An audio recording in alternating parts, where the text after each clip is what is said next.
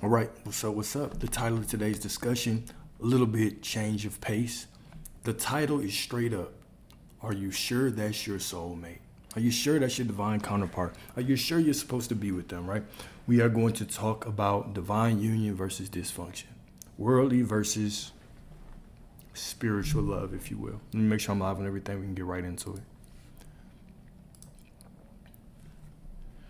And then today's one of those days, and I'll be on here for a while, so questions, everything, open to all of them, all right? Well, we're going to take this lecture a little bit slower, okay? So the ache behind attraction. We think we're searching for a partner, but what we're really searching for is the part of ourselves we abandoned to survive childhood. Romantic love. Okay, thank you. Romantic love is not just emotional, it is spiritual. It is memory, it is karma, it is absolute alchemy. It brings forth every wound, every unmet need, every divine spark still buried beneath ego and fear, not because love is cruel, but because love, real love, is a sacred surgery. Now, to grow in life, you have to experience things. You have to go through things. You have to be able to confront yourself. And relationships provide us this very holy opportunity to see ourselves through the eyes of someone else. Right? We are constantly seeing the world, and the world is just going to be a projection of us. But relationships tend to bring forth those things that you've tucked away, the things you've never really confronted. It brings out your jealousy. It brings out your desire for control, your lack of control. It brings out all of the things that you did not work on, that you haven't worked on. This is what relationships do. This is why they're so divine, right? Is that we can tend to think that we've done so much work and I'm such a good man and you're such a good woman until you step in a relationship with the right person and they look you right in your face and they trigger you. And you start to get uncomfortable. Then who are you? All right? So we're going to talk about that. Carl Jung, until you make the unconscious conscious, it will direct your life and you will call it fate. Here is the truth, the spiritual truth. If anyone has ever hurt you in a relationship, it is because you are the version of yourself that was waiting to get hurt. It was because you identified as somebody who got hurt in a certain way, whether it's getting cheated on, whether it's being betrayed, lied to, stolen from, whatever the case may be, you identified as that person. Okay? It always starts mentally. But let's get a little bit deeper into the relationship. All right, so number one, the ego seeks completion and the soul seeks union. So the ego says, find someone who fills your emptiness. And the soul says, meet someone who reflects your wholeness. Let's really break this down because this lecture is inspired by a conversation that I recently had. It was sparked off of a video that I posted this morning, right? And I constantly say the same thing about relationships and about love. Is that when you truly love somebody, you forget about time. You become a more divine version of yourself. Let's break this down. Think about the last time you were in love.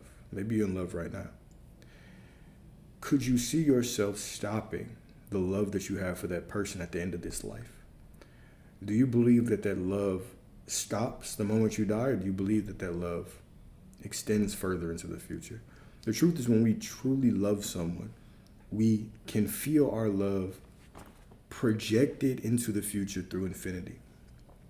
It transcends your faith, your belief. It transcends all of that. Whatever you believe happens after you die. Heaven, hell, reincarnation, a bunch of nothingness. Your love penetrates that. You say, I will love you until infinity, no matter what. I will love you through whatever happens next. You can't imagine forgetting this person. You can't imagine losing this person. You could not imagine a lifetime walking by this person and not remembering the love that you feel right now. Now, what this is doing is it shows you your divine nature. Your soul knows no time. It's not limited by this linear reality. Okay, so that's one part. Now, on a deeper level, there's a part of you that is untouched by things that happen in this reality. There's a part of you that when things that are good happens, things that are quote unquote perceived as bad happen, this part of you still looks at them as holy.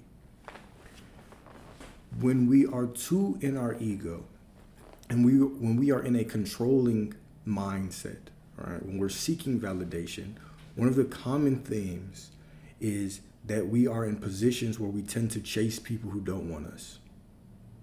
Somebody shows you they don't have as much interest as you have in them, and that fear, right? It's almost as if our brain translates that into love, a very unhealthy thing. Okay? When true love is supposed to cast out fear, all right? The love that you have for somebody, right? It's not supposed to have you running around thinking that, oh, this person's gonna leave, let me pour more in them. All right? Your soul understands that if somebody is pulling away, then that is part of their journey. That is part of their journey, all right? And to let them go. It is the ego that says, this person is rejecting me. Let me pour more into it. So we're going to talk more about that, but I just wanted to give that brief background before we dive into this, okay? So the ego says what? The ego says, find someone who feels your emptiness. This is where the chasing comes from. It comes from a state of lack, right? That emptiness, right? Chasing, needing external validation, right? I need some, and we can see this in a lot of the conversations that people have about relationships in these days, right? They'll say, I can't wait till I get a man or get a woman so I'm too good of a man or too good of a woman to be single. What does that even mean, right? It's this desire to validate. It's this unhealthy thought that I need somebody beside me to feel like I am worth something. I need somebody beside me to feel like I'm worth something. Right? It's a very unhealthy way of thinking. Right? But what does your soul say? Your soul says, meet someone who reflects your wholeness. On a soul level, you're not looking for somebody to complete you. Nobody can ever complete you. You're already a complete being. You're already a whole divine being. What divine love does is it reminds you that source is within you. This is what your soul craves. Your soul craves intimacy with the divine, but we oftentimes get this confused with desiring intimacy with somebody else. And this is why people get broken up with. They walk out of relationships, and what do? They jump right back into another one. Because they're thinking from their lower nature, their lower self. And they believe that intimacy that they're craving is in the bedroom with somebody else. When really it's your soul craving you to actually get closer to yourself. To get closer to yourself, right? But if you do not understand that, what you're going to end up doing is you're going to go find more people. You're going to step out and you're going to deal with somebody else. Then you're going to deal with somebody else. And the only job of all these people is to push you closer to yourself. The only job of all of these people, why they're being attracted into your life, is because you think that your validation is out there. And so you continue to chase these people down. And the universe says, you're chasing something out here. Your soul says, you're chasing something out there. Let's make it match. If you're chasing something out there, it must mean you're missing something within. So you're chasing something out there, so let's make it match out there. So now you're just chasing your tail over and over and over again. All right? And we're going to get into that a little bit more too. All right, dysfunctional love. What is dysfunctional love? Dysfunctional love is a mirror of unresolved wounds. We don't fall in love, we fall into our patterns. We don't fall in love, we fall into our patterns. Okay? We don't get heartbroken. We get broken open by our unmet inner child finally meeting someone who triggers what was buried. This is what heartbreak is. Somebody finally cracking you open. Somebody finally cracking you open so you can see all the parts of yourself that you've abandoned. All right? The greatest thing you'll ever learn is just to love and be loved in return. All right?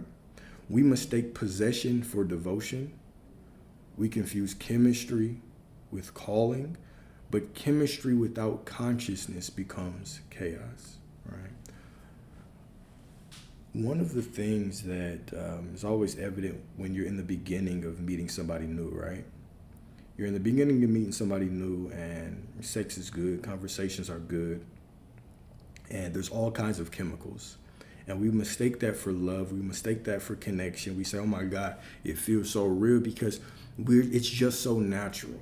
We're completing each other's sentences. The sparks are flying, right? He's putting that meat on you, right? She's doing all the things you like. All of those things are just chemical reactions. Y'all are basically having an addictive response to one another. You're high off of one another. Now, I'm not saying that that can't last forever, but the likelihood is low. Where you are going to build real intimacy with somebody, where you are truly going to build that deep connection where y'all look at one another and you know that we have been through things and we have stood the test of time, is after y'all transmute problems into prosperity. When you start to transmute the arguments, the disagreements into a deeper connection, into a deeper bond, it is what's going to solidify y'all. If you have not stepped into the discomfort of an argument and came out the other side with a deeper appreciation, a deeper love, a deeper respect, a deeper connection with one another, you're not there yet. It might not be the divine connection that you think it is, right? Anybody can act right, treat somebody right when everything is good. A child can do that.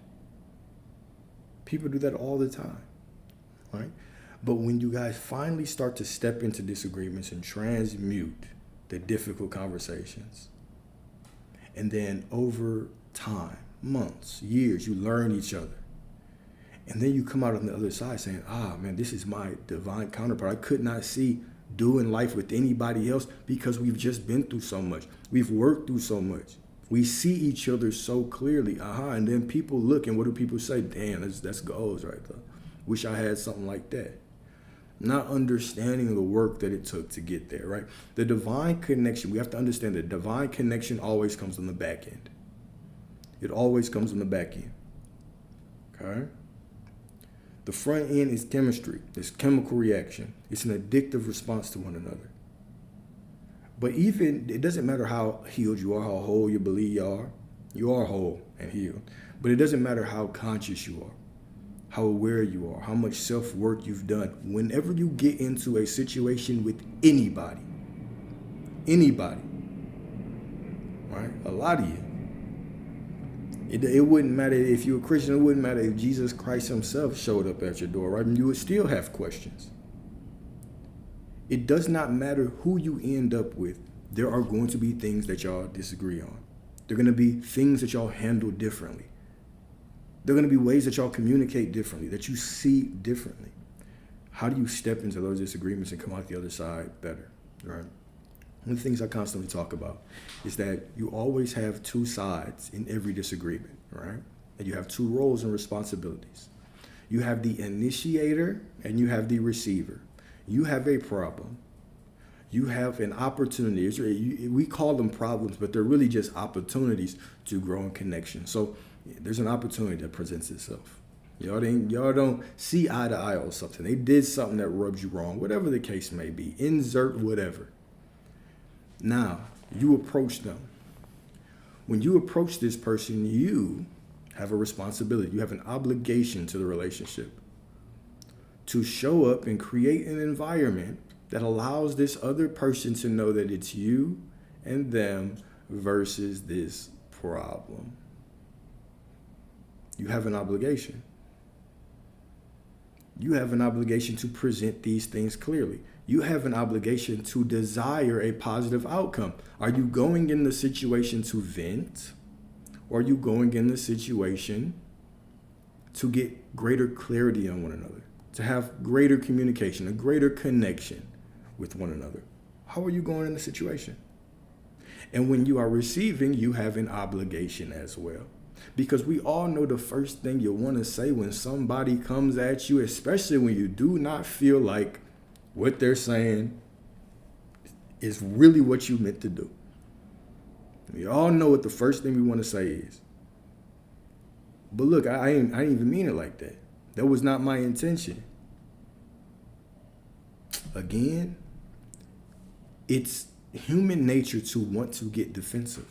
But we have to understand that the moment that we start getting defensive, we start pushing that person out of their comfort zone, right? We start making it look like it's a fight.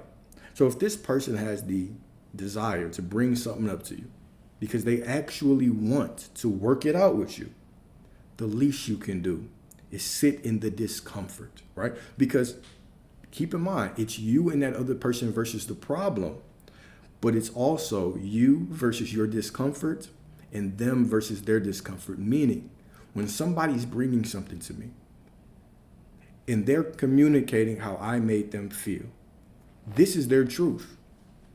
When I'm communicating how somebody else made me feel, this is my truth. So whether I feel like it was intentional or not, in this case, it doesn't matter. So the best thing that you can do is hold space for that other person. There are going to even be times where you have to help them get through. You have to help them finish picking your ass apart. Now, I'm not saying to sit and take abuse, right? I already know some smart ass is going to say, well, I can't just tolerate it. Shut up. You know I'm not talking about that.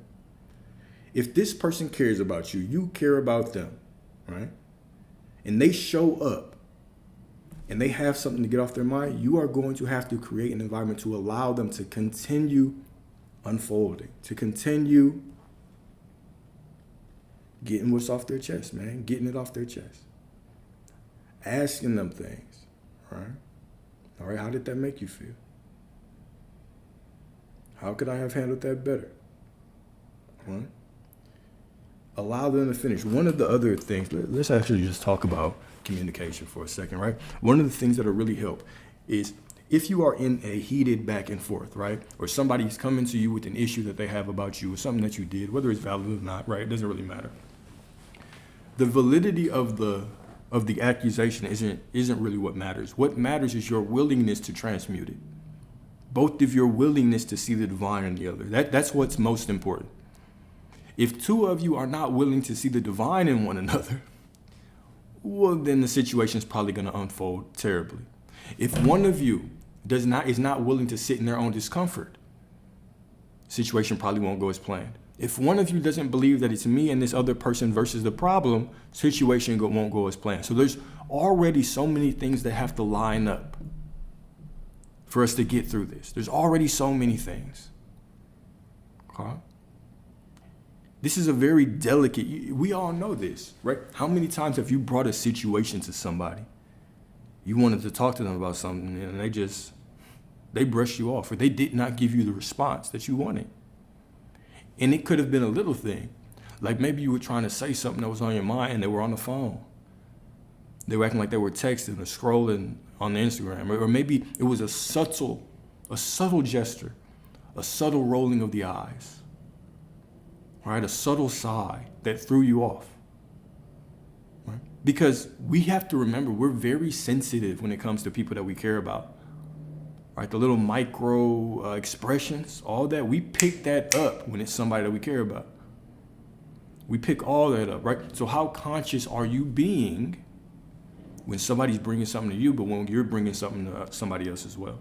All these things are so important. They are so important, right? So when I come to somebody, I have the obligation to say it's me and this person versus the problem. I have to set the stage for it. And this other person, they're going to have to sit in the discomfort. They have to allow me. You have to allow that other person to finish, right? It makes no sense. Y'all can't get anywhere if they're 3 sentences in and you're cutting them off.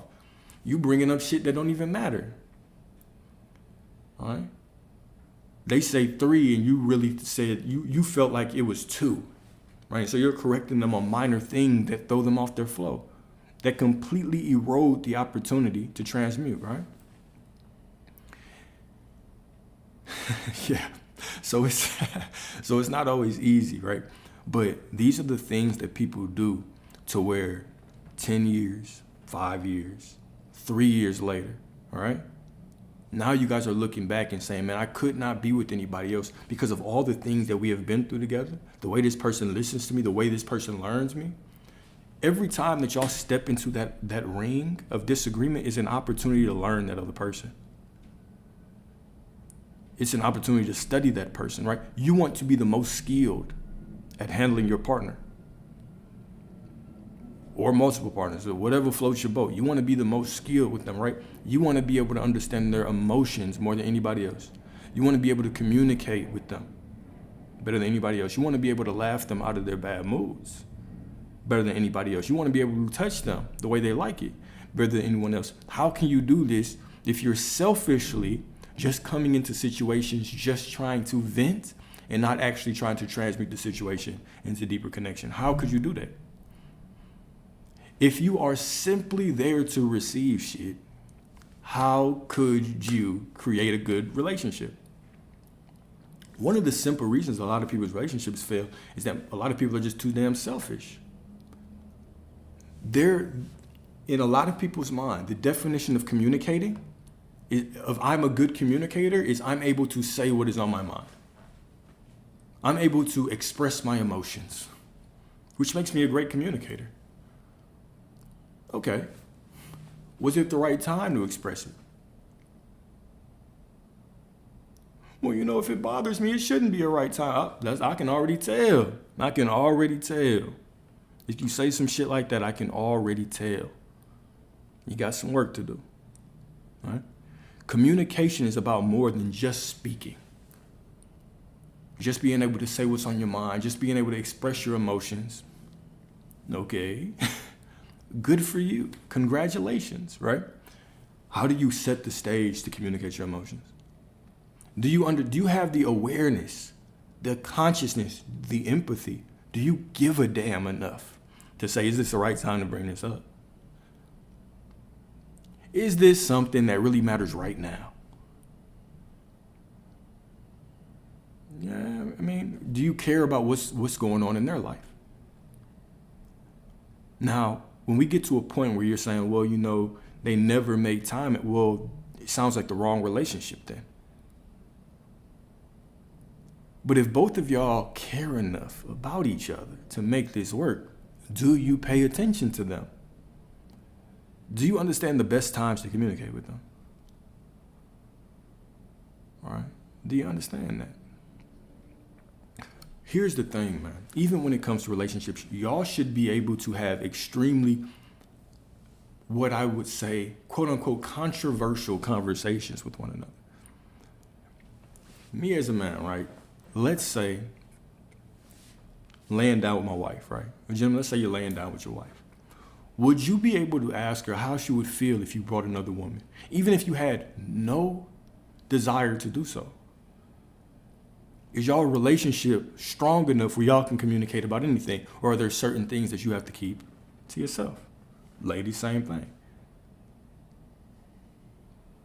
I'm not saying that you desire to have them, but how open are you? How good are you at communicating with this other person? Somebody you're gonna spend the rest of your life with? Y'all wanna keep secrets?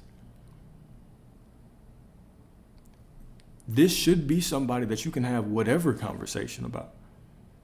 They shouldn't be surprised to hear about your mind, to hear how you think, to hear about the things you used to do. See, a lot of us, we don't really love ourselves. We don't really accept ourselves. We walk into situations scared of our past. You did it. It was you. What is the fear? What is the fear about sharing your past with somebody? What is the fear about that?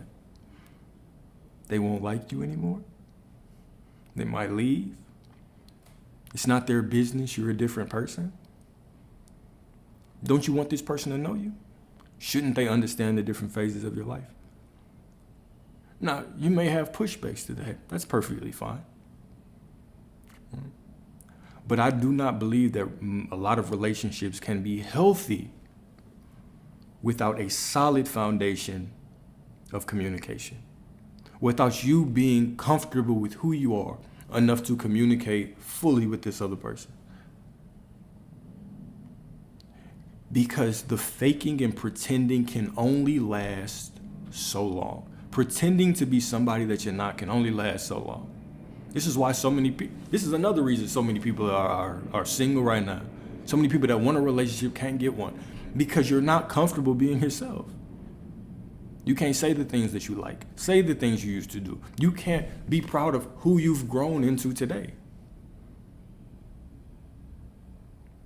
If they leave, okay, they weren't for you. Would you rather pretend to try to make it work with somebody that's not for you? Or would you rather get that shit out the way? Which one would you rather do? Walking around and pretending to be somebody that you're not even in alignment with the things that you want. Let me give you another example.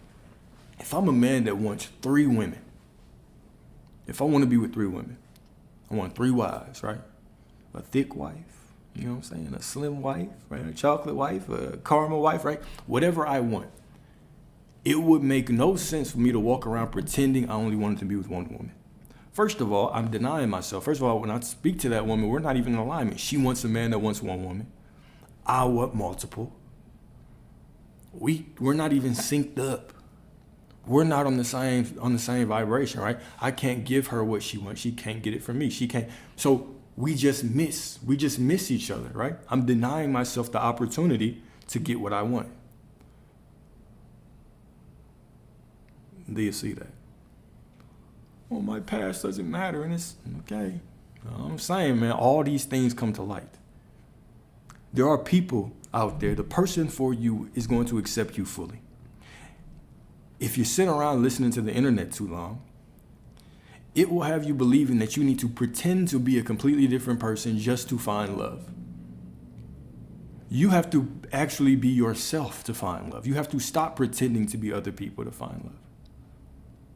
What if he judges me? What if she judges me? So what? They're going to figure out sooner or later. You can't really hide a lot of things about yourself. You can try, but the mask, I mean, how long can you pretend to be somebody? But, All right, part 2. Okay, so divine union begins within. We talked about the story of Adam and Eve not too long ago, right? Before Adam knew Eve, he had to be put to sleep. Symbolically, this means that to meet the other, we must first go inward. All right, we can look at Adam and Eve's story with so many metaphysical reasons. One of the reasons that we studied this was because the rib coming from Adam, all right? Why didn't the story, I'm not talking about this in a historical sense, y'all, all right? So how come the story wasn't that Eve was created from dirt as well? Why not? Symbolically, it's because everything that you get in your external world, you have to give it to yourself first. You have to go inward to receive it within yourself first, right? As within, so without. As above, so below, right? You can only receive what you have in consciousness, right? This is why that story is so important, right? So the masculine must descend into the hidden depths of the subconscious. What is the subconscious? The subconscious is the representation of Eve, right? So the story of Adam and Eve is not about 2 people. What it is, it's a story of childbirth. Adam and Eve is you descending from the Garden of Eden into your mother's womb and into this world of duality. You bit the fruit whenever you came into this world, and now you see duality. You judge things good, bad, positive, right, wrong, right? When God doesn't see those things, all right? So now, Adam represents the masculine. Eve represents the feminine. Adam also represents the consciousness, conscious mind, the logical mind. Eve represents the subconscious, okay? So the masculine must descend into the hidden depths of the subconscious to retrieve his wholeness, all right? And the feminine must rise into her authority and become the mirror of divine love. Do you understand that when it comes to a relationship perspective? Okay. For men to really connect with a woman, he has to first connect with the feminine within himself. For a woman to truly be that divine counterpart and find her right man, she has to embody her authority. Right? The man can't be 100% dominating. The woman can't be 100%, I'm just going to follow this guy around, just being controlled by the masculine, right? But first we have to balance these energies within us, right? First we have to balance these energies within us. So let's see here. Sacred love is not about needing the other. It is about recognizing the divine in yourself without losing the divine in yourself, right? So from trauma bond to soul. I was going to jump into some metaphysical stuff, but I'm going to keep this one a little bit lighter today, all right? So from trauma bond to soul bond, how do you tell the difference between trauma bonding and divine union? How do you tell the difference between somebody that they ain't for you versus somebody that you can make it work with, all right? Trauma bond. What are some characteristics of trauma bonding?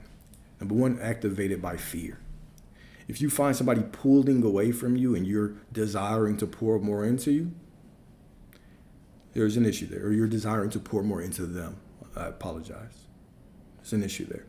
If it's built on insecurity, if you're trying to fix something within yourself through this other person, the quote that I used earlier, right? I'm too good of a man, or I'm too good of a woman to not have a man, right? You are trying to get that person to feel some kind of hole within you, all right? Number three, codependency. Codependency. And how to wrap all these up, a need for validation. Right? All these kind of go hand in hand.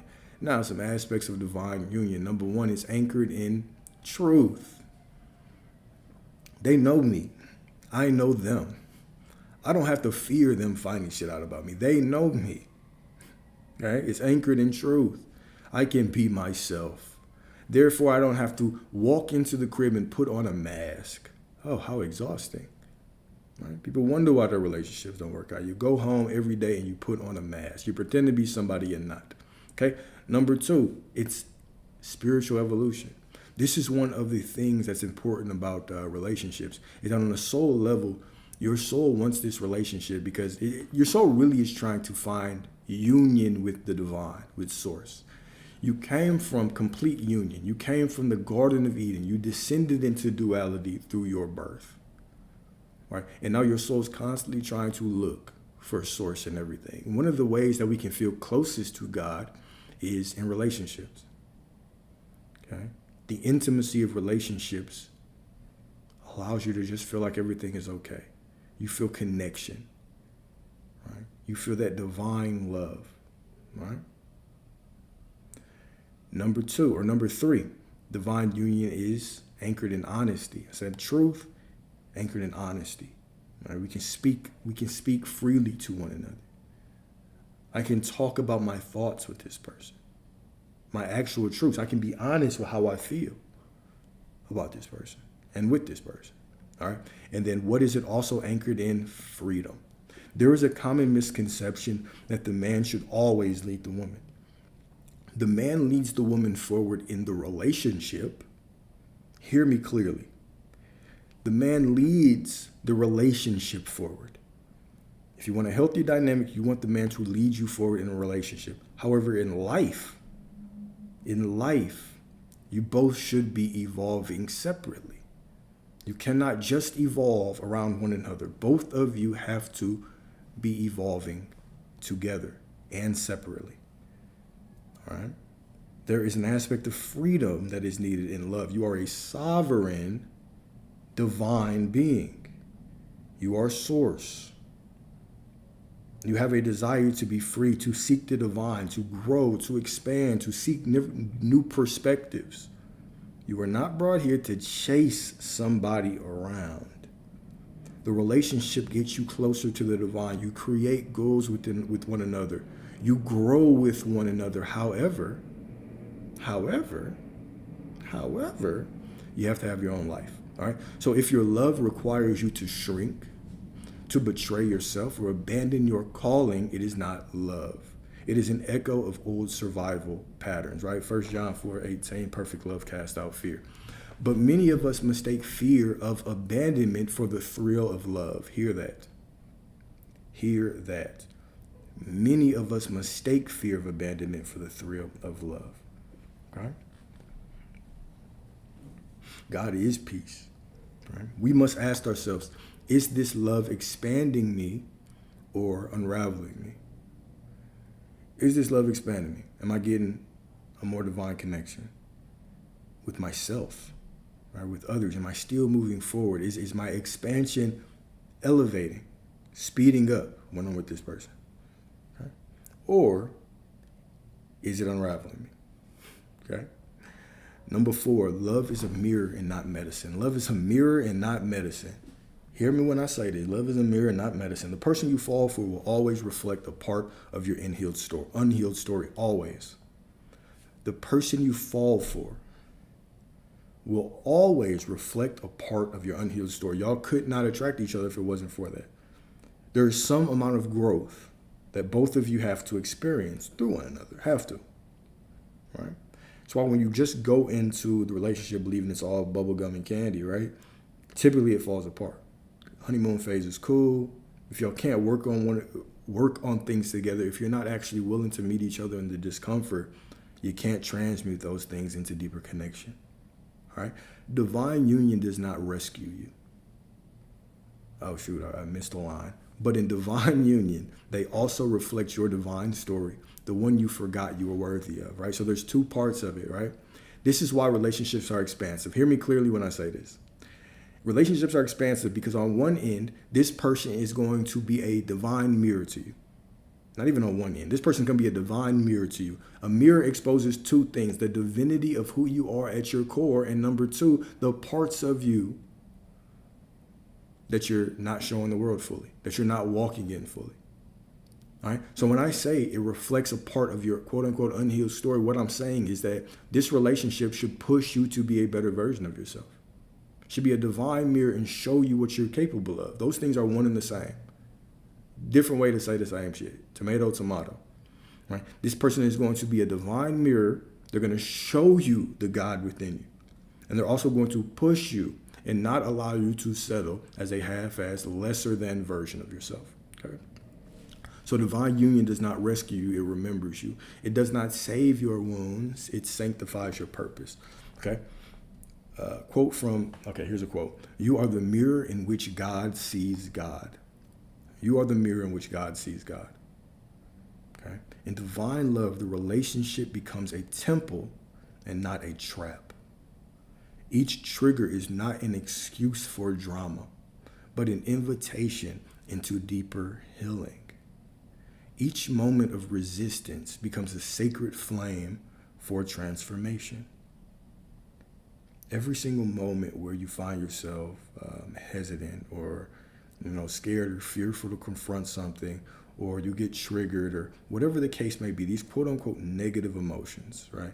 We talk about emotions a lot. There's only one emotion, and that one emotion is source, pure energy flowing through you.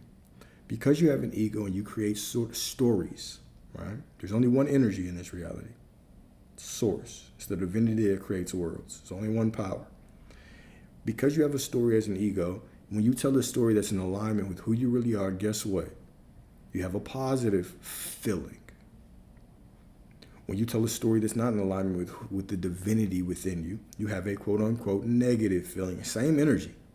It's just perceived through different lenses, right? Whenever you are feeling these things in your relationship, it's an opportunity for transformation, man. It's calling you forward to be the alchemist of your relationship. Who are you going to be? Anybody, right? When we talk about relationships and reality, when we talk about all these things, keep in mind, everything reflects everything. If you are good, anybody can do right when everything's smooth. Everybody's fine when everything's smooth, but who are you when things get difficult? Do you dig deep? Are you trying to communicate more clear? Are you remembering who you are? Who are you being? Okay. So a couple reflection questions before we conclude this. All right, so number 5, or reflection questions. Number 1, what part of myself am I seeking through others? Right. So if you are looking for this relationship and you want a relationship for a specific reason, you want the intimacy. What part of yourself are you seeking through others by desiring that intimacy? Do you have intimacy with yourself? The same way that you want somebody to hold you to sleep. When is the last time that you held yourself to sleep and you told yourself that you loved you? What you'll realize is when you start doing these things, you will remember that the only person that can truly give you the intimacy that will validate you is yourself. And once you start giving yourself this intimacy, you'll see that, oh shit, I didn't need it from anybody else. It'll be a nice addition, but I don't have to chase anybody down to get this. All right? What is it? What is it that you're looking for in somebody else?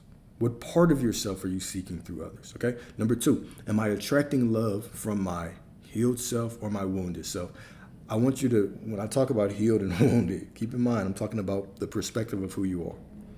Are you attracting love from the perspective that you are source, that you deserve this divine union, that this person won't complete you, but they'll be a divine mirror, that you'll be a divine mirror for them, that y'all can work and grow and love one another? Or when I talk about wounded self, are you doing it from a state of not understanding that you are source and believing that this person could potentially come in your life and complete you? There is another saying that people like to throw out that's, men need women and women need men. I don't agree with that at all. It's a nice to have, it's a luxury, but you don't need anyone.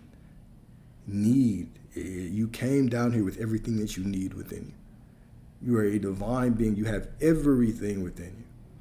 Right? I'm not saying you won't long for companionship and partnership, and those things aren't nice, and they're good for people to have, especially as they grow older, right? And their world starts to shrink. But you are the one who has to go within and have the marriage within before you can have the marriage externally. So you have to go within and marry your masculine and your feminine, your conscious and your subconscious.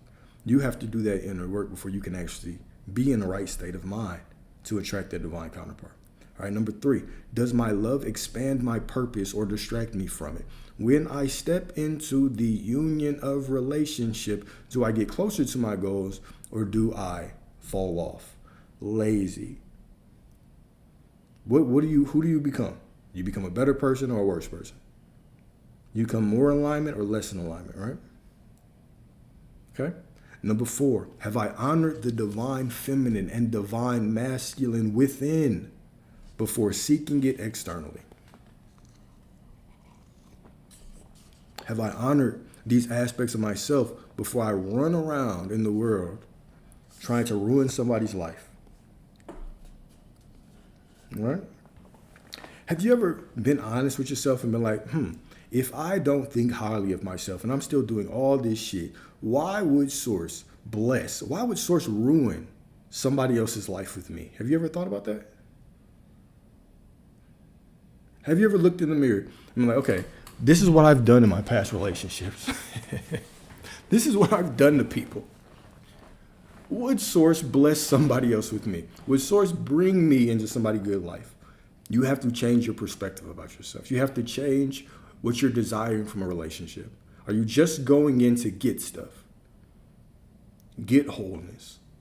To feel good because now you won't be alone. And now your parents will stop asking you when you're going to get married. And now you can go around your friends and have conversations about relationships. What do you want that for? Are you actually willing to do that work with somebody? Okay?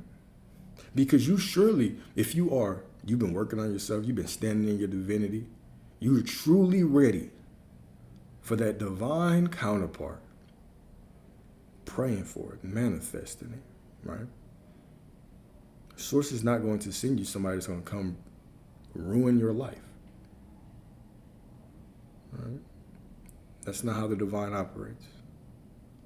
Would you do that to somebody else? All right. And number 5, do I know the difference between chemistry and compatibility? Do you know the difference between chemistry and compatibility? Which is a very interesting conversation, right? Typically, chemistry is on the front end. Chemistry is on the front end. You got to have chemistry with anybody. If I give you a couple shots, I take a couple, chemistry is going to be flowing. We're good. We're going to walk out thinking we're soulmates. Well, I feel like I'm everybody's soulmate once we have a conversation. I know a lot of people feel like that. Chemistry is nothing. Chemistry is fleeting. Chemistry is your ability to hold a conversation with somebody. It's your ability to pull information, to make somebody feel seen. That's it. You would be surprised at how many people can easily they can easily, through a conversation, find your insecurities and put that mirror up to you and put on their Superman cape and say, here I am to save you. Compatibility typically comes on the back end. That's why I said the soulmate, the divine counterpart, comes on the back end. Until you have stepped into discomfort and you have transmuted it into deeper connection, into beauty, into love, into better sex, until you've done that, what are you doing? All right? What are you doing? So in conclusion, and then we're gonna go into Q&A for a while, probably until my phone dies. Yeah, I got like 50%. All right, so love is a divine assignment. God does not give us people to complete us. You can't be complete. You already are. He gives us people to awaken us. To love is to see the divine in another without losing the divine in yourself. To love is to see the divine in another without losing the divine in yourself. Okay? To enter divine union is to step into a living parable of the soul's marriage with spirit. I'm going to say that one more time. I lied. That was a bar right there. That was a bar. To enter divine union. To go out there and find your divine God. To find your divine goddess. Is to step into a living parable, a living metaphor of the soul's marriage with spirit. It's a reflection, as within, so without. As within, so without. Have you realized the more work that you do on this path, the more that you get in contact with that spirit within you, with your soul, you start to really connect with source, right? Your relationships just magically get better. Why is that? Why? I wonder why that is, okay? Let your next love not be a reaction to loneliness. Let it be a revelation of wholeness. What God has joined together, let no man separate. But remember, God first joins you to yourself, right? And whenever I was just saying the statement that I did, do you understand, or do you see how the more that you contact that source within you, the more that your relationships outside flourish? The interesting thing is, at first, it's this divine separation, this divine isolation, and then all of a sudden, it gets flipped on its head, right? It's as if all those times that you are jumping from bed to bed and you are believing that the intimacy that you craved was purely for the physical touch of somebody else, the more that once you turn away from that, you start going within, it's as if you have to go through this time of isolation. It's like you're making up for lost time that you missed with yourself. But once you come out of that and you're reborn into this reality, it's as if all of your relationships get better. You connect deeper with people. You thought that your beliefs were far out, were far-fetched, right? Like they were difficult for other people to comprehend. And now all of a sudden you start meeting people that connect with you on that deep spiritual level, right? It's as if the deeper that you connect with yourself, the deeper you can connect with others, almost as if what the world is a reflection. Almost as if, as within, so without, right? All of these topics tie together, right? The relationships, reality creation as a whole, right? If you want to learn about everything, just learn about anything. It's all tied.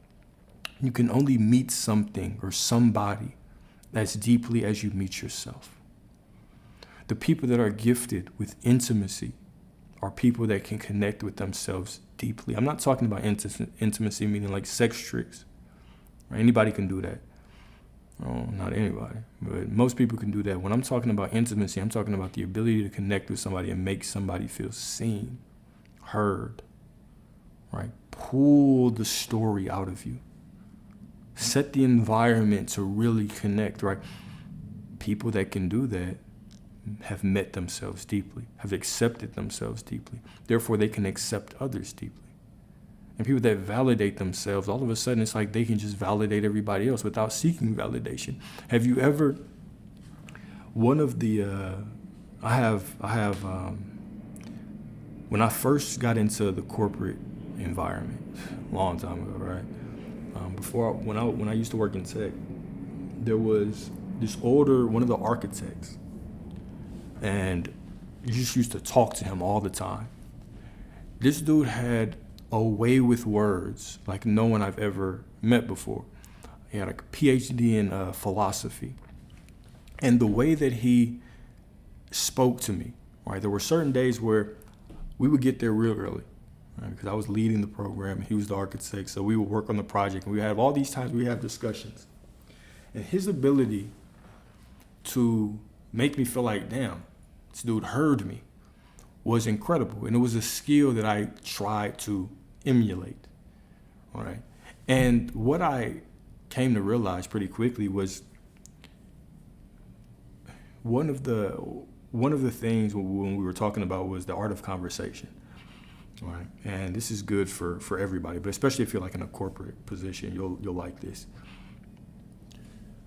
The spotlight technique. Have you ever heard of the spotlight technique in conversation? Where when someone is speaking about themselves, let's say you're having a conversation with somebody, whenever one of you is speaking about themselves, it's as if a spotlight is on them. And us as people, we love to feel like the main character. We love to feel like we're interested in them. We love to be loved. We love validation from others. It's a natural human thing, okay? And so when you're speaking about yourself, the spotlight is on you. When you're speaking about that other person, praising them, the spotlight is still on them. The goal in the conversation is to keep the spotlight on that other person as much as possible. It is to make them feel like the center of the conversation. You see, this works wonders. People love to talk about themselves. The people that you believe have the people that you believe you're the most connected to are the people that you believe understand you the most. And how do we feel understood by people? It's when they allow us to say things about ourselves. They allow us to teach them about us. They'll just allow us to blab away. So I came to realize quick, shit, it wasn't that I was just connected with him. He was just always putting the spotlight on me. Asking me about my family, asking me about this, asking me about my life, the girl I was with at the time, right? All of that. It's a powerful thing. Very, very powerful thing. You rather the other person blab. Y'all should both be blabbing. Y'all should both be blabbing. All right, but anyways, what was I gonna do? All right, if y'all have questions, let's talk about that. Let's get into some questions, man. If y'all want to talk about anything, we got time. Market's closed tomorrow.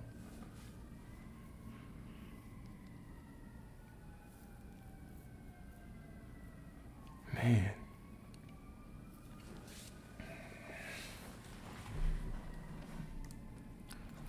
As a creator, how much do I rely on ChatGPT? A lot. A whole lot.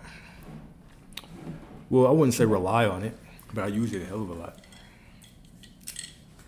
I was having a conversation with ChatGPT about the market today. And it was giving me all kinds of analysis.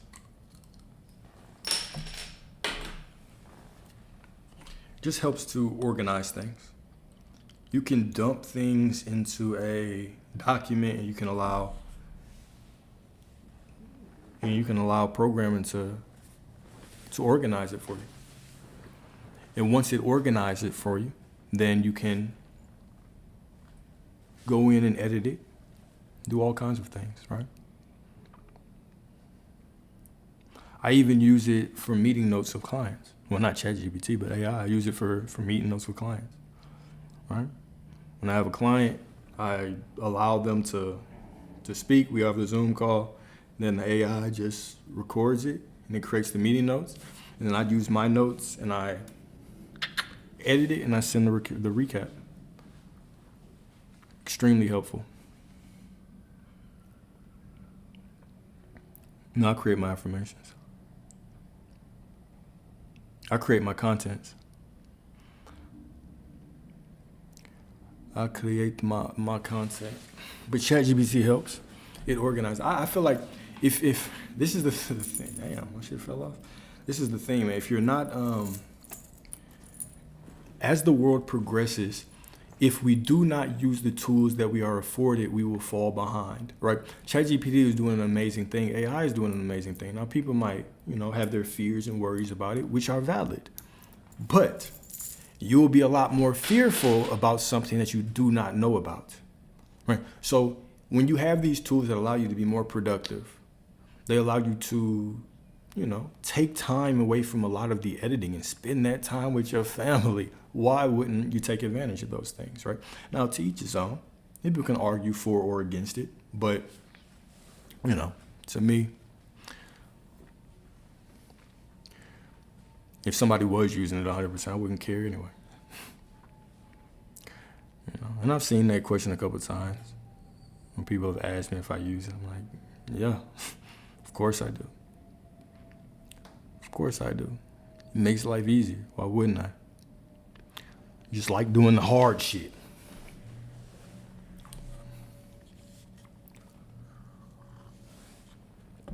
How do I feel when people say they want a man or woman of God? I just fell out with, I didn't really fall out with her, but I had a woman that I liked, and then we went our separate ways because of that question, right? It's a very layered question because, we had a conversation about this the other day. It's a layered question because man of God can mean a lot of different things. It depends on the person who's answering and asking, right? It all comes down to perception.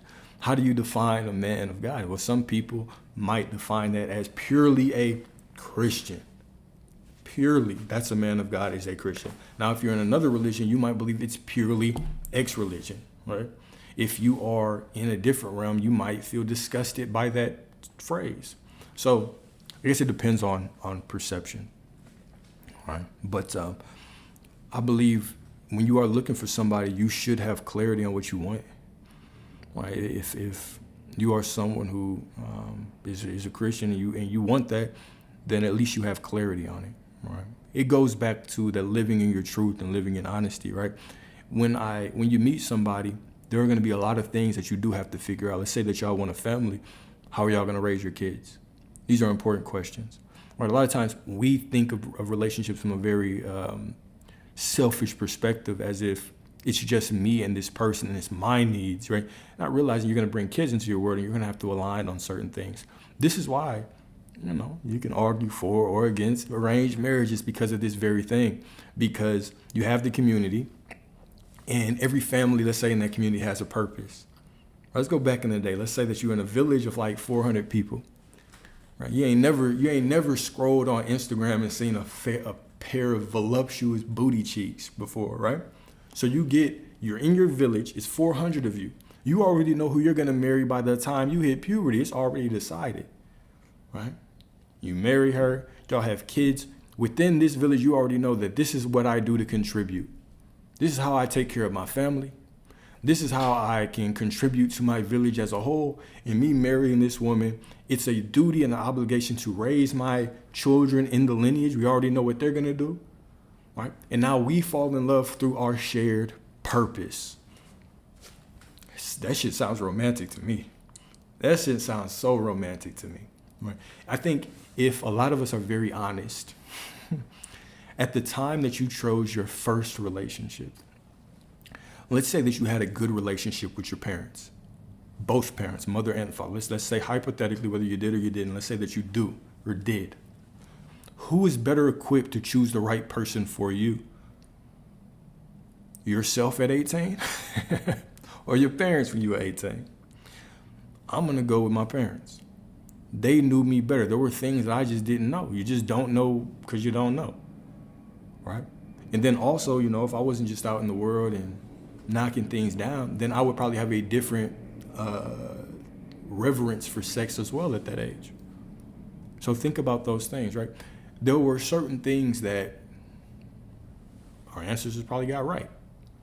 But we are in the time that we're in right now, so we have choice. And a lot of people, when we are first coming into relationships, we do not make good choices. How many people's first relationship is their last? How many people step in a relationship at the age of 18, 17, and that's the one they end up with? Not many. Most don't. So our first relationships, we typically don't have clarity on what we want. I like this person, she likes me. That's good enough for us, right? People will tell you this love's not gonna last, bro. It's the first love. You look at them like they're insane. I'm going to be the exception, and we're typically not. How many times do you have to bang your head against the wall until you finally start creating standards and creating more solid criteria for a relationship? And a lot of times, if we're not going through the world wisely, we don't create those boundaries and criteria truly because it's in our best interest. We create them because we've been hurt by somebody in the past, right? So you'll get out of a relationship, and instead of saying, oh, I did this to attract this person, because most of us aren't that conscious at 18, right? We say this person did that. And so to shield ourselves from a person like that again, we create a wall. We make it more difficult for this other person to get to. So now we're walking through life with criteria that's piling up. We're a more and more half-assed version of ourselves as we step into relationships, right? Everybody is just ruining everybody. We're just all hurting each other. Just hoping that if this person likes me, they will. This is the crazy thing with a lot of people's psychology is we will say that other people have to come quote unquote healed. But then we'll turn around and say, accept me as I am. I need someone who accepts me as I am. In what world? How many times have you had a conversation with somebody, maybe they've been going through coaching or therapy, and instead of them trying to figure out how to change their life, they just have the excuses of why they are the way they are. Like, oh, I'm like this because of this. Accept it. Surprise, it's a hidden feature that I have. I was through this shit and now I'm like this. This is a hidden feature. Surprise, right? Take it or leave it. Accept me at my worst. But if somebody else walks to us and they haven't done the quote unquote work, we'll turn them away. No, hell no. Come heal. So as humans, we have this kind of bias towards ourselves. We don't implement the same standards on ourselves that we do with other people. And as we go through life, right, and we just make bad choices and we don't come into consciousness, we can find ourselves really messing up, really hitting your head. Like how many times, especially in this day and age, man, we are fortunate that we have technology. Imagine this, right? So, well, if we didn't have technology, we would probably be more conscious. So let me put it like this. Imagine if technology was more regulated to where a lot of information couldn't be spread, right? So imagine going through life and whatever you were taught, that's what you believed. And so you're walking through life and you're just bumping your head, and the only way that you can learn things is through your own messing up. It's bumping your head enough times. How many of us would still be where we are today? A lot of times we rely on somebody giving us information that caused some spark. Maybe it was a book. Maybe it was a video. Maybe, who knows what it is, all right?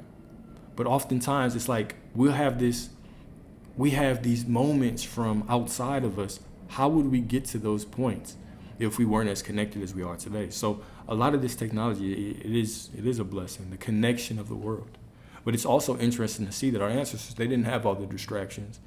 They weren't always watching politics and TV and having the blue screen on their phone. They weren't doing all that, so they were closer. This is why our ancestors knew things about the solar system, about the universe. They knew things. They know how to brew ayahuasca.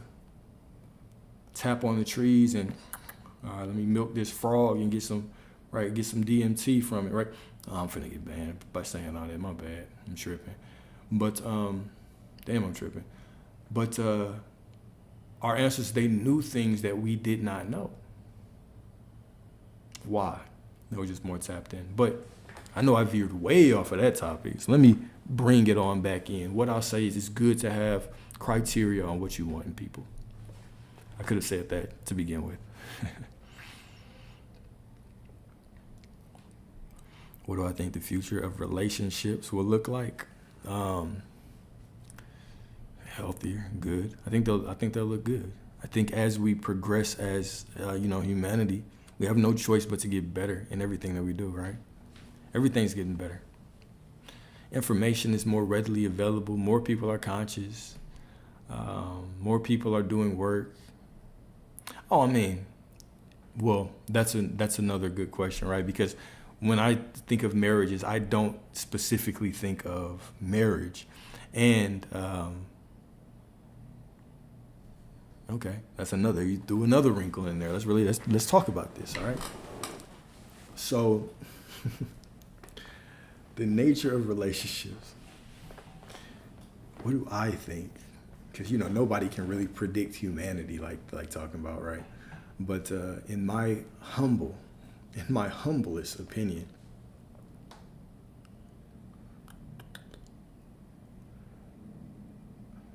I think that we are at a tipping point, right? So I think we're having a lot of necessary conversations. And some of the conversations are leading people to take these bitter paths and are leading people to be more angry and upset, right? And not like women as much, not like men as much. But a lot of these conversations, people are checking out and people are tapping into higher consciousness. So I think relationships are going to get better. They're going to get healthier. I think they're going to continue to evolve. We'll find new worldly ways to date.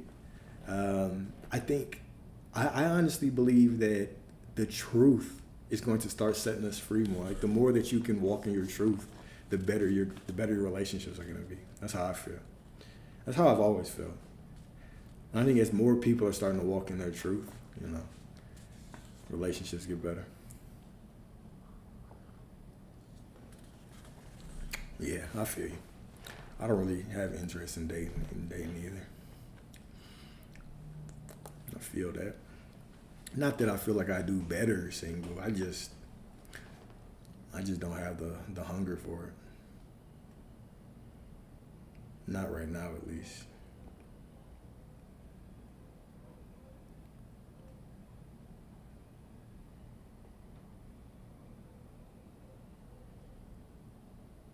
Yeah, I feel that. Desire a companion, but there's so much beyond my understanding. I feel that.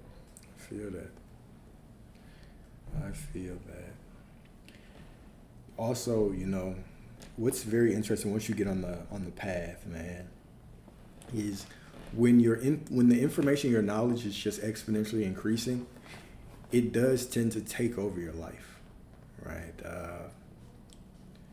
It does tend to take over your life. It becomes a central aspect of your life. I remember when I was still in corporate, when I would spend every spare moment reading and researching things. I had no time for women. Answer the phone, text back for what? Right, so I was just in it. And I think that's a normal thing. I think humans, we underestimate our curiosity, especially when it comes to spiritual topics. Because spirituality, it's something with, that it resonates with you so strongly, right? Once you start diving into that knowledge of you, start really seeking the divine, it just resonates different. It's like you've been searching for it your whole life. Now you're not going to put it down. Right? Yeah, and learning the infinite is exactly what it sounds like. Learning the infinite, right? It's shit. I don't know anybody who's learned the infinite, right? It's the point of it being the infinite. No going back.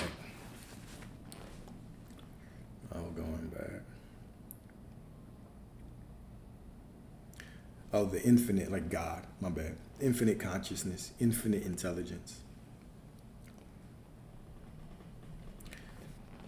That's what I meant. What is finite? What's anything that's not real? So source is the only thing that's infinite. Who you are on your core is source, that is infinite. Everything else is changing, right? So God is everything, but everything is God, but anything that is temporary is finite, right? So your thoughts, your feelings, external circumstances, hell, even your body, all those things are temporary. But your soul, your spirit, the substance, the 99.999% of reality that we cannot see, that's all infinite intelligence. It's all God.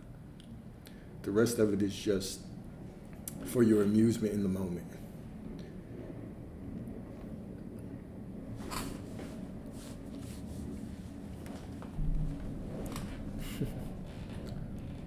Oh yeah, my bad. Let me open that up.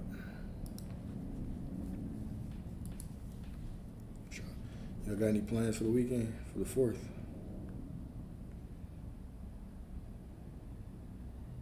Do y'all celebrate the 4th?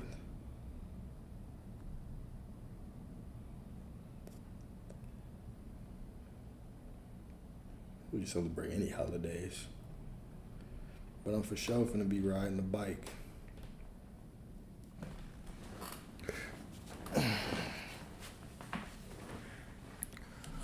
I typically go ride my bike like downtown and then watch the fireworks. Like, that's what I tend to do on the 4th. Man, anytime there's fireworks, I just go ride my bike.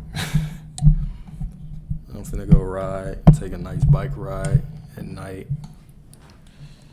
Can't beat it. Can't beat it.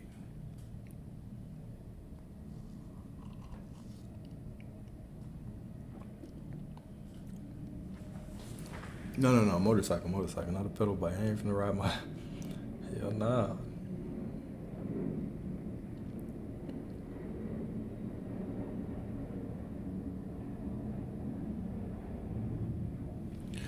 I have 3. I have a Yamaha. Yeah, my dream bike that I have is my Yamaha FC10.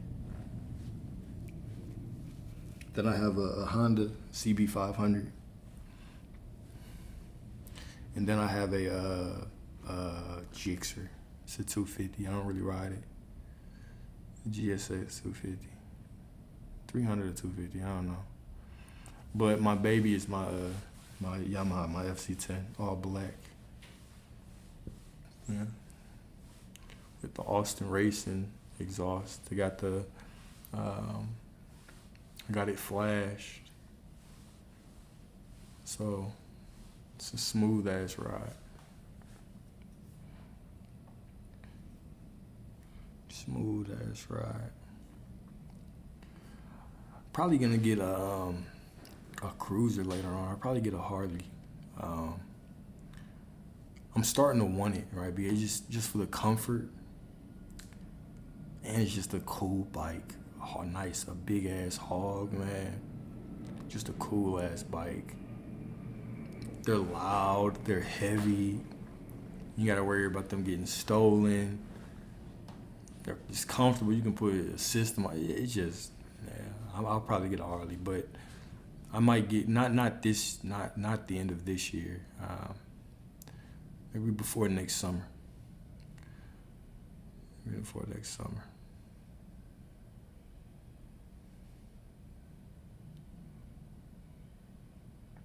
Are Kawasaki only dirt bike? Let me think. What the hell? I haven't looked up a motorcycle in so long. Hold up. What? No. Cause what's a?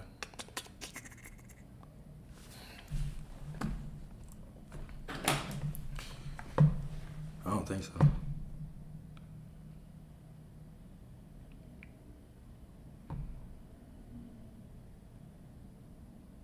No, the Ninjas. I'm tripping.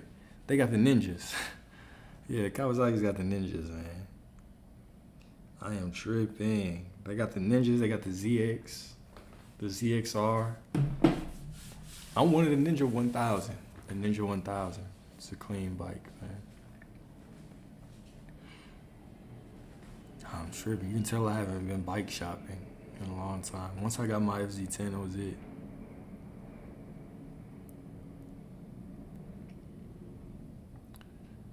I remember buying it. I bought it out in Oklahoma, man. I bought it out in Oklahoma, so I'm in Dallas.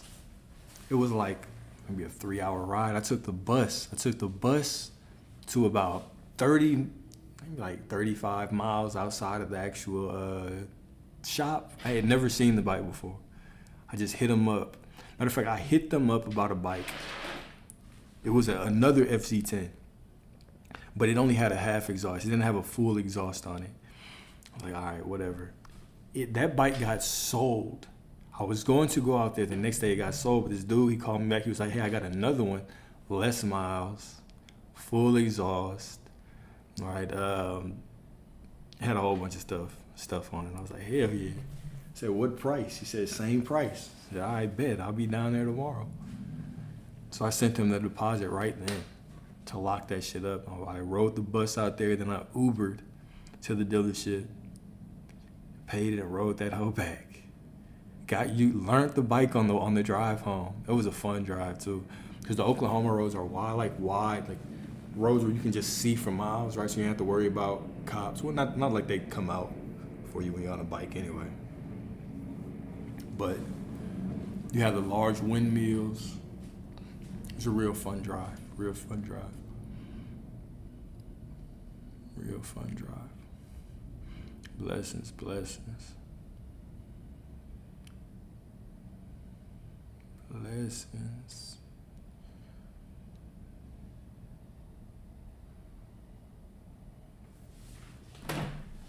What else y'all got?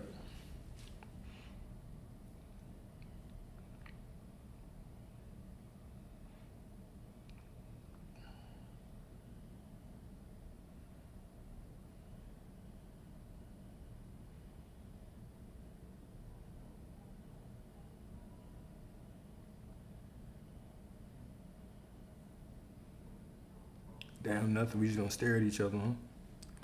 That's cool. We can do that too.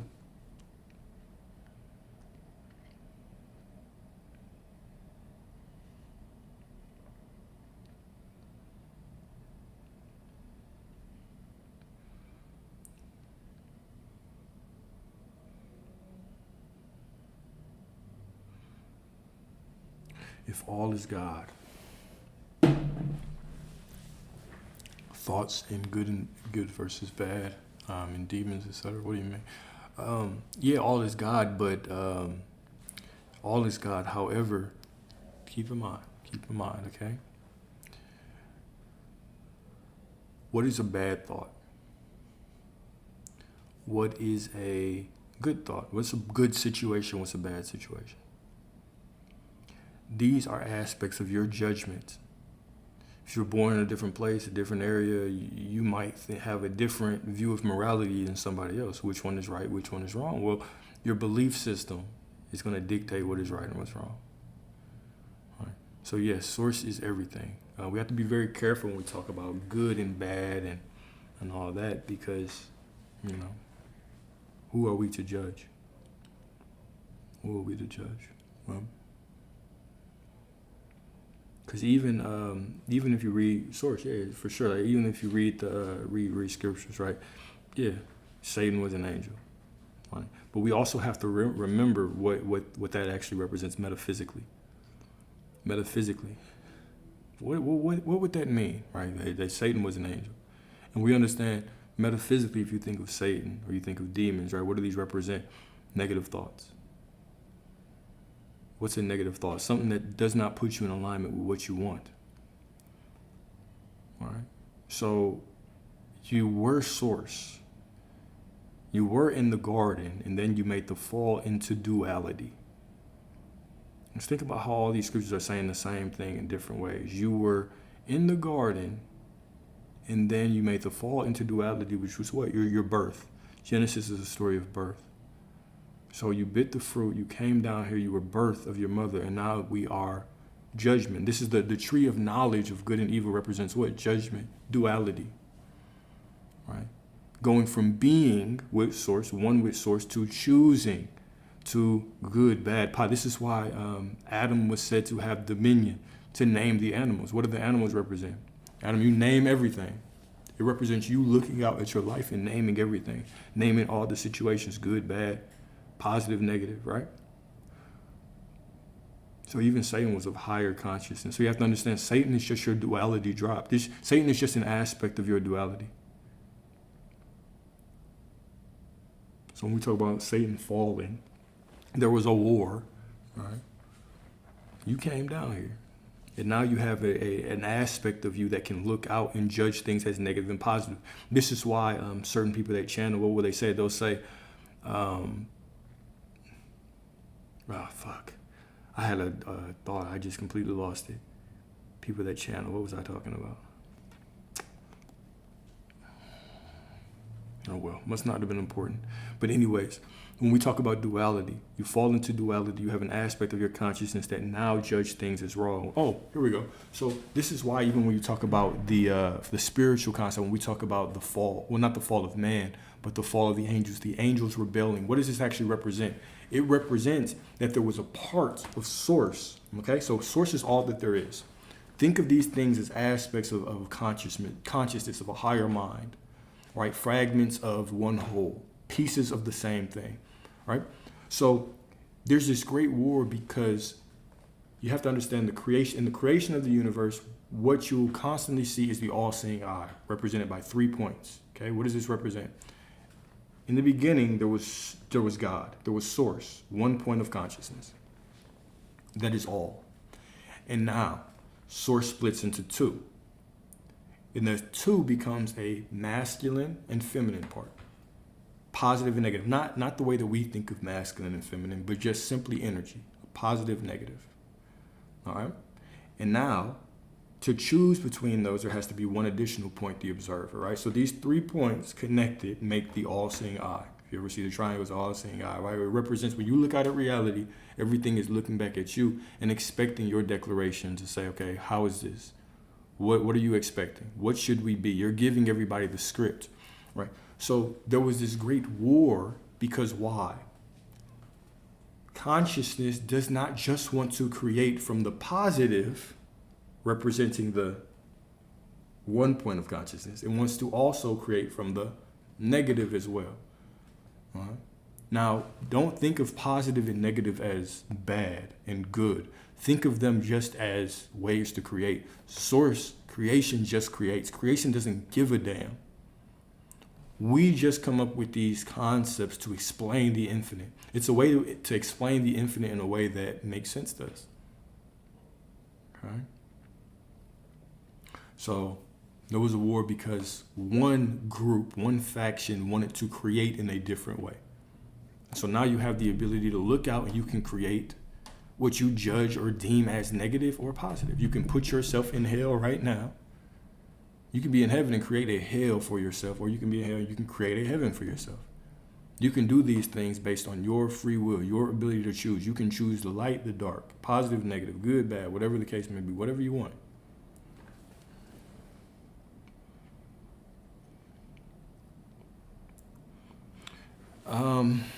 Yeah, not a power per se, more so a system. More so a system.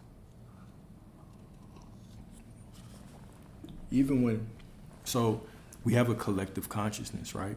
So as a collective, we are manifesting the reality that we're in together, right? So right now, all of us together, we believe in certain constructs in the world, which give us the illusion of freedom, but they keep us trapped. One of the main things is politics, right? You really don't need a government to tell you how to live, to enforce laws for you and put you in jail if you're breaking the law, right? It makes no sense. It makes no sense to a free mind, but it sounds like freedom when you have been programmed within here for so long. You don't need, no man should be able to dictate how you live your life. No other human should be able to govern your mind, right? That's what government means, to govern in mind, or ment is mind, right? No other human being should have the authority to govern your mind. This is why the attack even on like psychedelics is just incredible to me, right? Because you're not allowing people to have sovereignty over their own mind. You have to understand this. This is what a lot of these systems are about. If as a collective we're all thinking about the same thing and believing the same shit, then we create the structure. We create the prison that we wake up in every day. All right? So the same way that we're creating on a micro level, we're creating on a macro level. So, but we also see clearly why the world has to be this way, because certain people benefit from it. Right? Certain people benefit from it. So it's beneficial to a few people, right? To do this, but how no one man walking this earth is greater than another. No one man should have the ability to dictate whether another human being is free or not. Now, you can break this down and talk about morality all you want, right? But even that is a human construct. You only believe certain things are true because That's where you came up with. That's how you came up to believe. Because even scripture, right, says thou shalt not kill. Now, if somebody comes in your house and tries to kill your child, does that go out the window? Are you forgiven for that? So a lot of these things, we have these conditional rules. They're stated as absolutes, but we have these conditional rules. Right? Even the God in scripture killed everybody. Wiped out there. He said, oh, you know what? I'm starting over. But we're told not to kill, right? So there's a lot of things that are very contradictory. That's why religion, that's why you can have so many debates about the Bible, because the Bible contradicts itself so many times. You can have so many conversations about the Bible, so many debates, and never get to anything. If you just start debating about semantics, right, oh my goodness, the rabbit hole that you will go down, right? The rabbit hole you will go down.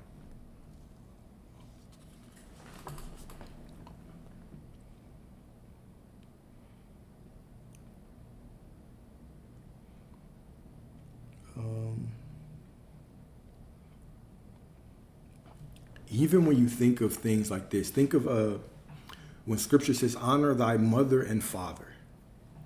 What do we believe that means? We think it means like your physical mother and father, like the ones that gave birth to you. The truth is that spiritually, all right, let me say some shit. Spiritually, your parents have an obligation to you.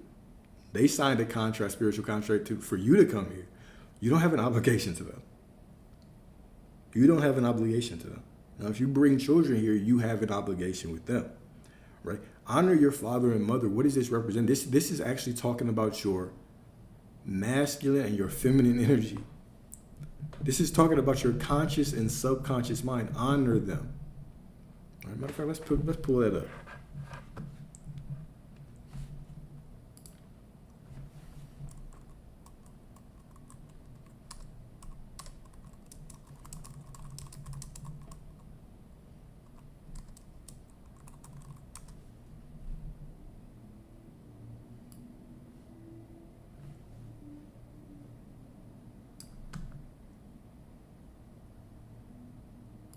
How you get to what?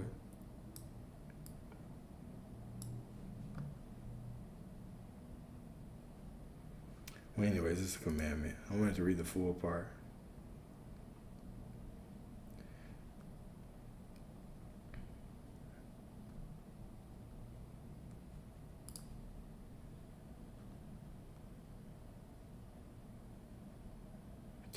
All right, anyways.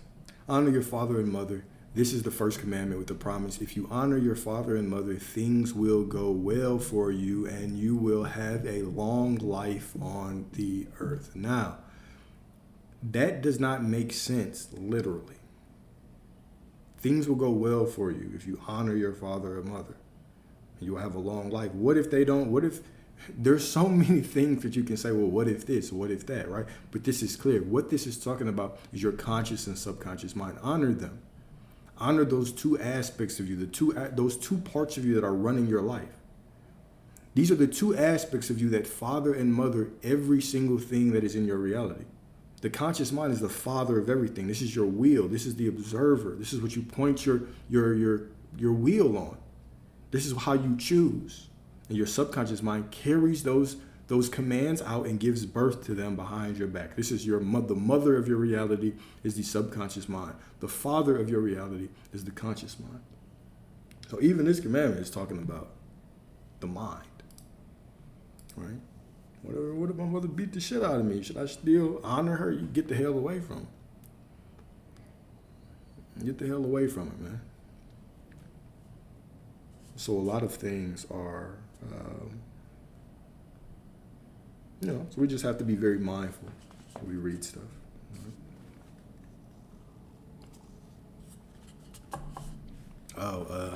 I don't know how we got to it. I don't know. Don't ask your boy. I'm just here. Do y'all drink beer, craft beer? You got this beer called Backwood Bastards. It's pretty good, man. It's from this company called Founders. It is ale aged in oak bourbon barrels. Pretty good.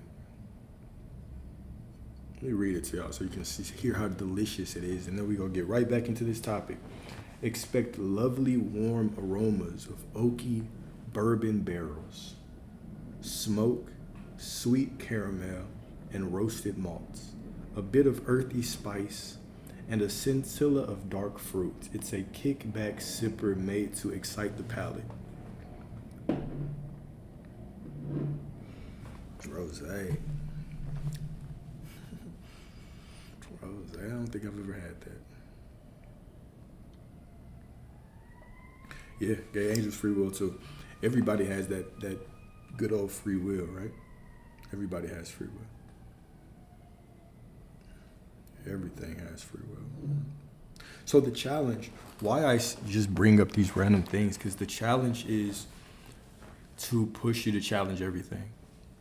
You know, if it's one thing that I want everybody that knows me to do, is to question everything, right? Is to take even the things I say, right? Take them and put them through the trial, right? Question them, meditate on them. Say, does this actually resonate? Does this actually make sense? Maybe there's a deeper meaning, or there's a different meaning that you need to get from it, right? But getting to the point where you walk out in life and you become the biggest critic of your own beliefs, of what everybody else says, this puts you in the best position to create the life that you want. Right? Critique people that tell you this is how relationships should be. Critique people that tell you this is how money should be made. Critique your own beliefs. The beliefs that, you know, or the expectations that miracles can't happen in your life. Critique it, question it, deny it. Or anything that, you know, does not make sense to you, that's not in alignment with what you want to experience, question that shit. Right?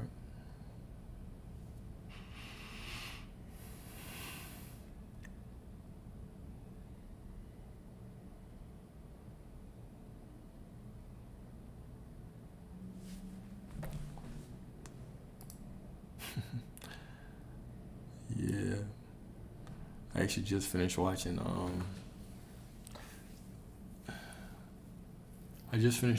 Solo Leveling, the anime, Crunchyroll. Shit was good as hell. Just finished watching Solo Leveling. And before that, I watched Attack on Titan over again. I still, you know, Attack on Titan is one of those shows that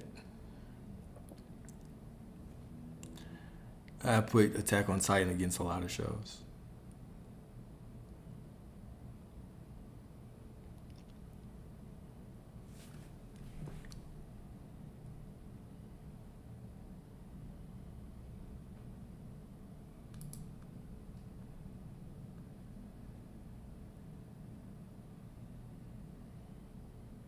Oh, yeah, bro. My bad. I don't even check the Instagram. I'm way more active on YouTube. YouTube and TikTok is where I'm more active. Instagram, I just kind of open it up. I put it in the background. My reach on Instagram hasn't been too good since I started changing my topics. So I don't even post really on Instagram anymore.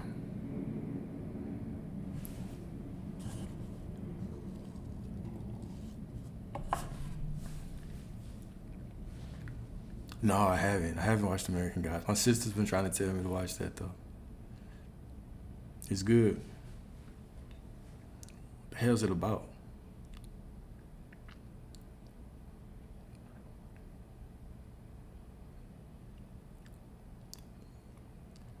American Gods. What's that movie? I think it's American something with Kevin Spacey in it. It follows like the family. He doesn't like his wife. He's out of shape. She's cheating on him, and he ends up getting in shape. But at the end of the movie, he gets well, it's a plot twist in case you haven't seen it. Oh, bet, appreciate it.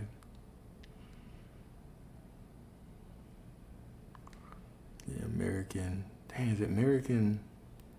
It's American something. American Beauty, that's what it is. American Beauty, man.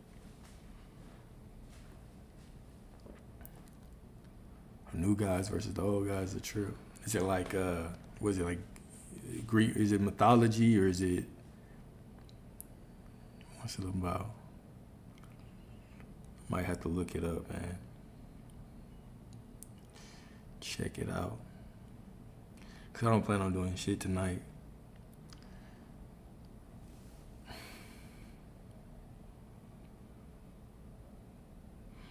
Yeah. I watch anime, bro. Yeah, I watch anime. But I don't watch a lot. But I mean, those are the last two I watch. But Attack on Titan is a class. Attack on Titan is got to be my favorite. Attack on Titan is just. I would put that show up against any show, anime or not. Attack on Titan. I really liked Solo Leveling, but that's more recency bias. It's more recency bias. Yeah. Blue Eye Samurai was cold. Blue Eye Samurai was extremely cold. And then other thing, there was one, I think it was something versus machines, where they had the short film. That was those cartoon kind of anime type deals on Netflix. One of them was that dude, something blue. He was like the artist that turned himself into the machine or some shit.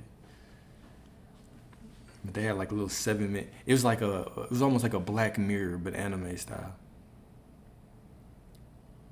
Okay, not really mythologist guy. I'm gonna check it out. I'm gonna check out American Gods, man. I'm gonna peep that. Cause I haven't really watched a new show in a while. I actually deleted a lot of my subscriptions and just renewed them a couple days back. But, well, shit. When I say renewed them, I mean I renewed one. I renewed one subscription. That's about it. I tell you what else was good. Invincible. Invincible on Amazon Prime. Fire. Tell you what else was really good that just dropped. Well, not just dropped. X-Men 97 on Disney Plus. Fire. X-Men 97 was fire. They finally gave Cyclops some good time. I don't know if y'all seen it, but the fight with Wolverine and what's his name? I know I'm not the only one that's watched this. The fight with Wolverine and damn, I'm going brain dead today, man. I'm bad, y'all. Not that y'all care about me talking about cartoons, but all right. No, not a new. If you're talking about X-Men 97, no, it's not a new season yet. Don't worry. When it's a new season, I'm gonna binge watch it the day of. With that, cause X-Men 97, I think they're dropping a new one, and then Invincible. Man, I can't wait for the new season of Invincible to drop.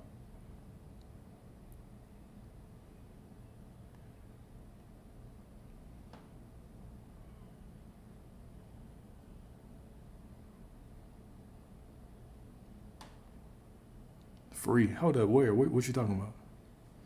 Free what? Matter of fact, why not? Come on, come and join as a guest, man. Come and join. Go on and hit the request.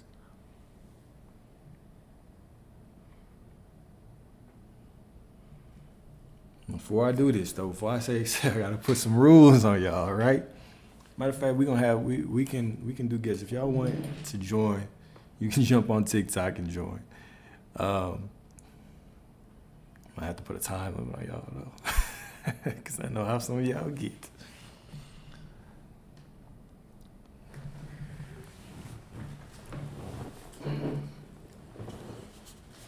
You're a cool guy. I'm not gonna do anything to upset you. I believe you. How you doing? Why would I do anything to upset somebody sitting back and being cool with everybody? I appreciate that. Why would I upset you? I can't share every once in a while. You see that, I'm sure. Maybe not, because it might not have been enough to for sure catch me. I heard you talking about spirituality one night, and I think that I may have found the key to all spirituality. Yeah. It's short and sweet. Go ahead. Just don't judge. By don't judge doesn't don't make judgment calls.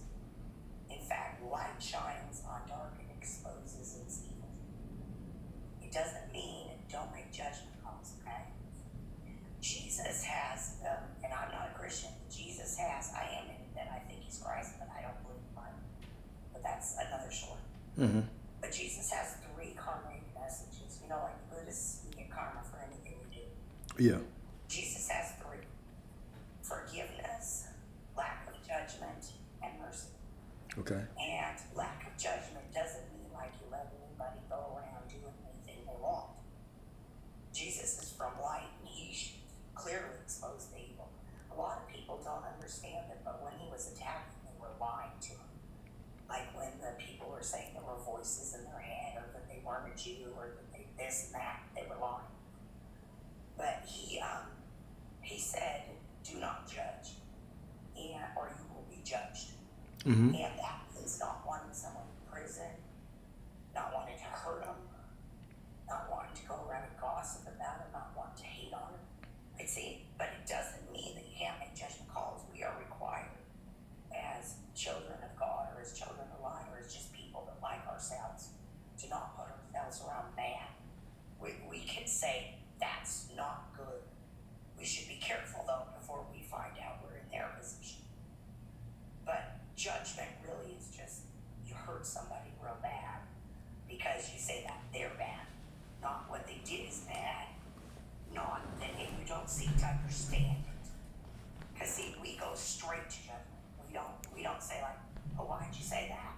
Yeah. Just get offended, right? And then the other one is forgiving. And that doesn't necessarily mean that you like it. And it doesn't necessarily mean that you sit and take it. In fact, the easiest way to forgive is get away from whoever the heck is causing this, right? Yeah. Just get. You know, all I want to do in my life all the time is get away from those that are being mean to me. You know, just get away from them. Whether it's in mental attitude or whether it's physically, usually physically helps a lot too. There's somebody I'm near now called my mom that I'd love to be far away from. But that would help me a lot. And then there's mercy. Mercy is really the big one.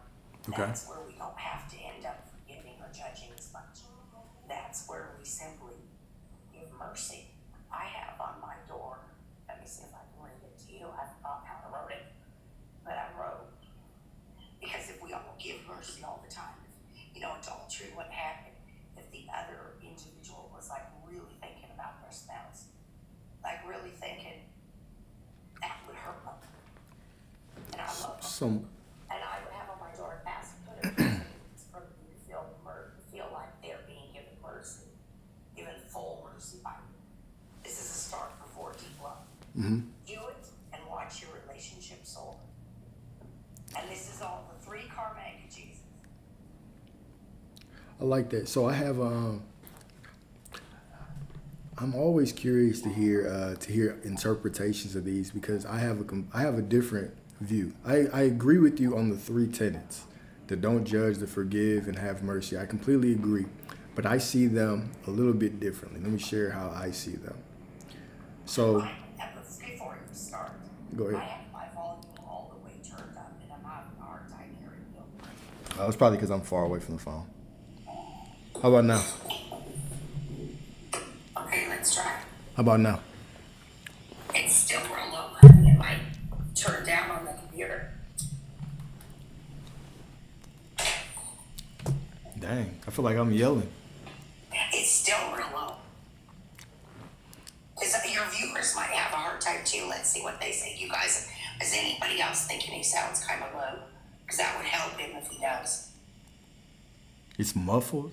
Oh shit. Has it Very been muffled. Has it been like this the whole time? Y'all just don't tell me? No, it just started. Hold up. How about now? Sounds a lot better. Wow, it's the phone case. All right, cool. Okay, cool. Appreciate that. All right, so here's my opinion, right? So Here's my opinion. So I do believe that those are the three things that Jesus was preaching as well: justice, or not justice, non-judgment, It's mercy. doing it again, honey, and it's completely interfering with hearing you.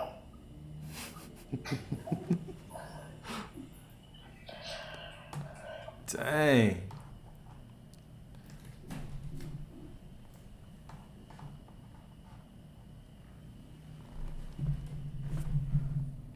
All right, how about now? Good. Please God. Okay. So I do believe in those three things as well. However, I believe there are also aspects that we have to look at within ourselves. So everything is you pushed out, right? So the kingdom of God is within you. Meaning, and the kingdom of God is everything. Everything outside of you is the kingdom. Everything within you is the kingdom. The ex is the kingdom. Your wife, your parents, all those things are the kingdom, and they all start within you, right? Everybody is a reflection of you. So as we're walking through life, we're not just encountering other people. They are showing us aspects of ourselves. They're showing us about our expectations. They're showing us our lack of discipline. They're showing us where we believe certain things to be true that are not really in alignment with what we want. So when we understand that, and when I look at those things that Jesus was teaching from a very metaphysical way, if I forgive others, it does not simply mean that I allow them to do whatever, or I say, oh, I forgive you, but I don't forget. It is that I begin to look at this person as absolutely perfect. I begin to view them in the way that I want them to be, right? I begin to judge, quote unquote, righteously, like scripture says, judge righteously. Meaning, if somebody's doing me wrong, it's not that I sit around and take that. However, I see them as perfect. I still see them as divine. I see them as source, and I see them as treating me right. And when it says like, forgive others so your Father in heaven can forgive you, it means that the source within you, that divinity within you is going to create the reality that is based on your expectations. So if you forgive people and you see them righteously, you don't judge them, right? You don't judge situations as right or wrong. You judge it as all working out for you. Now this allows that source within you to actually create a reality that's in alignment with what you want. So I look at scripture, especially the teachings of Jesus, as reality creation templates. And I look at them very metaphysically, right? So I think I did view them that way at once. Like, okay, I just should forgive people and let them do whatever. But coming into kind of a different knowledge now, that everybody's just a reflection of me, that everybody is just mirroring parts of me back to me. Now it's, okay, how do I see this person how I want them to be? How do I see this situation as unfolding for me? And then reality tends to reflect, or not tends, reality has no choice but to start changing, to give me those things, to show me those That was things. so deep, and I'm sorry to interrupt, but it's No, doing go ahead. it again. Oh, that's cool. I was done anyway. Okay.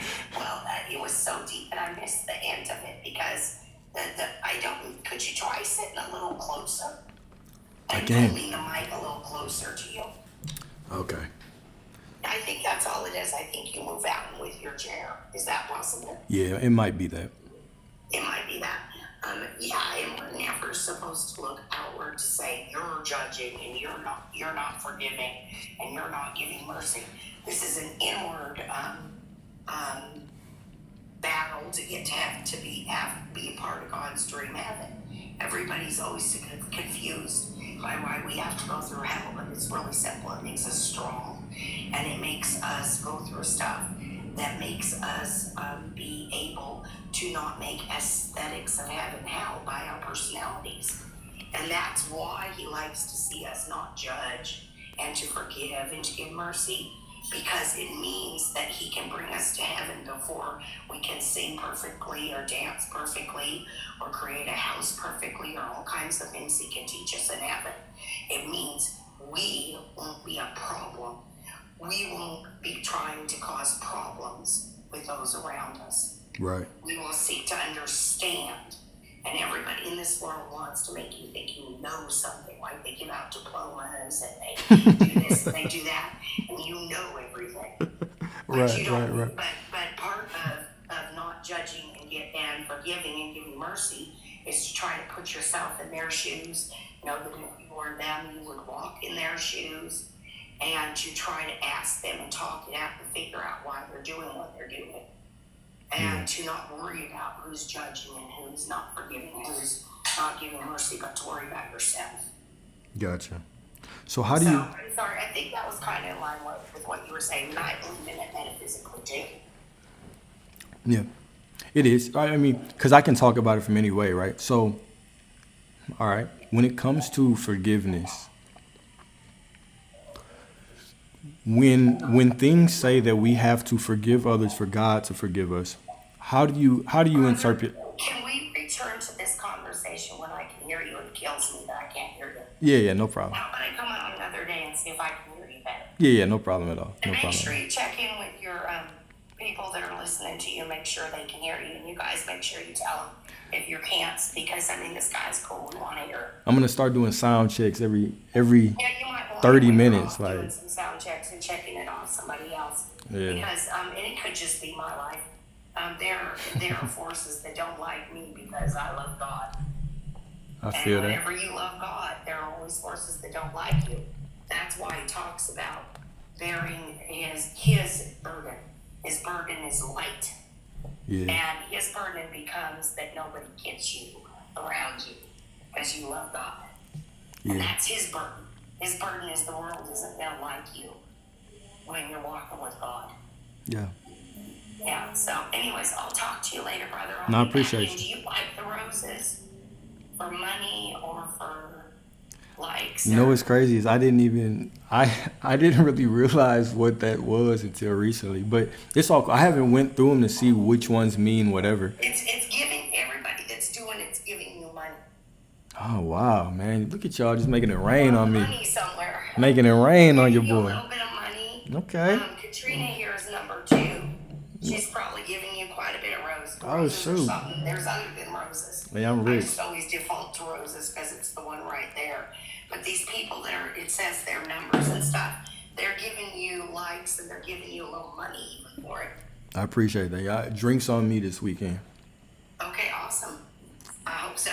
Okay, bye-bye. No, I appreciate it. Thank you. Peace out. Peace out, my husband said. Later. Appreciate y'all. Bye. Appreciate you too.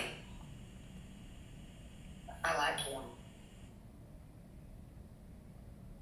What it do? And when I say drinks on me, y'all, I'm gonna send you those drinks in the spirit. Just close your eyes, hold your cup out, and allow the good Lord to fill your cup. Right?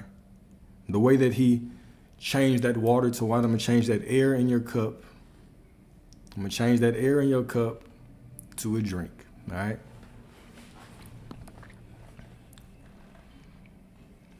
I don't know what it was, man. I don't know what it was.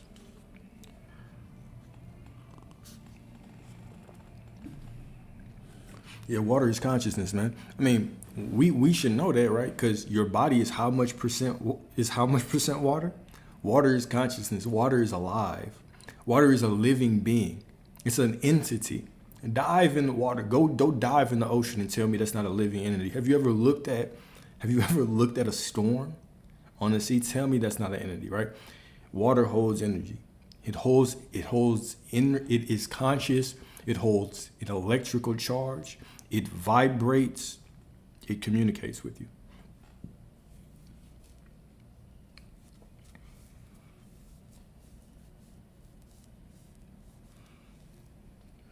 Who else want to come on? Anybody else want to jump on? Anybody else want to have a conversation? Y'all get 10-minute limits. 10-minute limits, man. I want to hear some of y'all's perspectives on things, really. I don't even want to, not even to come on and debate, just to hear y'all's perspective. If you want to talk about something, go on and join in. Don't get shy now.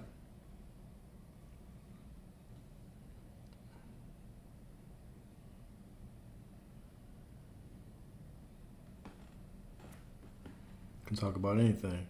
If y'all have questions, we do a little mini coaching. We can talk about relationships. We can talk about manifesting. We can talk about whatever you want. Nah, don't get scared now. Don't get scared now. I'm friendly, right? We're gonna get it. This might be the best conversation you had. It might open some doors, right? Typically, the moment that, especially when it comes to manifestation, right? The moment you start telling your story, I'll probably be able to pinpoint where to work on. So typically, it only takes a couple minutes. Do I have questions about? You don't even have to turn your video on. If you have questions about anything. Y'all know I rarely do this. Come on and jump on in. Or if y'all don't want to jump on, you can still put your questions in the chat. There should be a join button, right?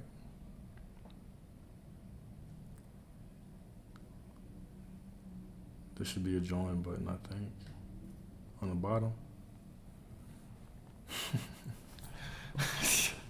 Y'all have to look. Fear is not real. Fear is not real. Oh, bro, you got banned. You got banned, man. What you been doing on TikTok? I caught your ass. It's cool. I get banned on TikTok every couple days for saying something.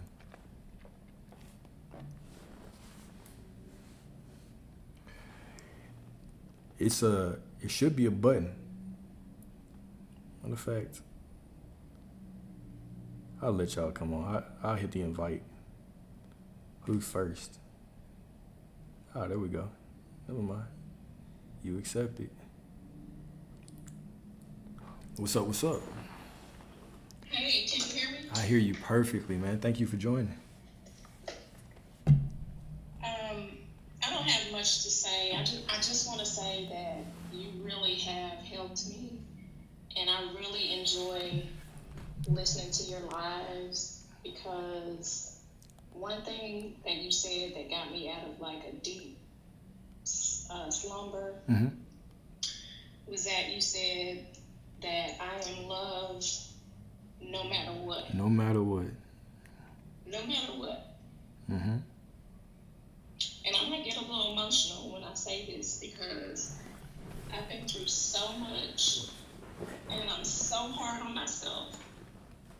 You know, thinking about like my past choices and the decisions I've made, and I beat myself up all the time because things aren't the way that I had desired for them to be.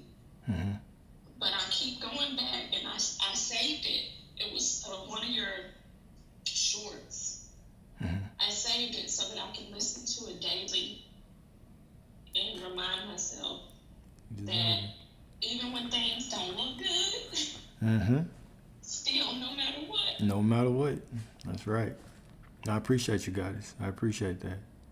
I mean, I think that's we go through this world, and it's very tough for us to step into our divinity, because everything is telling us the opposite of who we really are, right? Anytime that we are not walking like we are absolutely loved and absolutely supported, we're pretending to be somebody that we're not, right? You deserve everything that you want, right? Your past does not matter, right? You are forgiven for everything in the present moment, right? No matter how you feel, whether you feel worthy, whether you feel unloved, whether you feel loved, whether you feel unworthy, it does not change who you are at your core, right? The source is flowing through you, ready to give you everything that you desire, man. So I already see you with everything that you desire. So I appreciate that. And I appreciate you, and I appreciate your lives. And every time you're on, I'm like, oh, I gotta listen to it. I don't care what I'm doing. If I'm at work, I put my earbuds on. Man, y'all gonna make me blush, man. I appreciate that. Seriously, you just don't know. You've helped me so much. And I just feel like, you know, moving forward, that things are looking better for me, because, again, I have to remind myself daily that it doesn't matter. No matter how bad things have gotten or seem to be, I'm still loved. You know? And that's major. Absolutely. So thank you. Nah, absolutely, man. We all in this together. We are all absolutely in this together. You know, no matter where we are right now, it's the remembrance that all the divine, God doesn't need anything to create for us, right? God created everything from nothing, which is incredible. And we at least have something. Wherever we are standing, we have more than enough to be delivered to wherever we want to be. All right, so the source is always flowing through you, always looking at you, always loving you. And once we fall into that acknowledgement, everything gets better. Everything gets better.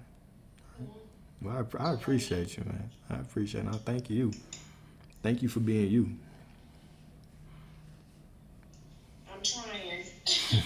You doing it. You doing more than trying. You doing it. I don't want to hear trying. You doing it. I appreciate that. Nah, no problem. I want to leave room for somebody else who wants to come on. Will do, man. It's good hearing from you. I appreciate you. Thank you. Yep. I don't know how to end it now. Oh, you stuck. That's all. You just stuck now. Trapped you. No, I don't know how to edit either. So we both stuck. I got But you. I was listening like the last 2 nights, Alexander After Dark. that was for the grown and sexy people. Exactly, man. We can't. I got to keep that in the rest. I'm gonna have to make a subscription service for that, man. Only Alex fans. Weekends, once a week or something like that. But Yeah. I appreciate being able to see like all different sides of you, because like you said, we only get to see 1% of who we really are. There's so many different aspects or versions of ourselves. Mm-hmm.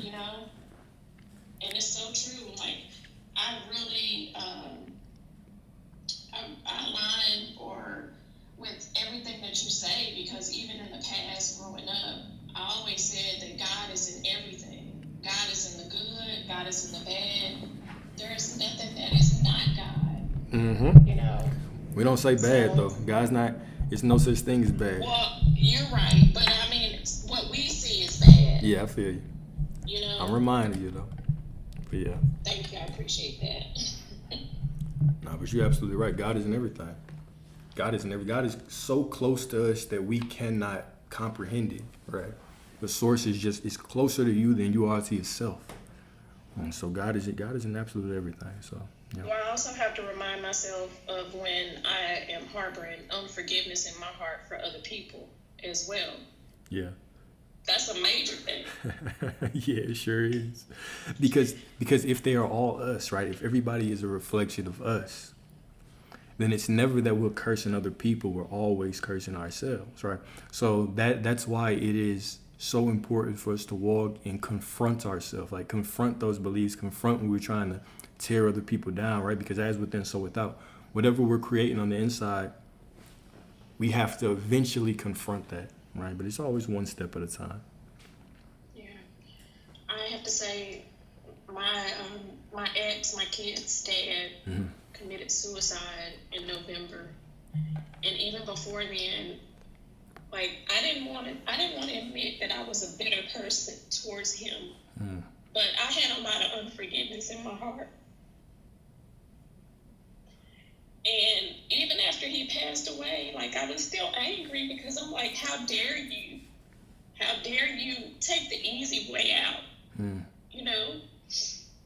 But like you said, I had to look at myself and realize that what was it about him that I was angry about and could not forgive him. And until I started seeing your lives, like, honestly, your lives have helped me forgive him, or to find forgiveness in my heart towards him. Yeah. So first off, my absolute condolences to you. My absolute condolences. I'm sorry to hear that. Losing someone is never easy, right? But it sounds like you are on a good path of trying to figure out what this means to you. Have you? Matter of fact, I would love to hear more of this story, more of how you feel. If that's okay with you. Well, so I mean, there's only a few of us on this live, so I don't mind sharing, but I had to raise my children. The father of my kids went to prison, and he was in prison for like 16, 17 years. And my son was really difficult to raise. Like, I poured everything into him. Like, he went to counseling. You know, he wasn't a bad kid. He just had anger issues. And something happened when his dad finally got out of prison. We both had a really bad encounter, and I finally was like, you know what, I can't do this anymore. Mm-hmm. And I tried to like shield him from his dad because, you know, his family, like, you know, what do you call it, generational curses. Like, every male in his family is either on drugs, sold drugs, in jail, or dead. Like, that's the end of it. And so I tried everything in my power so that my son would not turn out like that. And I eventually sent him, when his dad got out of prison, I sent him to his dad's. His dad was out for like 5 years. Mm-hmm. And I tried to, you know, not speaking ill of his dad, but I really did try to let my son know, you know, like the history of it so that he wouldn't repeat those same cycles. And while he was out for 5 years, he ended up driving drunk one night and hit 2 people on the freeway and killed them. And that's why he committed suicide, because he was going to go back to prison for like 30 years to life. But my son now is in the Army.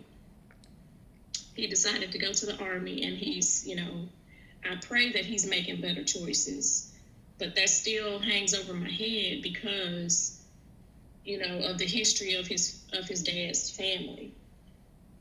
So I said a lot more than I wanted to say, but no, it's so.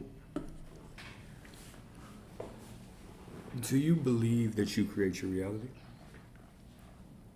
I believe so, yes. All right. But that's why I question. I'm like, if I believe that I create my reality, then why did I make the choices that I made? Because you didn't know back then. This is the thing though. When we're thinking about the things that happened in our past, we have to give ourselves grace. You did, the version of you that did the things that you did, that survived the things that you survived. You did those things because that's what you had to do. Every single version of you is within you right now. You're looking through one perspective, like I always say, and every single one of those is perfect. The moment that we started demonizing certain things that we had to do, or versions of ourselves that we were, right? We are denying that we are absolutely divine beings. Give yourself grace for whatever happened in the past. Know that you did the best that you could, and everything is still unfolding right for you, right? The second question I would ask you is, when it comes to parenting, how do you spiritually see your role as a mother? And are you proud of how you've done? I mean, I'm proud because all 3 of my kids are successful. Mm-hmm. My oldest daughter is a nurse. My middle daughter is a manager at Starbucks. And like I said, my son is in the Army. And I did it all by myself. No financial help, no nothing. But right now, all 3 of them are angry with me. You know, like, my relationship with my kids is, like, I won't say damaged, but it's not in a good place right now. Mm-hmm. And it's because, you know, I was a disciplinary. I mean, I work in the healthcare field, so it was either I'm always working or I'm at home, I'm tired, you know, or I'm giving orders like this needs to be done, this needs to be done. But what they don't understand is I had to do it all by myself. You know, there was nobody else. There was no family to help me with my kids. There was nobody. Mm-hmm. And so when their dad got out of prison, all they saw was, oh, he was the fun dad. You know, he was the fun parent. Mm-hmm.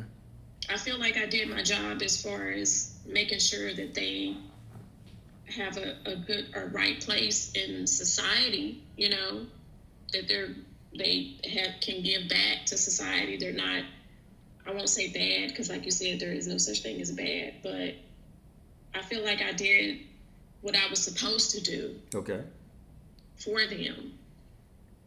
But they don't see that. I agree with the first part, that you did what you were supposed to do. I do not agree with the second part, that they do not agree with that. Right now, I'm going to talk to you purely from a metaphysical perspective right now. Okay. The story that you're telling about the circumstances you're going through, is always a story that's going to be mirrored back at you. So if I am telling the story that my kids are angry with me right now, for whatever reason, that is the truth. The better thing to say, the truth about this situation is right now they're still processing what you had to do, and they are coming into the understanding of how much they appreciate you and how much they love you. That is the honest story. Is that right now you are telling the story that they're angry and they're not speaking to you. Maybe that's the case right now.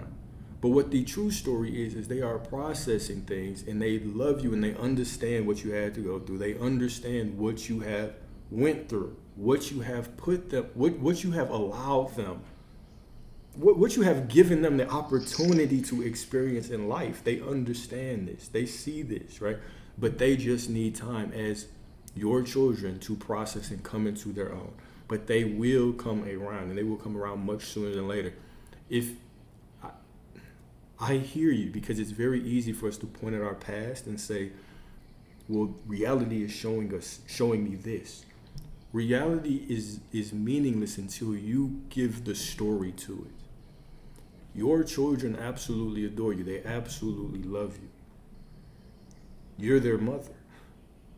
They wouldn't be who they are without you. Irrespective of that, if that was a fun dad or not. If you did all this work to them, you were the disciplinarian. You gave them the opportunity to exceed, to get to the point that they're in. They admire you. They understand that. And right now they are just processing. They're trying to come into their own as adults. And they still absolutely love you the same way that you love them. The version of your kids that you're seeing is the version that you are looking at whenever you look within yourself. So I'm going to challenge you to change that story. I'm going to challenge you to see them as absolutely in love with you the same way that you're in love with them. Yeah. I'm working on it. I'll work on it. And I know it's easier said than done, but that is the truth of the situation. Matter of fact, I'm not going to see you as experiencing anything less than that story.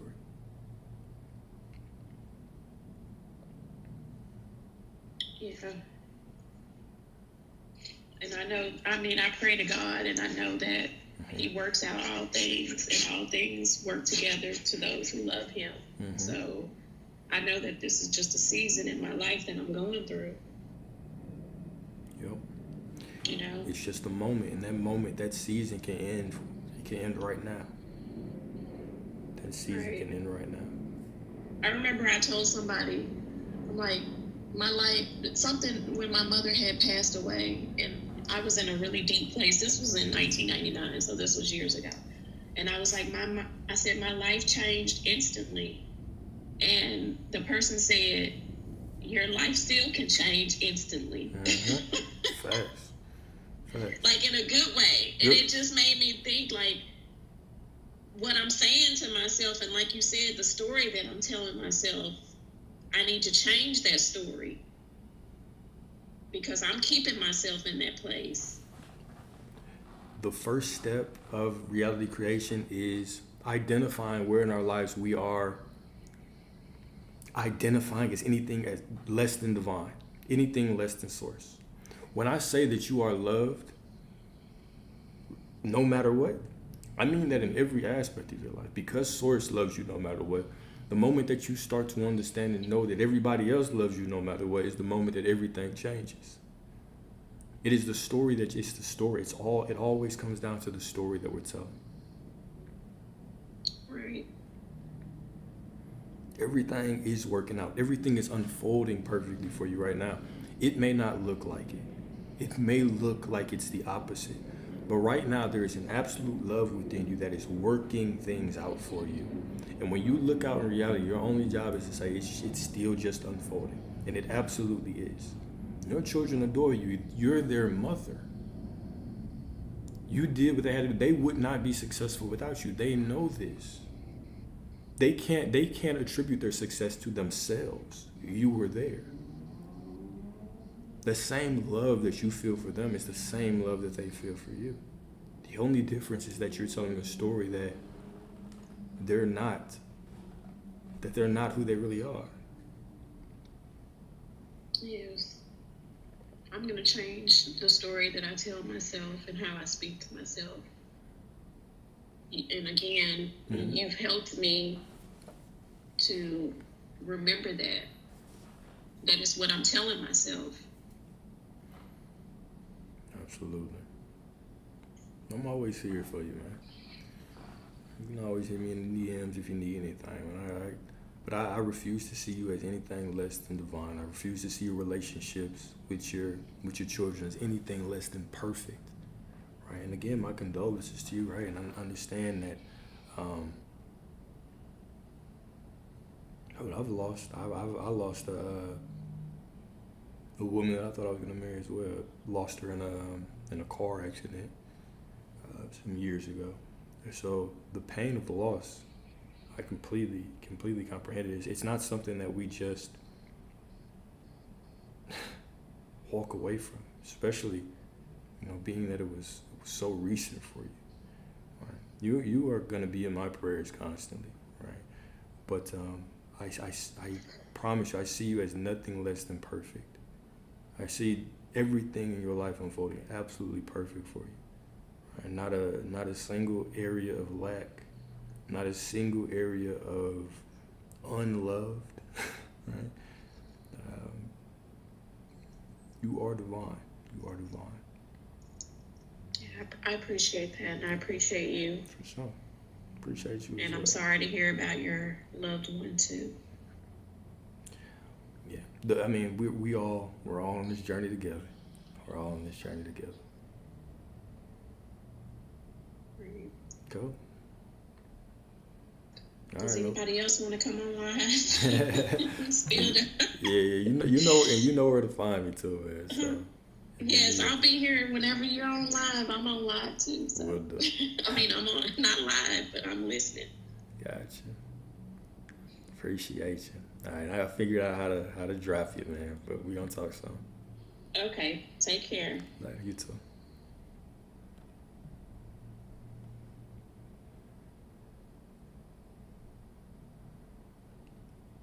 Zach, I thought you had a request, bro. You did. What's up, man? So, I just have to say, before anything, I'm so grateful for you.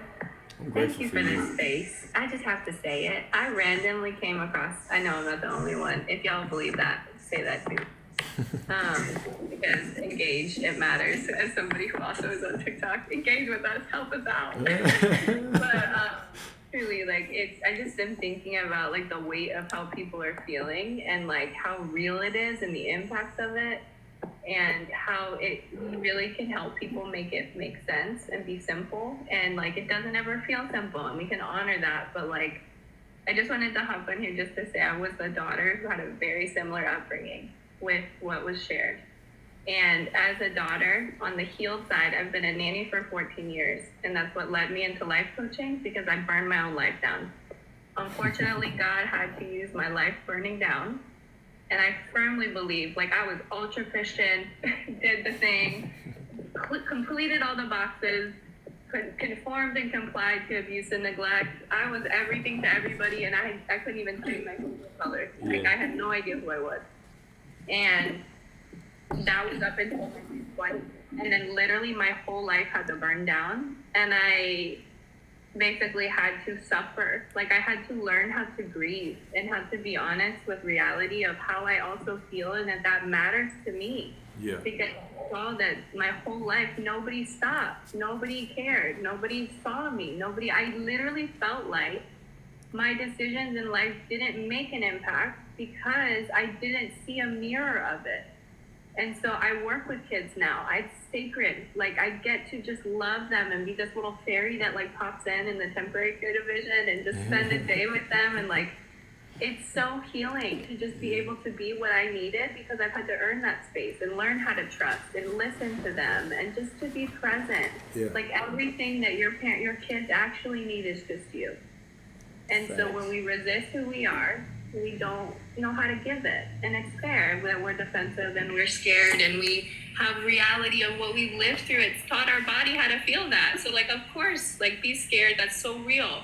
Also, like, the truth and the answer might need to be different than what we feel. And like, so much of what I've learned about working with kids, and as my healing with my parents and my trauma, like, my dad's not safe. I can't be in any relationship with him, but me and my mom now have the most beautiful relationship, because she was willing to say, I hear you. I want to hear your pain. I want to hear what hurts still. And I will hold that. I'm not going to run from it. I'm not going to pretend that wasn't real. That impacted you, and I did that. And vice versa. And so it cost us to have this, in some sense, to unlearn. But it was worth it tenfold every time. So like, it can feel overwhelming and it can feel hopeless if we let it. But like, also, if you need to feel that for a second, like, sometimes I need to wallow for a minute, and then I'm like, wait a second, I've been here before. Like, we get through things. Like, God is good, and I don't see it yet. But like, I'm just waiting for the next little surprise of the universe, you know? And it's not all lovely and roses. Sometimes it's loss and grief and death and winter, you know? Yeah. And we get lost there and we can get stuck there. So I just wanted to share that you are helping me and many other people remember that when I do feel like I'm looking outside the window and being like, how are we all not seeing like what is happening as like just collectively traumatized children and scared people driven by fear, trying to control. Like, how are we all not looking at the roots? I don't get it, but I'm so thankful to like hear you share what you learned in your wisdom in the space that you have. It's really impacting me, and I know I'm not the only one and won't be the only one that like just gleans from it right now, because my soul is like, I look out and I'm like, I'm scared, Grandpa. I don't want to do it anymore. But it's hard. So thank you for what you do. That's literally all I wanted to say. And that there is hope in all things with relationships, because like, everything we needed is everything we are. Mm-hmm. So like, everything that I am is what I needed, because I learned what I needed, and I sat with how uncomfortable and how sad it was that I didn't get it. Yeah. And I had to learn the feeling. Yeah. And so now that I'm in it, I go, okay, I can hold that. So you can be sad. That's cool. I hear you. Absolutely. You can't. And also the answer is no. Like, you know? So it's both. But that's all. I just wanted to say that. Thanks for coming to my TED Talk. No, I appreciate you. Truly. I appreciate. I got a question for you though. So what do you believe keeps people from meeting themselves deeply, confronting themselves? Because it sounds like super, super muffled. I like can't quite hear you. Dang. It's doing that again. How about now? I can hear you so much better. Yeah. Okay, cool. So what do you think prevents a lot of people from meeting themselves deeply? Because I truly do believe that if you are willing to meet yourself deeply, you enhance everything about your life. You enhance your relationships, you enhance your money, you enhance, everything gets better to the depth that you can meet yourself. But you made a very interesting comment. You said a lot of people seem scared to do that. Why do you think that is? Oh, I have so many thoughts. I think that one of the I think he is the biggest grief expert, or I've heard him on many, many podcasts. I've read one of his books, but I don't know if he still is. But he basically said every single person that comes to him says, I can't feel that, because if I do, I'm going to never stop crying, or it's going to overwhelm me. It's going to drown me. And his response was, I've talked to thousands upon thousands upon thousands of people. And you know what? Every single one of them stopped crying. At some point, there will be an end of what we need to feel. And for me, I've had to learn from zero. Like, I literally felt like my life destroyed itself. And I imploded. Like, I mean, I'm talking about like $7 in the bank account, a totaled car, sleeping on a blow up mattress, pending divorce, like lost everything. My dog with my ex just lost a job, $7. Going, what are we doing? But I experienced God during that time unlike any other time in my life because I had nothing left. I was at the total like end of myself, and I experienced the God that you speak of when you speak of the Bible because I had to totally rewire my relationship with the Bible. But when it comes to fear, that's something that God says so clearly in my spirit. One day it literally woke me up in like a download that I have pages on of notes, that it literally started because I work with kids. Whenever I felt such a deep connection to spirit, it always starts with, I want you to tell my kids. It says my kids. I love the way you love my kids. Like, because I work with kids. His kids are the adults that I work with. His kids are all of us. So like, or its kids. I don't even know, but how I've interpreted it. Right. And so, but I think it said the number one thing was, I want you to talk to my kids about fear. And then how fear takes over the brain, how fear hinders us from making conscious choices. And so like literally we feel the feeling, and learning how to feel the feeling is a skill. Yep. And so when I work with kids, it's like actually literally building emotional capacity to sit with the story long enough to change it. Because I think a lot of people, and if you look at just like the coping mechanisms of life, a lot of people are just looking for relief from the discomfort that they feel, when in reality it's like you have an infection and you're just cleaning it out over and over and over again, but you're not willing to actually deal with the infection, and it's just going to kill you slowly. Like, Agreed. And so yes, it sucks, but like we have to look at it. If it hurts, it matters. And if you hurt, you matter. So like we have to be willing to take the time to sit in with what was real then, and it's real now too, you know? So I think a lot of it is just fear. I think we're scared of touching what we have no idea, like how our nervous system works. The uncertainty can feel really scary if all you've lived through is fearful things and scary reality, you know? So why would uncertainty supposed to, like, was it supposed to feel exciting after I've been traumatized for 30 years? Like, Right. So I think a lot of it is it's just we get stuck developmentally too. In that space of like, we've never gotten to the other side of repair. We've never experienced the intimacy after an argument, and then the understanding of, you heard me, you saw me, you responded, and you cared, and you did it, and you showed me love in action because I stood up for myself in love, and you heard me in love, and you desired to understand me in love. I feel closer to you now. Yeah. Like, that's how we do life. And so if we don't know how to do that, we never really have the fulfilling connection. Like you said, you can only go so deep, and it is rare to meet people that can do that because it's courageous. It is courageous to be honest. It is courageous to feel fully with yourself and hold that. Like, I wear a ring. I got a divorce and I bought myself, I made vows to myself. I had an inner child moment where I said, I have abandoned you from the beginning. I've made everything your fault. And I bought myself a ring and wrote myself vows, just like I would have done to another person. And I stand by those vows like it's the law. Where I have ended a breakup, I broke up with somebody and said, look, Lace, I told you I love you, but I will love you no matter the cost. And that means that if this man is not ready, you are not ready. Like, that's not ready, you know? Like, he needs to keep cooking. And that's cool. That's none of my business. Like, yeah. And so it's really the reality of, like, learning how to feel the discomfort of our own progression and, like, making a commitment of, like, I'm willing to sit in this. Just like I wanted my parents to sit in the discomfort that I needed.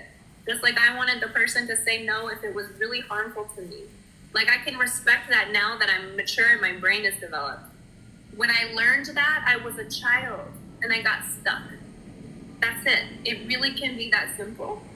If we get out of the story long enough to go, wait a second, what am I actually believing? Because it's not actually, if you sit with it long enough, most people don't actually believe what they're telling themselves 95% of the time. Hell no. It's just the loop, as you know. Yeah. But I'm preaching to it, that's all. No, I feel you. I wasn't going to stop you. I was just agreeing. I'm agreeing. No, I feel you. Because that's a cold idea, though, the vows to yourself. Because I always talk about the writing the love letter to yourself and kind of divorcing the old version of you and reading it to yourself in the mirror and then doing whatever you have to do. But the ring, Oh, Like yeah. just the signal of promise, wearing Hell it yeah. on your red finger, that's cold. That's a great You know idea. how many people also leave me the hell alone because they're like, she got a rock. I'm like, I do. It's mine. I did it. Yeah. And you know what? This is what I put into the universe when I did it. Because Yeah. I said, look, the right person will be curious enough to maybe ask, I don't know, or courageous enough to ask because, or mention, like, that's a beautiful ring. And I'd say, yeah, I bought it myself. Like, Yeah. that's the kind of energy that we're on for the sake of, that's the commitment I made first. And the right person would value that too in saying that I'll just upgrade it. Like, or Yeah. I'll just make it more beautiful. We'll add to it. Well, whatever. Like, because I had to learn how to love me and it cost me my whole life. And I had to find me. I literally had to rescue me from like shriveled up inner child meditation moments, like so many experiences with like plant medicine and things that like I had to grieve things that have been in my line of people forever. Yeah. And I went, I'm not doing this. I'm so sorry, but like you got the wrong girl. I'm so not complying. Like I almost took my life there. Like I know that people are believing what they think.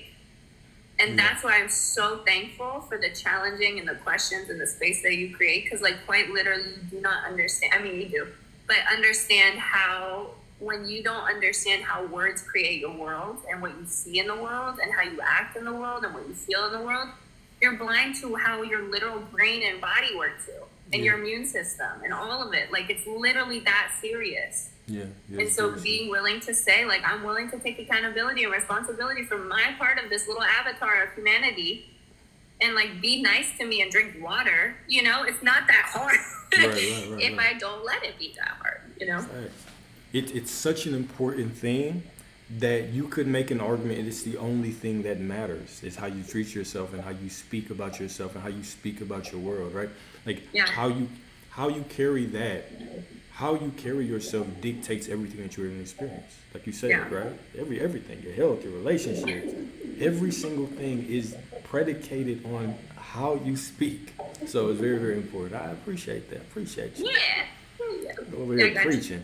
No, I see it. I respect it. I appreciate it. And that's real. We are what we need. We are, if we see the problem, just like if we see the beauty, whatever beauty you see, you are it, or else you couldn't see it. Yeah. And whatever problem, we can fix it. Absolutely. Let's not do that again. Absolutely. We can fix it right here and right now.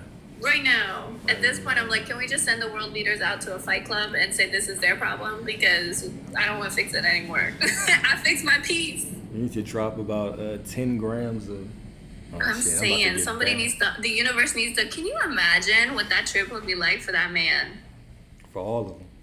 For all... That's true. That's right. I'm good. I'm mad today, but don't worry about it. It's all good. I felt that for a second. Yeah. I speak Spanish, so I tell people in Spanish, I call him Don Queso Supreme. Or Don Cheeto. Like, Don is like Mr. So I call him Mr. Cheeto or Don Queso Supreme, because that's how I'm feeling. But I'm not going to kill your life for that. I got blocked today. I didn't make no money because they're like, you're talking about abusive language. I said, well, if the truth is abusive, well, that's a problem. That's exactly what happens. You're going to get banned for it. That literally does what happened. Somebody reported it. I said, that's rude. Anyway, I hope you find God. Right.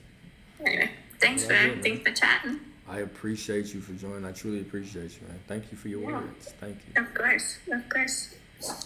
All right, next up. Who's the next? Who is the next? Oh, 6'8". Okay.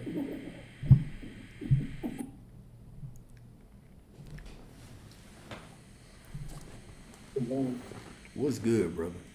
What's up, man? I finally got this situated. I've been everywhere. I'm sorry. The dog been banned from every social platform there is, huh? No. Yeah, I mean, because usually I catch up live when I'm in the gym. So, like, I try my best, like, with my workouts, I try, like, my best to, like, catch it the best way I can. Yeah. And hopefully I don't miss it. No, I appreciate that. Yeah, no problem. But I ran across your live. It was a couple weeks ago. Mm-hmm. And, I stayed and listened, and it kind of resonated with what I was doing spiritual because, this past 8 months, it's probably been one of the most toughest roads I've ever been on. Okay. Back in October, I went through a horrible breakup, and on that same day, I had a phone call from because my grandma at the time, and she told me because she was basically dying because she had cancer. So I was kind of dealing with like two types of grief and stages all at once. Mind you, I was on the verge of like finishing grad school. I just got my master's degree. So it was crazy because how everything happened, especially I think the relationship first, because everything was cool. We were talking and stuff like that. We were dating and stuff. And one of the big factors was like God, because I was already serious about that right before I even met her, and she was serious about that too. So things were cool. We talk, we read stories and stuff like that. But on that day, and it came out of nowhere. It still kind of don't sit right with me to this day. She just like ran it saying like, "Oh, I need to take time. I think we need to be friends because." Not only she, like, oh, I got this and that going on, but she just like, I need to find God's purpose, like, follow God's will, stuff like that. And in my mind, I'm just like, that came out of nowhere because you never, many times we read stories and stuff like that, because I went to church and stuff, all that stuff. It's just like, you never really sat down and like had that, talk or how you felt about it. You kind of just like hit me with it. You just like, oh, I gotta leave you because like, oh, I gotta find my purpose or follow God's will. And again, when it comes to like, it comes to that, I'm fine, but it's just like it didn't sink right with me. It's like there was more to it. Okay. And I still don't know. And again, we still kind of talked a little bit after that, but then she fully was like, we trying to talk, and then. She's like, I think we don't need to see each other no more. Like she said the same thing. And I'm just like, I'm trying to talk about it. It's like, what's going on? Like, what makes you even think that or saying that? Like, is it me or is it something that I'm doing? Like, you're not telling me what's going on. And we was talking, and like I said, I think I was already upset because like, right behind, like you said, I got that, my grandma called me, she told me what's going on. So I'm already upset, and I already had my mind like, okay, I'm trying to like talk it out, but I was in a bad emotional state. Yeah. I didn't like cuss or anything. It's just like the conversation that I was kind of like prepared for, it went the opposite. You're right. And she was saying like, oh, like this relationship, just like, I don't want to be worried about no relationship right now. It's kind of distraction and stuff like that. And for me to be in a verbal spot, I'm like, oh, so basically, like, I didn't say it, but I felt it. It's like, oh, so I'm a distraction now. So it just like, it struck on top of like what was going on. And I didn't tell her what was going on because I didn't want to like bring it up. I kind of want to handle the situation beforehand. Anywho, going forward, it felt like I was a walking zombie. Like everybody, like close friends, work was telling me like what's going, because it was like, oh, you make people laugh. I'm more the friend that like I like joke around and laugh and stuff like that. And especially at work, I walk around with a smile on my face. But it just like around that time, it's like I knew like people was like paying attention. Like they was like, oh, like what's wrong? Like you're not saying anything. You look tired. And I'm just like.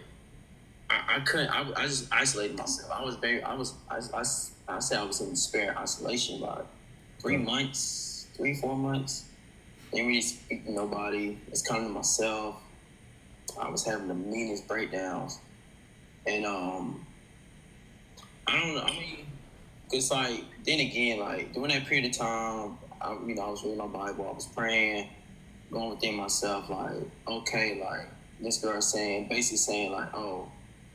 It's just the way I felt like to me, like, oh dang, like did I put her away towards, God, or like what did I do wrong? It felt like I felt like I failed. It felt like I was defeated. How long ago did you say this was? 8 months, right? You said it was 8 months? Yeah, that's back in around October. Okay, I got you. All right, so I want you to, I gotta ask you a challenging question, right? Because you stated that it came out of nowhere. You felt it came out of nowhere. I want you to really think about that situation. Were there signs that it wasn't going to work out beforehand? That's a good question because I really don't know. Like we hanged out normally, we talked regularly.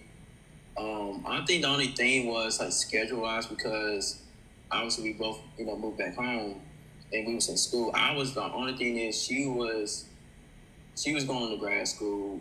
I just got done, and but then again we still close. Like we ain't like we far, but Okay. like it's just like I guess like schedule wise we had to adapt to, which was fine. So Okay. So hold up. So before you even finish that, don't even think about it in terms of patterns that you saw externally. Think about it in terms of a feeling that you had. Think about it in terms of how did you feel about yourself in a relationship? Did you feel like this woman was head over heels for you? Did you feel like she looked at you like her soulmate? Do you feel like one day you were her soulmate and the next day she was gone? Or did you feel like you still wanted more? There was still something missing in that relationship? I felt like it was still something missing because mind Gotcha. you, like I wanted in the future with this girl. Like eventually I did, I felt seen, I felt heard, it was understanding. We was able to have deep just verbal moments, no judgment, and because like we told each other's past and like what we went through, no judgment, and if it was just like we made each other like feel safe and Okay. heard and like knowing like what our goal and intention was, we made it clear. So like for me, like even like my friends, like they was like, oh, he finally got somebody that's happy because like I had a history like during the college undergrad and part of high school. Like I had a woman that I was on and off with for a long time, and Yeah. they kind of like seen what was going on. They just like you don't really deserve. Basically, like you can tell like you don't deserve that. Like you need to be with somebody who who loves you and cherishes you the way you need to. And because with that conversation, that's another time. I mean, I ain't trying to No, take that's my cool. time here. Matter of fact, bro, I've already heard what I need to hear. I'm about to talk to you brother to brother right here, okay? When you look at yourself, all right? When you look back at relationships, have you ever been in a situation with a woman where you looked at her and in your soul you felt this woman would be stupid to leave me? Yeah, of course. I mean, that's why I have like But did you plenty feel of situations where like they would break up with me and they would come back randomly. all right, but did you feel that way about, okay, so you had the one that you were off and on with, that they feel like, okay, you deserve better, and then you had this last one. Did you feel that way about them? I can answer the question for you. Yeah, yeah.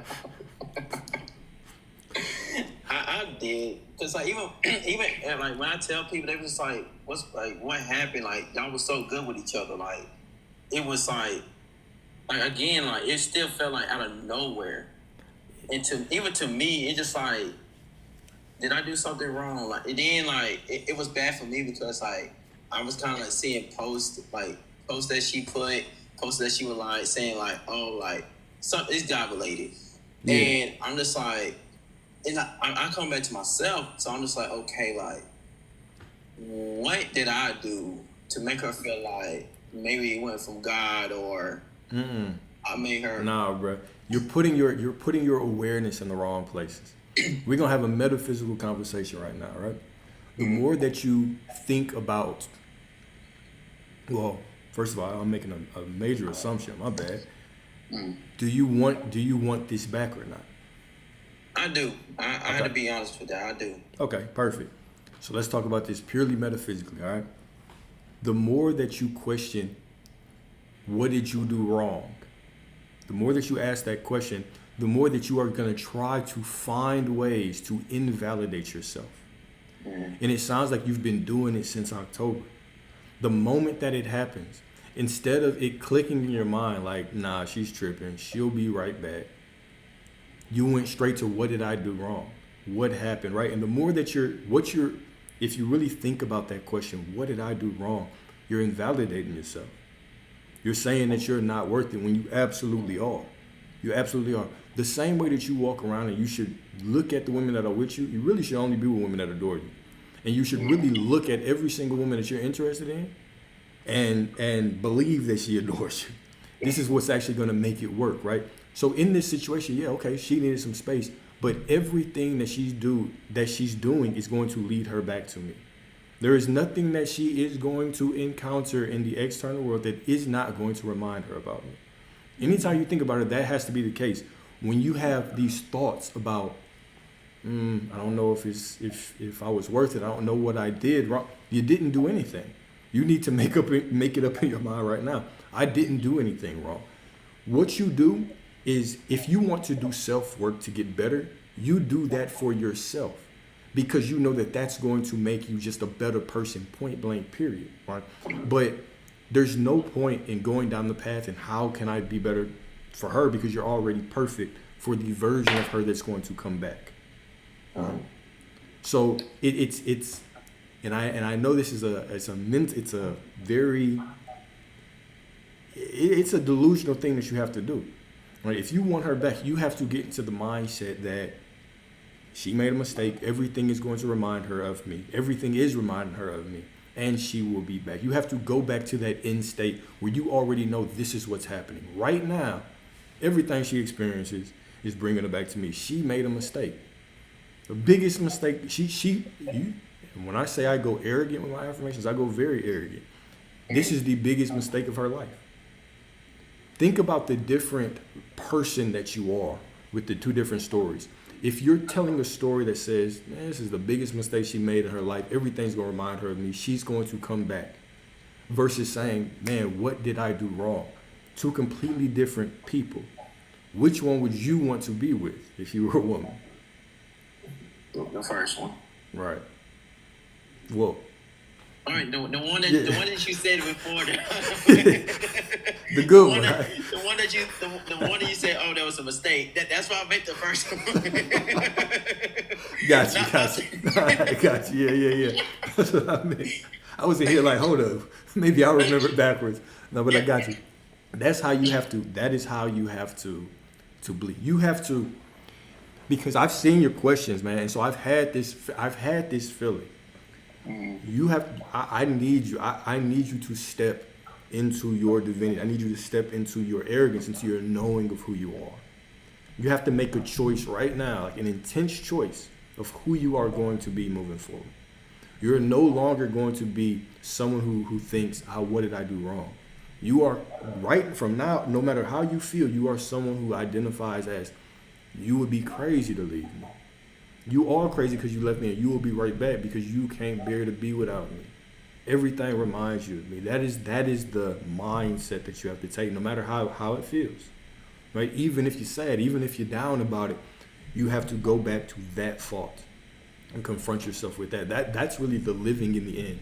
It's seeing reality how you want to see it. Yeah, you can fight it as much as you want, but I know you'll be back. That is the mentality. Right? Anything else, if you're looking at yourself and questioning if you're worth it, it's the wrong question. Anytime you catch yourself doing that, I would recommend getting a couple affirmations and saying those affirmations over and over and over again, and completely drown out that voice that looks at yourself like you might be a victim. Right. I mean, because the fun fact, I've also been doing therapy. I've been doing therapy for almost 5 years now.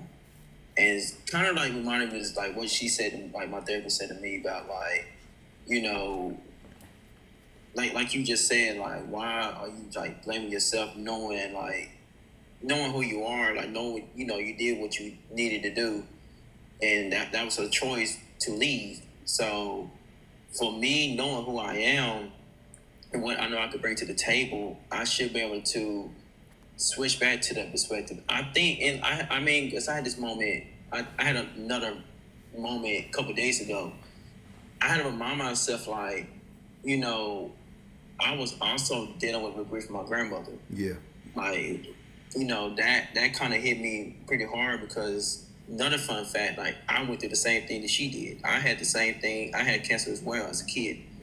And for me to see that, and also, like, not only just losing a person that I hold dearly, two people I hold, like, I consider holding dearly to my heart, like, one that's, still around, but I may not see, but the one, and another one is a person who I hear dearly, but I'm not going to be able to, not going to be seen again. It's just, like, two different emotions intertwined. Absolutely. And I'm just like, okay, like, this is a very strong, heavy grief and grief I'm dealing with. Yeah. And like, I did it right. Like, people tell me like you did it right because most people probably crash out and stuff like that. Honestly, I'm not that. I may be upset and mad, but I'm not gonna do that stupid. But I'm just like, just like during my time I was by myself. I read my Bible. Yeah. And telling myself just allowing myself to really feel the emotions. I was like, regardless, I want myself to really feel the way I feel and see where I'm at and turn it. I think that's when I first had my first, encounter, with God. He's saying like when you're quiet, you hear God's voice. And I think I remember this day, the night, and I was just remember it was a verse that I don't even remember. It was a verse I never read on, which is crazy, but it just kept playing in my head. It was Psalms 147, verse 3. And as I remember it, it's just like it's like an imaginary bondage wrapping around my heart every time I say it. And I mean, I don't really tell people the story because they might think I'm crazy, but I was like, no, that was my personal experience, and that's what really helped me, eventually in my helping me remember going within myself. Yeah, I'm just like, maybe there's some things that was kind of coming to life because I was telling my friend about this. In the Bible says, "What's in the dark is gonna come to light." And I'm just like, okay, what's inside of you? What things you tell yourself, the beliefs you tell yourself, and then, even attachments, it's gonna come out. Mm-hmm. And I finally know what that verse really meant. So for me to really go head to head with it, I was proud of myself because it helps me, it helps me evolve. It helps me be aware of how I speak by myself, the way I handle situations, and because I could proudly say it definitely gave me a drive. I was networking with people regardless how I felt. Especially I was getting done with school, trying to start a career. I started networking with people, getting the internships and stuff like that. So it helped me get a good drive. Yeah. And really decided okay, yes, I want to be able to work on some things so I could be the best version of myself. So I hear you. All right, I hear you. But you already are the best version of yourself, brother. Right? Those things that you're doing, right? You do those for your own personal development. They make you feel better, right? You're gonna get better. You see all your weak spots because you went through this thing, and now you're doing this work, and you're more divine. You're colder now. But you've always been worthy. You've always been whole, right? When we, and I'm gonna challenge you with this because this is just what I hear. All right, so I want you can take it or leave it, but I'm gonna challenge you with this. I'm up for a challenge. So, to me, it sounds as if you are waiting to finish some work. You have to finish feeling better. You have to get certain tasks out of the way and do certain work before you actually feel like you are a better version of yourself, the best version of yourself. Right? Yeah. It feels like you're tying your self-concept to your self-improvement. And those are actually two completely different things. Your self-improvement, you're going to be doing that for the rest of your life. Point blank, period. Your self-concept, who you are right now, knowing that you're cold, is not tied to self-improvement. You just are that way because you say you are. It's not something that you have to earn or work from. And I'm getting the feeling that you believe that in order for you to get the things that you want, whether we talk about this woman, well, really we talk about this woman, it's tied to when I do this work, when I see what I did wrong, when I go through these things, then I'll be better. And so I'm challenging you to completely drop that because it's an illusion. The more that you think that once you get better or more healed or whatever, then the prize is at the end, there's always more healing to do. So it's a road you'll never get to the end of. All right? I'm challenging you to you do that because that's who you are to get better, but do not attach your worth to it. Right now, you are who you need to be. Right now, you're cold. Right now, anybody would be a fool to leave you. And as you get better, shit, you just keep getting better. But you're already worth it right now. You're already worthy. You're already everything that you need to be right now. Now I've been trying to I listen to affirmations, and I've been listening I've been following your lives for a lot, and some of the stuff I sit and pay attention, and after that I follow meditation, and that's also something that I actually got good at, it's meditation,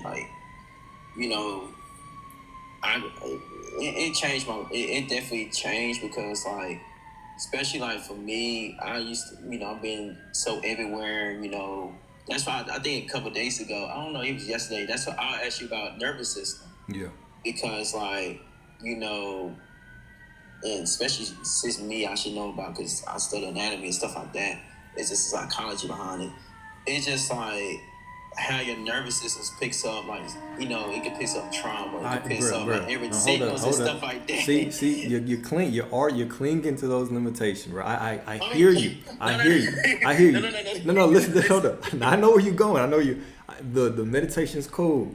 The nervous system stuff is cool, but it does not matter how you feel. It don't matter if your nervous system is unregulated, if you feel stressed out, if you are deeply grieving. You still are in alignment with what you want. You still are that guy right now. You still that dude right now. All those things, do them for you. But there's no reward. You don't get the things you want after you finish doing those things. You can get those things you want right now because you already are that person right now. You already are that person right now. All the nervous system regulation, the meditation, it's cool. You can manifest without it. You can have the life of your dreams, millionaire, 10 big booty black women. You can have whatever you want right now. And you don't have to go through all of that, all of the other stuff. Those things, you just do it because I'll separate any process. Any process of self-improvement, completely take it away from your self-worth. Your self-worth has to be something that it has to be the same as your name. I am what I want to be because shit, my name is Alex. It's one in the same. It doesn't matter how I feel. Even if I feel like I'm not that, I say that I am over it. I feel like I know where you're finna go again, but keep going. No. I'm really listening. Because like I said, I've been everything you've been saying, ever since I've been following you live, I've been trying to practice on my own.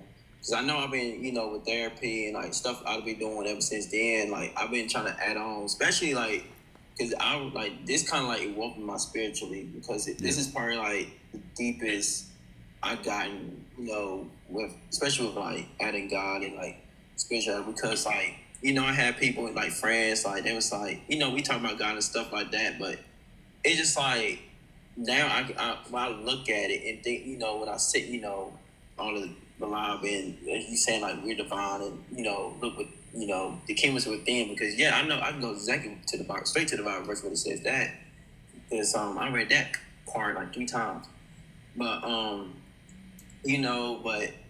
it's just ever since then I've been taught look outside of myself, everything when people say you see God, oh, look outside, oh, look up, get on your knee, stuff like that. Yeah. Honestly, ever since I really got my own personal stuff, now it's just everything's changing, really changing. And I try to, sometimes I can have a one-on-one with my friend because she's really, really huge on, the gospel, God and the gospel, and I try to we sit and talk, kind of tell how we learn, and I'm just look, the power comes from within. Whatever you been taught outside of yourself, it's it's just a reflection of what's going on inside of you. Yeah. So it's just when people are saying oh, pray to the sky, or your relatives is up in the sky. I mean, like, yeah, that's cool, but to me personally, I'm just like, no. Yeah. It's like my sister, my grandma, like, you know, I had a moment when I felt like she did kind of like whisper to me because I remember just randomly breaking down. And it's like, no, like she's not that far that you may think she is. Trust me, she's not Exactly. that. She's not. Like God is not that far from you, and it's just like that goes for like angels too. It's just like even mine myself. I think because like literally, I remember like Yeah. you know it was very hard for me because like she was like the first person that was there when I was a kid. Like I got first diagnosed with cancer. I still don't remember it as much, but I remember her telling me the story. And for me to like, you know, see her go through it, I mean, I couldn't. I mean, it hurted me because like that's when the grieving part comes. I couldn't be there Yeah. when she was in the hospital, like with the family, because March was a very tough month. Cause that's when she passed, and like I got sick, like very sick to the point like I could have lost my life. I don't know what happened. I think I had like a bad virus or something. I don't know. It was I was out. I was very sick that whole month. And I think that point definitely kind of woke me up and was saying like, not only I needed to like be aware of what my body's telling me, but like it made me like sit and made me think like, because all I did that whole time was like I'm like just closing my eyes and sitting in quietness, not around nobody, and I was able to really quiet up my mind and really just rest too. I think that was another thing, and it's just like, man, like so much has like changed and happened that it's hard to really explain it to somebody. Oh yeah. So Yeah. it's definitely been eye-awakening. I mean, because even so, like I still have. What funny is like during this whole time, like you know the the ex I've been on and off with. She ended up coming back, and we talked and like have a very very deep personal conversation. And don't get me wrong, we did thought about trying to like making it work, but that was some old patterns still coming up like between us. So we kind of like, you know, backed off a little bit because it was kind of getting too intense, especially at the time of the time being. Yeah. So I'm just like, cause like another thing like with me and her, cause like she was like we was friends before we even dated. You know, she always talking about like, oh, I want the marriage and stuff like that, which is cool. But I was like, look, like we haven't really chance to like stick through everything for a whole year, and that's why I'm just like, look, I'd rather us to like be able to start over instead of to be like, oh, like we have this bad pattern, and we're not taking the time to do the work. And thinking like, oh, just marriage is gonna fix it. I'm like, no, let's not do that. That's gonna make things worse. Hold up. I hear you. So it's just like to a point like, with her, like we still cool, but it's just like like I said, we're not really talking right now, but we had to talk like, look, like when it comes to us, like we can talk, we can even try to date, but if that case comes, but right now, like let's like, take our time and course for right now because it was starting to get too intense again and stuff like that. Yeah. So I feel it. it's just like my thing right now. It's just like, yes, I'm still doing the work. I'm doing 2 internships now. That's why it's hard for me to like catch a live because No, you I'm good. everywhere. And plus I work full time. I got you. So I've been doing a lot of work, and because of course me being in the gym, like that's something I've been deep heavy in. So it's just like, well, right now people ask me like, why? Like I think even my dad was like, why don't you try to get back out there? I'm like, I don't know. I don't want to be back out there. So part of me do because I do miss that feeling. Don't get me wrong. Like I would love to like really love somebody the way I did with her. Like don't get me wrong. It's just like again, maybe I'm clinging on to something. I don't know. I could be. You keep going back to these limitations. You keep going back to this story of I gotta work and we gotta be better instead of just making the decision that she already is perfect for you and she is going to come back and things will be perfect. Once you make that assumption, it's a wrap. You can lay every other thing. You don't have to think about anything else. You just think about how you want it. You have the gift of mind. And I can tell you have a strong mind because you keep going to this story. I can tell that you have a very strong mind. Yeah, I definitely do. I definitely do. So I'm an all-in person. So like, but what I'm saying is go all in on what you want. Go all in on what you want. Stubbornness is a superpower. A strong mind is a superpower. Being able to hold conviction and tell the same story, you don't understand how powerful that makes you. Right? You are the type of person that should have everything that you want in your life. If you took a day and wrote out what you wanted and you focused on what you wanted all day and you said, from this day forward, I'm not going to think against what I want, you would be amazed at how your life would change in a week. If you did that for a day, if you decided, I'm going to drop the old story, I do not give a damn about what I've been thinking before. I am only going to tell stories about what I want. From now on, this is how I want people to act. This is how I want my ex to act. This is how I want women to act in general. This is how I want money to flow to me. This is how I want my boss to treat me. I want them to leave me the hell alone. They give me the space. Whatever you want to say. If you made that with the same conviction that you are using right now to speak about what you've went through, if you use that same conviction to talk about what you want, man, I'll be borrowing money from your ass. Hey, bro. I mean, Remember when I gave you that advice? That's the thing. Like, I want to be humble and all, but like, you know, I had like strangers, like even my friends, like they come to me and tell their life stories. And I'm like, they feel comfortable to talk to me because it's like, oh, like I feel like I could talk to you because like you know stuff. I'm just like, yeah, like because like I know your position. I've been there. Yeah. Like I know what it's like. So that's why it's so easy for me to connect and to be like, you know, be this and that because, you know, I've been doing inner work for a while. Like I grew up, you know, my childhood was crazy already, and even after that, like I had to like overcome a lot to get where I was, where I am right now. So, you know, even for me right now, I'm just like, okay, like I've been like, you know, making that shift because it like even during that period, I remember sitting down, I'm just like, dang, like the way I speak to myself, like why am I speaking to myself like this? Like, why am I using this energy for this when I can use this energy for a whole new beginning? Bruh. So yes. Say that again. I want you to say that again, man. Just listen to yourself. Why am I using this energy that's for something negative when I can use this for a new beginning? Absolutely, brother. Absolutely, my brother.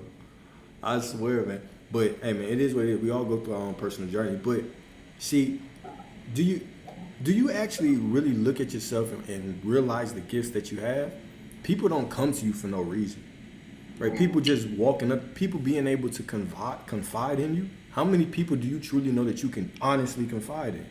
That's a gift that people are able to walk up to you. Most people don't have anybody to talk to, yet you have multiple people that connect with you in that deep way. Now, we talk about your mind, right? You can walk around with this extreme conviction. You call it strong mind. I see it. When you put your mind on a story, that's what it is, man. Look, I'm telling you, bro. The moment that you drop your logic and step straight into creating what you want, telling the story of what you want, man, your life's gonna change so fast. It's gonna blow your mind. Wow. It's gonna blow your mind. Wow. It's just like, you know, especially like relationship wise, like, you know, I kind of like, even like taking the moment myself, I always kind of like, you know, like we talking about right now, I kind of like convince myself the things that I'm seeing and what's going on like right now. Yeah. So lately, you know, I remember even before my internships, I remember saying like, I'm gonna get an opportunity. I just kept saying it. And like you said, like I look at it now, like opportunities popping up, boom, from nowhere, right? Probably couldn't even it still is. It still is. Yeah. So I told myself like, just keep, just be consistent. If I feel a certain way, feel it. Just don't label yourself as it, and just let it do what it needs to do. Because I said we are human. Facts. So I'm just like, just feel your emotions, feel my. I mean, I can feel the way I feel. Just don't label it. Like, just don't put my identity to it, and eventually it go away. So that's what I've really been doing, especially like with relationship wise. Like, I told you, like, people's like, oh, go back out there, like, do it. Like I said again, I had a prospect. I thought about it, but like I said, part of me, it's just like, oh, you still want this old person back. How can you do that when you try to put a new energy on somebody else? So I'm just like, damn. Okay, I mean, all right. So, do you feel like that because you believe that's how you're supposed to feel, or do you feel like that because you really feel that way? Honestly, it's like it feels like the way I'm supposed to feel. Okay, good. That's all. As long as you say that, I'm cool with it. So I'm just like, that's why I'm saying, you know what? Just chill out, just relax. Yeah. Do it. So. Yeah, because you never know what can happen, right? You can, anything can happen. It just takes once.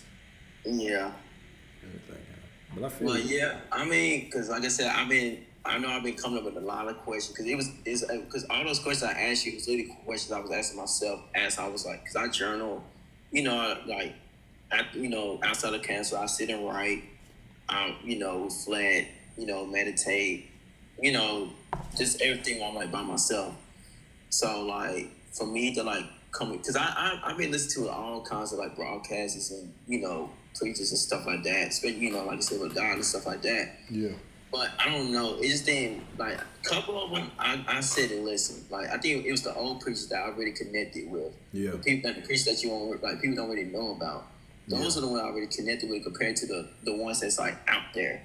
Because it's just like, I mean, like, this says in the Bible, but it just feels like that's a part that you missing. Like, I feel like you trying to tell people to still look outside of themselves and, like, looking up. And like, so I know, for example, what's a good example?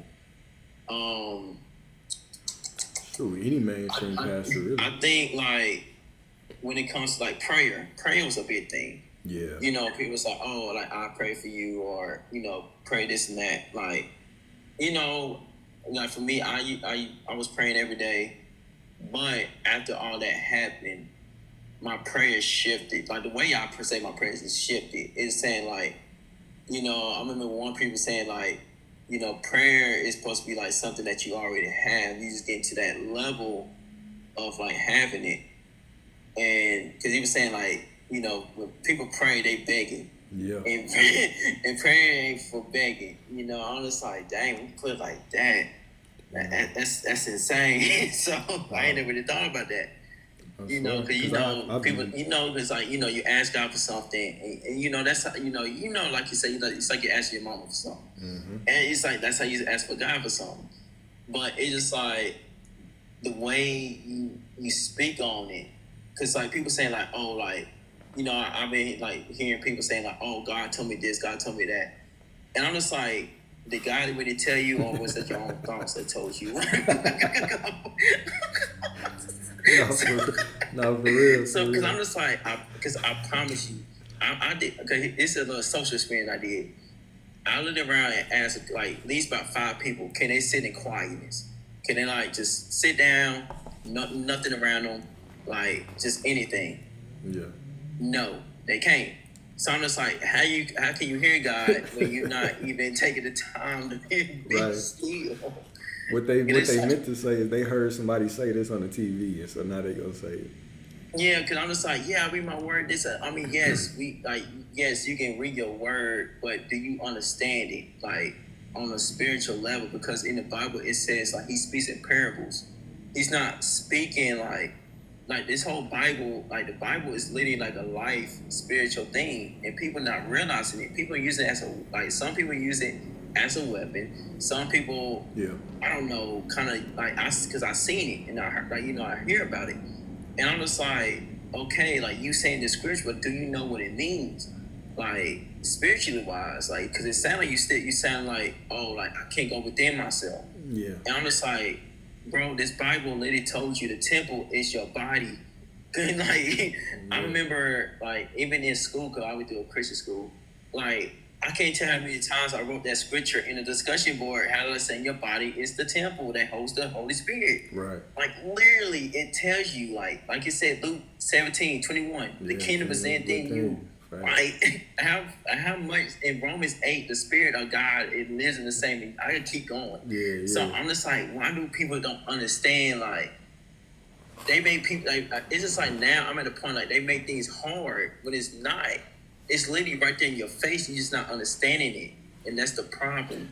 No, like you had to go like your own experience. Like it's like you had to have your own real spiritual meaning to it, or for you to like understand it. Because so you can't come around saying like, oh, this and that, and like, oh, like if you do this, like especially sin is a big thing now. You know. Like now, I remember asking you about lust, because you know, especially sex. You know, having sex outside your marriage and stuff like that. That's one, and drinking, and you know, I can keep going. You know, and they're just like, oh, you gotta do that. You gotta change your way in order for God to love you, stuff like that. I'm just like, not really, but it's right. like, but God wants you to like change your lifestyle in order to live righteousness. So like, He wants you to like be a good example to everybody else, so everybody, you know, could live like He did, but better. Yeah. And people, like, when you say like live better than God, they like, oh no, you can't do that. Right. And I'm right. like, oh. You know what it is interesting is that it's as if you are villainized for questioning and going down paths, right? Because I know, because I was brought up in the Catholic faith. I went to Catholic school for a year. I remember speaking to teachers, and it was like, no, you should not even look into that. Crystals, hell no, that's demonic, all these things. I'm like, okay, why are you so adamant on keeping me from looking? How can I know without looking? How can I? And it's like you instill fear, and fear is always a terrible teacher. Anytime somebody is using fear to keep me from going down a path, I'm going down that path, because fear is a terrible teacher.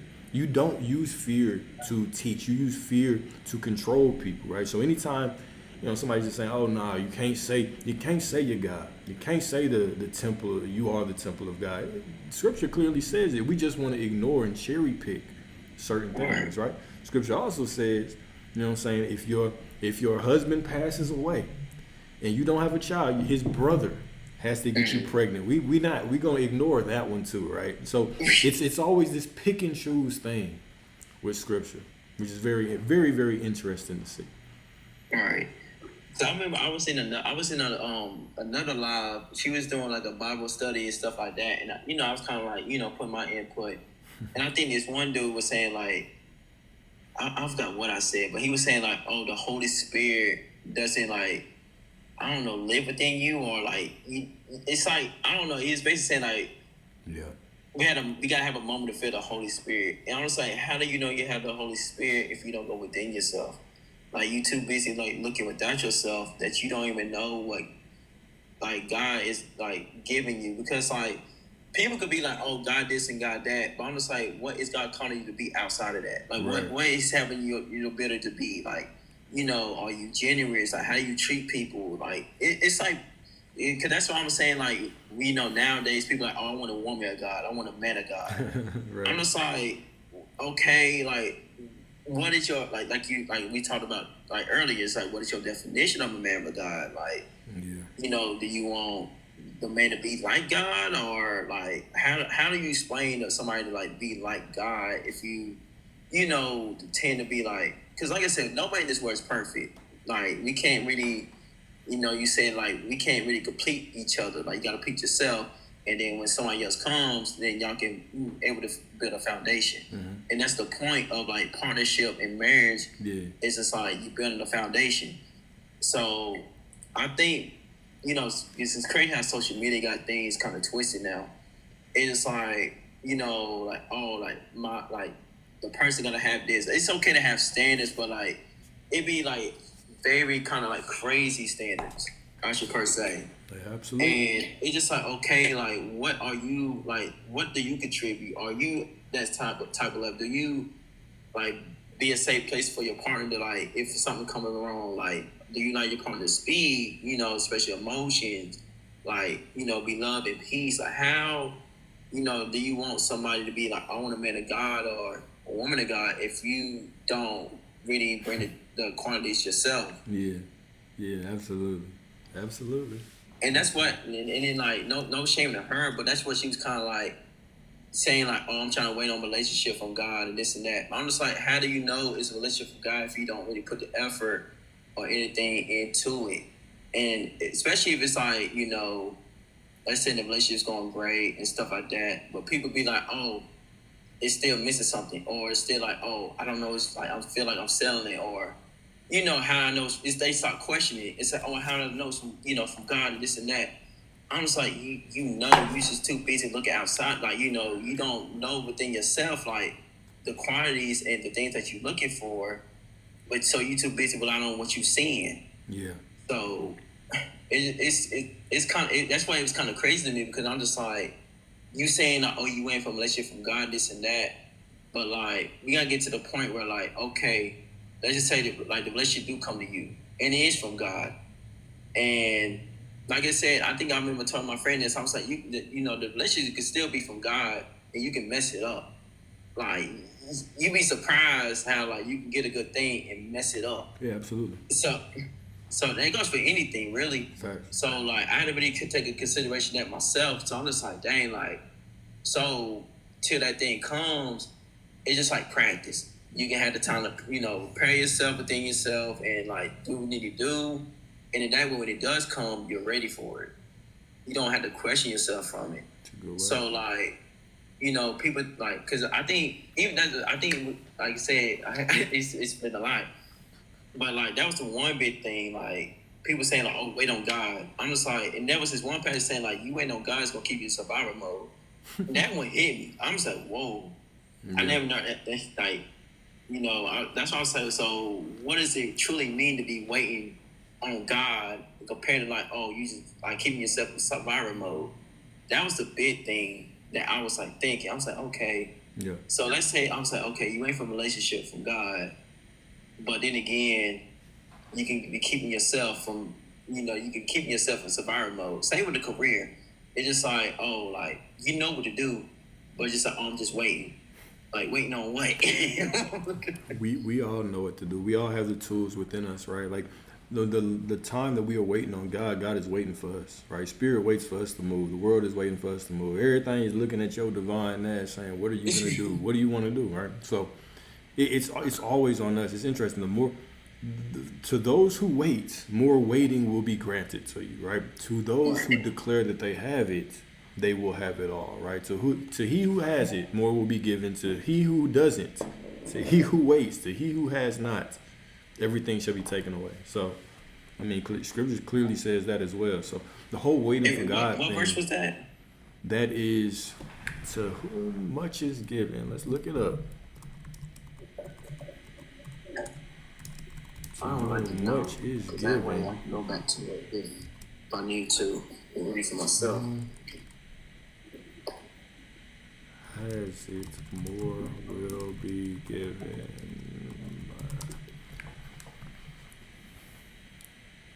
No, wrong one. For everyone who has, more will be given. Matthew 25:29. For to everyone who has, more will be given. 25. You said 25:29? Yep. Let's read it right now. For unto everyone that hath shall be given, and he shall have abundance. But from him that hath not shall be taken away even that which he hath. All right, King James. Let's go to a different translation real quick. I got it right here.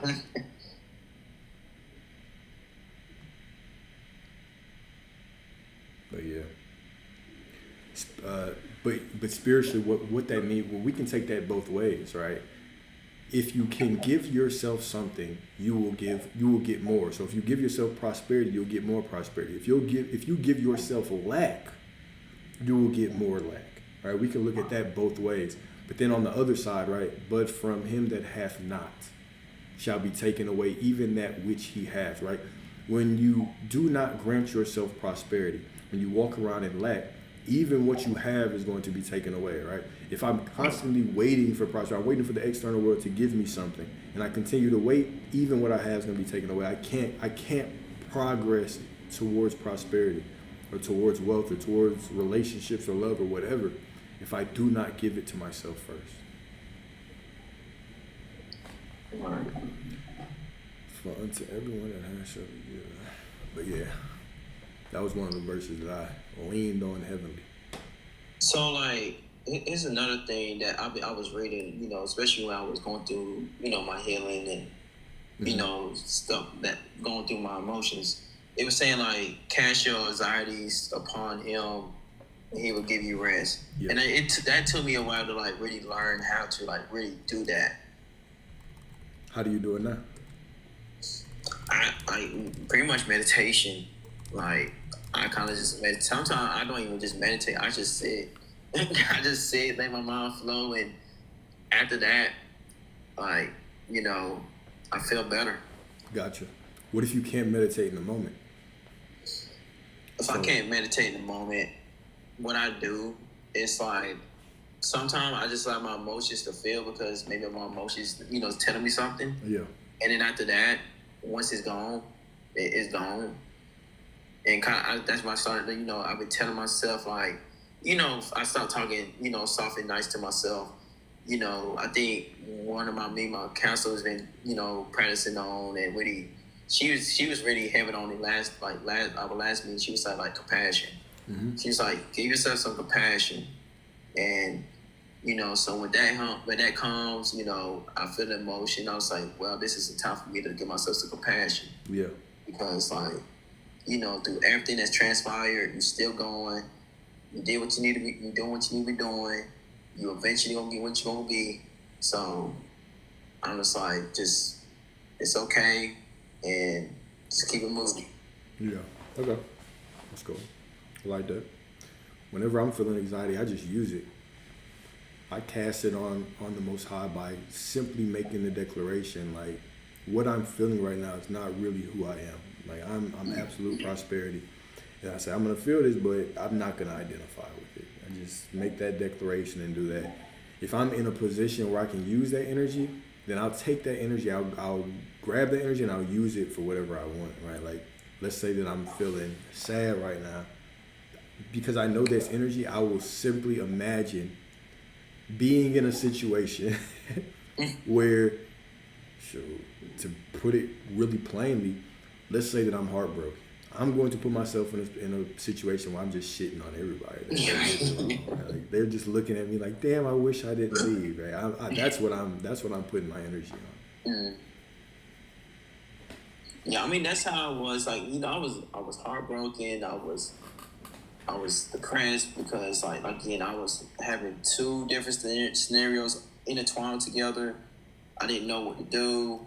You know, especially like, you know, like with school, because like it was so abandoned. Like it felt like it was crazy during that moment. It felt like I was being like shedded, like internally. It's like I was being broke down, like, and it was. I remember as I was feeling that, it was saying like, God breaks you down to bring you back up. So I just kept going, like it just kept like, you know, bricks kept going down, boom, boom, boom, to the point like it's from the ground. And like, you know, even outside, I'm like looking like dreaded. Like I can feel it. I feel exhausted. I'm dreaded. Yeah. And then like, you know, then eventually, you know, as I started reading and really like going with the meaning of like what he was trying, like what he's been meaning to say, and like going within myself, I kind of like started to see the light again. It's just like, you know, it may be raining and stormy now, but right now you healing this inner child that you got going on, and then, you know, just keep walking because everything's gonna work out. You're gonna thank me later. Yeah. So that's the mindset I really had, despite how I was feeling, like how I was feeling. You know, eventually, you know, I ended up making some friends I'm still friends with not right now. You know, like I said, I'm in opportunities now, knowing like there's still more to come. So it got me where, you know, knowing I'm making a lot of progress, but like, you know, it's getting to the point where like I can finally look back at that last relationship differently. Yeah. And saying like, look, like you didn't fail, you didn't, you know, do anything. You know, maybe what she got going on, maybe she need to like go through personal things herself. Let her do it. You guys just watch. I mean, you ain't gotta watch. It's like just, you know, let her do her thing right now. You're doing your thing. You're not a bad person. You know, work on some weaknesses. Here we go with the same story. You going back to the same story again. No, I'm just saying, like, as like, you know, I was going with like right now because like I said, it was shaping me to where I needed to go. So that's why I'm just like, you know, kind of glad about this journey because it definitely taught me a lot. And I'm glad I'm like, oh, you know, I know it's like about the life going thing. You know, I can look at it differently. Mm-hmm. So, and again, I know I'm sorry, y'all. Y'all probably got more requests. I'm sorry, I went on my time. I apologize. I'm sorry, y'all. But I just felt like, you know, it was a big time for me, especially like I'm free and I'm trying to like get as much as I can. I'm having a hard time catching these lives. No, I feel you. No, I appreciate you jumping on, though, bro. I appreciate. I'm gonna check in with your ass though because I need you to get serious about your story because I really want to hear how amazed you are when your life turns around like that. So, not that it needs to turn around, but I'm doing it now. It's not like I'm just now starting out. It's been like I mean planting the seeds and like really like shedding light to it because like. It's like I still read, but it's like the scriptures that I remember reading. And like I said, the vision board, I got some on my vision board I can always look at and like rely on too. It's just like, it's plenty in my head already. Yeah. And I know what it means. So it works different for me compared to like, I got to compared to everybody saying like, oh, read your book every day. I'm like, I'm at a point where I don't need to. It's already in me. It's glued to me. So if I need to, I can go, I can go to the stores, and like I know what it means. Gotcha. So that's just how I look at it, like, and like it made me look at religion differently too. It's just like, bro, like I have a relationship with God regardless. Yeah. So, and plus, like, I say, I'm like, I can really tell you about the gospel, but you're gonna hate what I say. You're gonna try to fight it. I'm just like, I promise you, what you think what the gospel is about, it's not what you really think. Because I'm just like, literally, like meditation, manifestation, everything. That's the New Testament is about. Like, yeah, that's what God's been telling you. That's why He was like going around His areas, like practicing this spiritual stuff, and they didn't believe Him, and they killed Him. Yeah, exactly. So, exactly.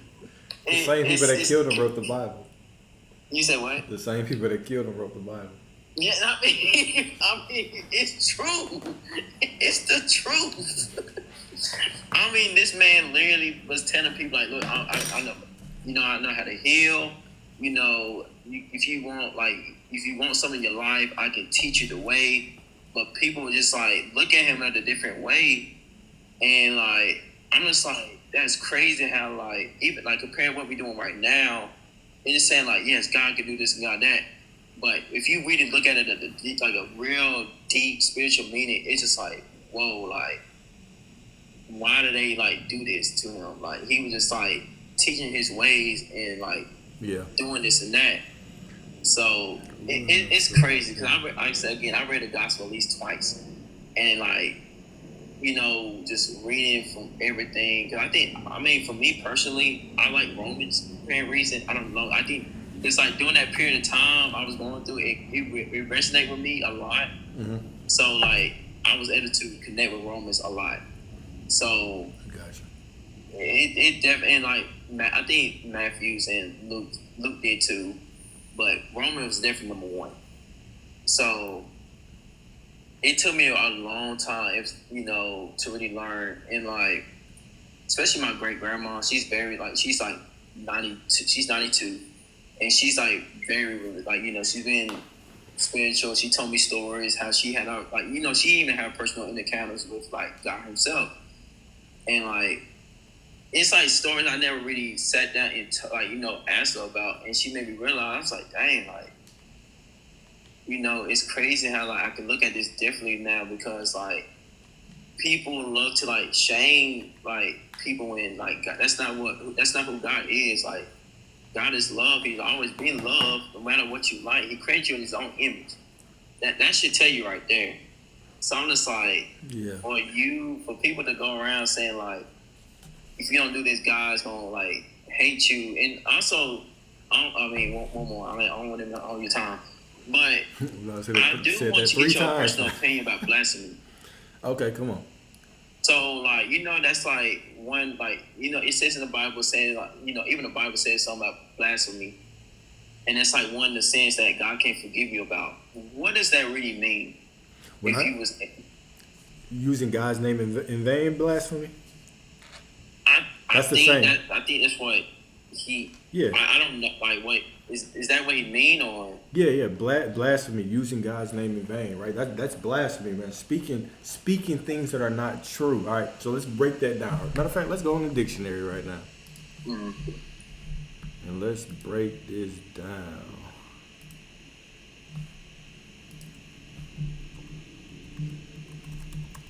That's a great ass question. All right. Blasphemy right here. Blasphemy in a religious sense refers to great disrespect shown to God or something holy. Now, we can get into that. All right.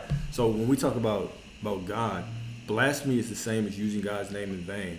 So we understand the kingdom is within you. Source God is within you.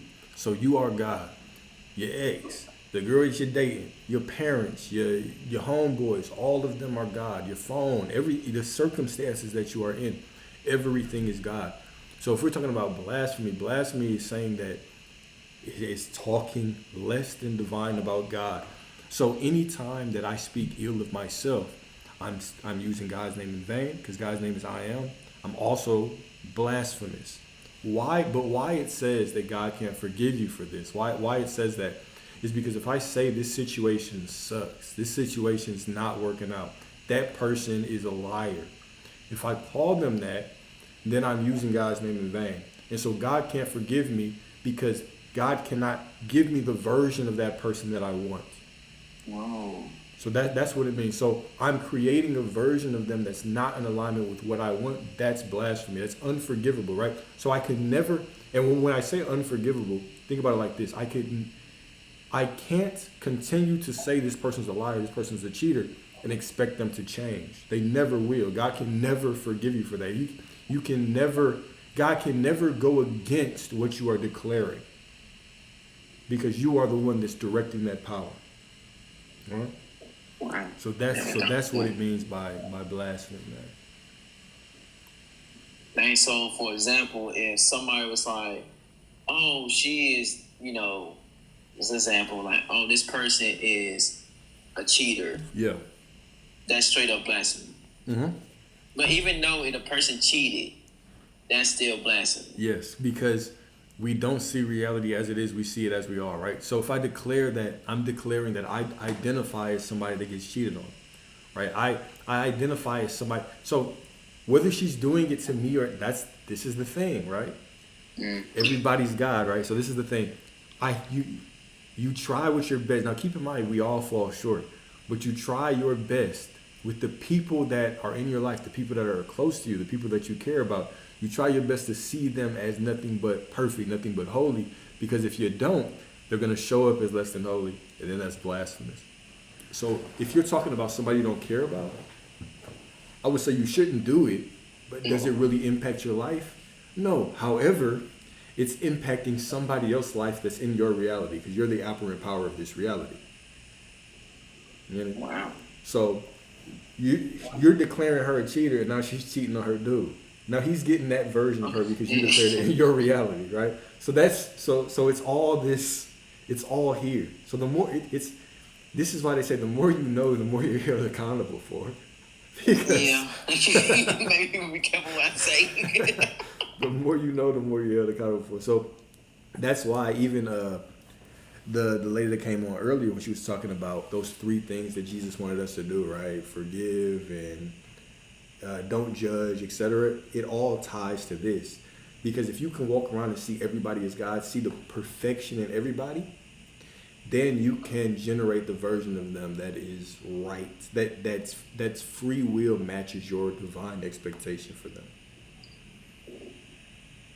Wow. Yeah. So basically, I mean, like I said, so that means you probably hear it probably every day. If somebody called this girl a hoe, then that means this girl is probably going around being a hoe to somebody. Exactly.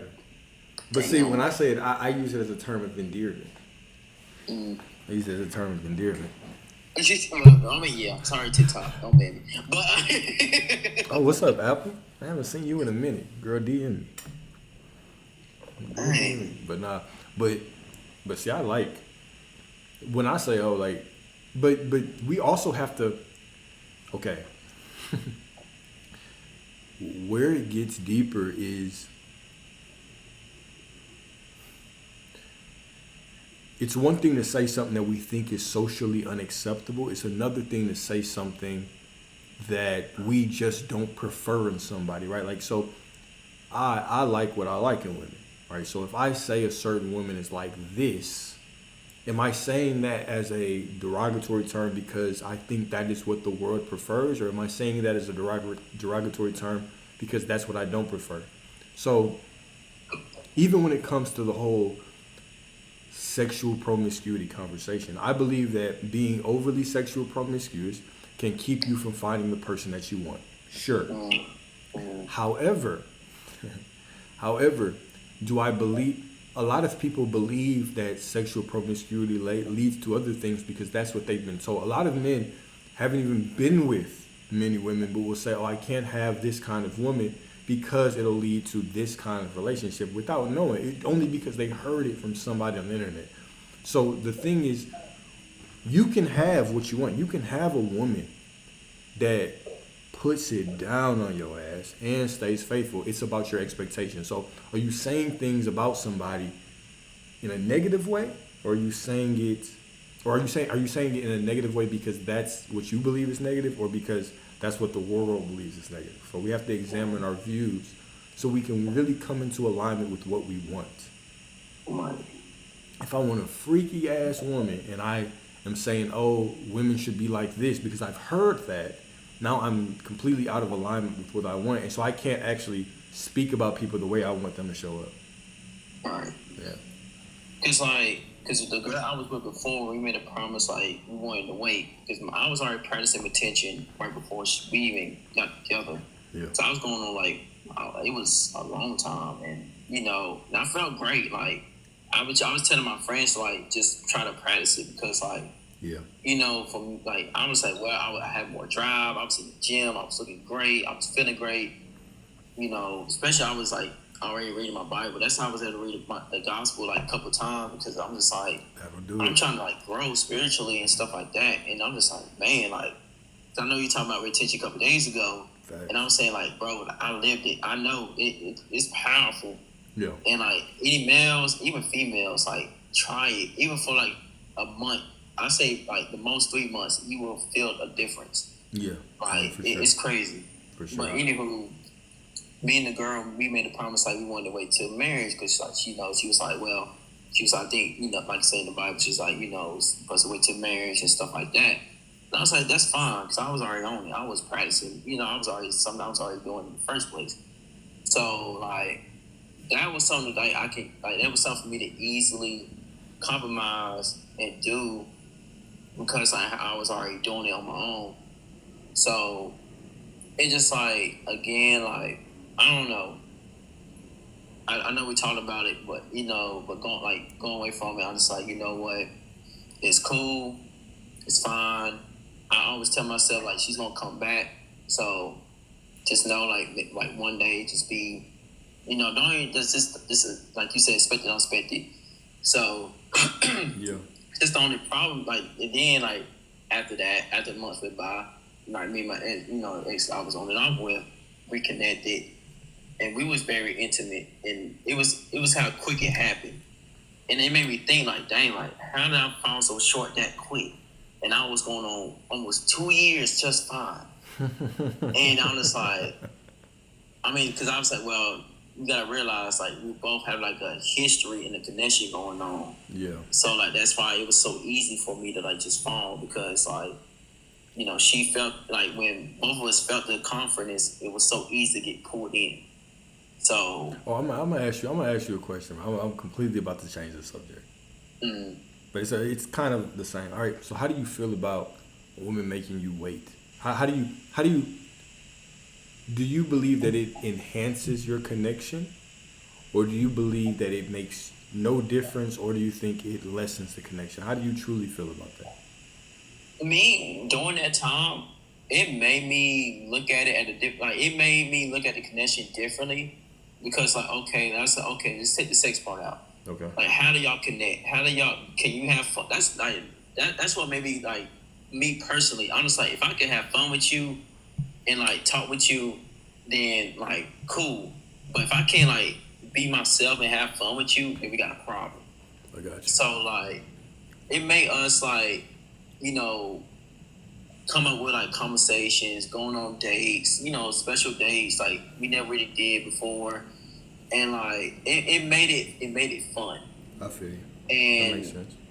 it was so easy for us to like think like, oh, like when we see each other, that's not the first thing we see. Like when we see each other, we want to be in the moment. We want to like enjoy each other's presence, be able to just talk, like feel real intimacy, like hold hands. We just like we kids and stuff, but just really be with each other's presence and have fun. And it made me look at it like very different, because like she was the first person I'd done it before. Like, so like she made me like, oh dang, like she made me want to go hard, like on like man up, like Yeah. be driven, like career wise, like be serious about everything, especially spiritually wise, like connect with myself and the God that's in me and stuff like that. So it's just like, yes, I was going up, like, I was going, like, when I wasn't with her, I was still, like, doing my schoolwork, and, like, I was doing very well in school. I was working out, eating right, everything, like, just focused. And, like, and I think what made me, like, went into panic mode when it, like, breakup was happening, it felt like, like, I was doing all this, like, he was also doing it for me, too, because I was like, well, this is the goal, like, I'm best this myself, but it just like, okay, like what attachment or what story was I telling myself about this situation, and why did it happen? So Yeah. I remember I was so upset and vulnerable. I'm about to was answer like, you, by the way. I kept saying it's like it's a pattern, repeating it over and over again. I remember saying that. So I was so vulnerable and like with myself. I was, and I'm just like, okay, like first of all, like when I finally stopped, I'm just like, okay, like why is it repeating itself? Like what's repeating itself? Like you get with somebody, doesn't last long, and you hear again what's going on, and I was like, it's that. So like I was okay, like what can you do differently? And like Here we go. What are you telling? Like what am I telling myself? Here we go with this self-development again, man. Yeah, so I was like, what telling myself? So like, cause like it's been an odd moment for me. Like, I remember even at the like beginning of the year, I was like, look, like I want to work on like self, like just continue to be self-improvement. I don't want to like feel like I'm not like being stuck or like having the same old story. I have to ask you this though, man. Mm-hmm. When I talk about separating self-concept and self-development, do you believe you can do that easily? I feel like I can. I feel like I really do when I'm like really, really like fully 100%, especially I'm all in. I can do it. So like, Why do you have to be all in to do it though? that's another Like- thing. Like that's the all in concept. That's been for years. Like that's something like a habit of mine. I've been going for because I was a competitive. But I You know, mean- I was athletic. I was. Oh no, I was. I get that. I get that. So I'm like, But what I'm saying is like so when I say all in, what I mean is this. You can believe right now that you are worthy of everything that you want and separate that from self-concept. And yet, when I say all in, I just mean you don't allow yourself to drift off of that. Like even on the days that you have, even when you have bad days, you can still bring yourself back to the understanding that I am source and I am in alignment with everything. Right? Like, so because you keep going down the same path. That's why I say that. I know that's the thing. Like that's something I'm like I've been trying to like me personally. I wanted to tackle because I was like I know like I can do it. It's just like I'm getting rid of this old self of mine and old belief. It's like this is not. I don't need to be like this no more. Like. But what do you believe is getting rid of the old belief? Do you believe that getting rid of the old belief is a process, or do you believe that right now is the only? The illusion is thinking, okay, when we think that time is real, when we think our past is so solid and the future is so solid and we have to work to get to a better version of ourselves instead of realizing that the only version of myself that ever exists and ever will exist is this version right now. Who I'm being right now even changes how I relate to the past, right? Who I'm being right now transcends everything. It's superimposed. Every version of me is superimposed right now, one on top of the other, and it projects into my future and my past. So if right now I know that I'm whole, I know that I'm worthy, the concept of extra work is irrelevant. It goes out the window. But when I hear you talk, I feel like that part I might not be saying clear enough to you. I get what you're saying. It's like you trying to pull me out of the delusion. It's like like something tugging me. Yeah, bro. It's like you like it there. It's like you like it there. And I'm telling you, is if you keep telling the same story, you keep getting the same reality. Okay. Right. The quicker that you change that story, the quicker that you start walking like you're divine, talking like you're divine. Not you are, but the moment that you start speaking as if you have what you want, you're in alignment with what you want. This is when you put yourself in the position to get it. But the more you continue to dwell on what you could have done, how you could have been better, you're dwelling in that. Brother to brother, you're stuck in that. And I need you to pull yourself. I need you to create a different story. No more I hope, or I could have, or going back to the past. If you go back to the past, remind yourself that was then, this is now, right now. Everything is fine. Everything is working out for me. Everything is unfolding perfectly for me. This woman can't get enough of me. She wants to come over and sniff my dirty drawers right now, right? Right now, she can't get enough. I need you to, once you step into that story, the past becomes irrelevant. So whenever you're thinking about that, I want you to think about, okay, I'm in the past, but it's just because I'm not remembering the present correctly. And remind yourself who you are in this present moment, right? It doesn't even require, I say going all in. When I say I want you to do this like your life depends on it, why I say it like that is because of situations like this. I think most people give themselves too much leeway when it comes to manifesting. It's like, okay, I want this, and I'll tell this story, but I'll still fade back on the old story, and I'll still cling to it, and I'll still tell it, and I'll still have these long, elaborate plans of I'll try to justify what I was doing. Forget what you were doing. Drop it. That's an old version of you. Right now, you are new. This is a new version of you born right now. Behold, I make a new thing, as scripture says, right? Release that old person. Let the old version of you die. Kill it. Sacrifice it. Tell him you love him, right? If you want to, you can look at him, but do not identify with him anymore. Right now, everything is working out. This woman can't get enough of you. She misses you. She will be back. Every woman in your life, they can't get enough of you. They can't find anything better than you. The moment that you step into that reality, it's the moment that reality begins to step to you. But the more that you step in this old reality and you're constantly, this happened and I have to do more work, you're just gonna find more work to do, and you're just the more you stay in that reality. The only reason why you've been thinking about this or you've been going through this same self development for these last 8 months is because you've been telling the same story. Once you tell the different story, your reality changes. The next 8 months could be completely different. Yeah. I believe so. Like, even my therapist saying, like, she can see the, like you saying right now, like, the new potential and everything. Like I said, it's just really up to me. That's why we're going to our last conversation about, like, waiting on God. Like you saying, like, God's waiting on me. God's waiting on to you, get bro. that move. Facts. So, step in. That's something that, especially for me. And, like, not only that, like, I think career choice was definitely a big one because, like, me being in the healthcare field, I wanted to go to PT school. And, I've been doing a lot of work. It's just like, do my research and, like, my steps. It's just like, okay, like, it's a lot of money. It's a lot of debt to be paid. And, like, money flows to you, though, bro. Money flows to you. Do you understand that God is infinite prosperity? Look, I'm about to cut you off every time I hear you say something that I believe is limiting you. Do you understand that this source within you is the backing of money, creates money? There would be no money printer without the divine. There would be no direct deposit without the divine. There would be no earth without it. So I hear you on the money, but money flows to you.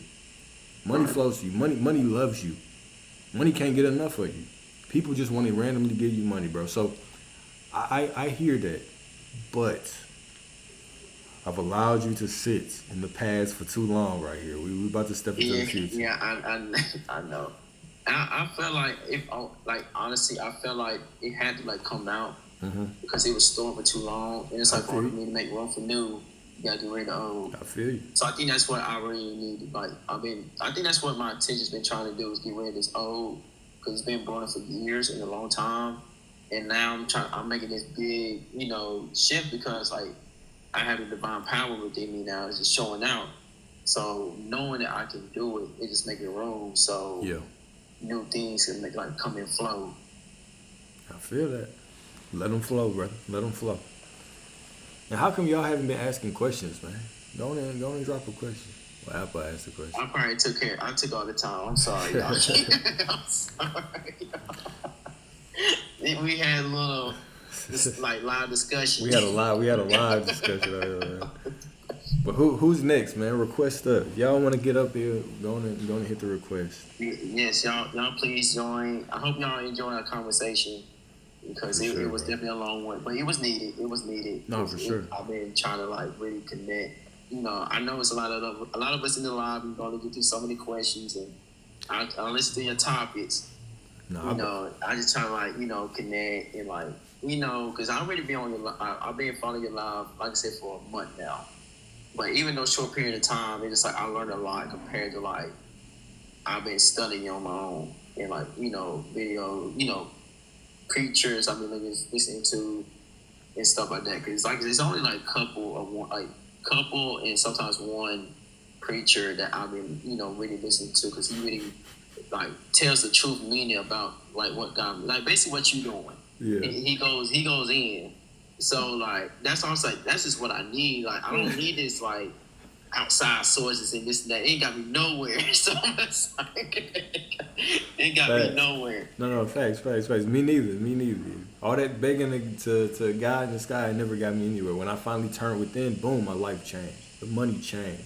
The women changed. Everything in my life changed. So I feel you, brother. Yeah. I feel you, brother.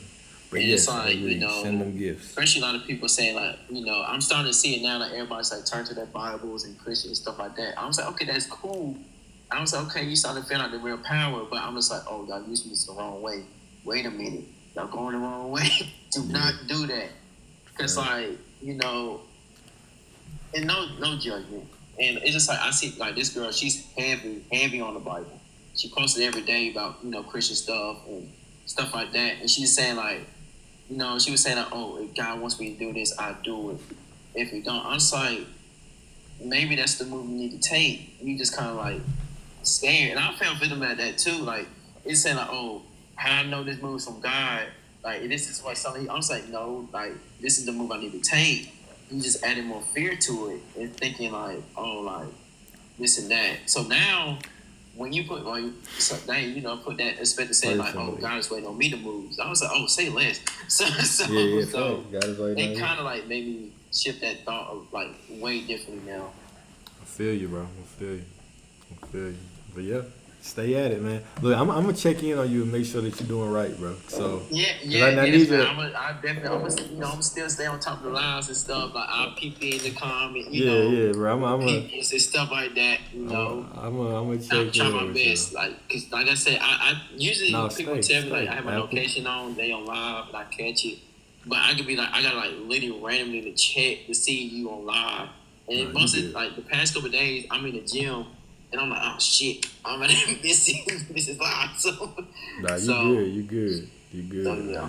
But thank you for having me, though. Thank you for the talk. And like, I really needed that. Like, already, brother. Already. Shit, you stay blessed, man. You stay blessed. We're gonna make room for the next person. You stay blessed, and I'm gonna check in on you. All right, appreciate it. Already, bro.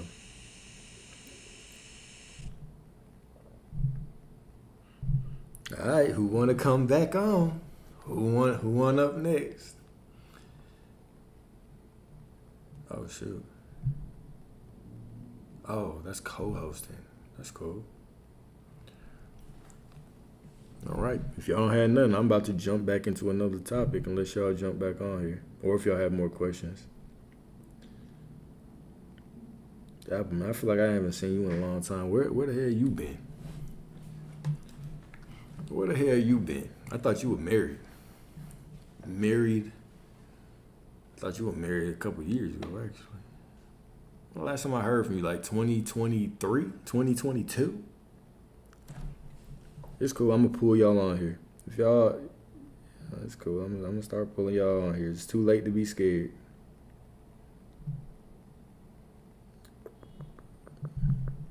Oh, you lucky I can't see you, guy. Yeah.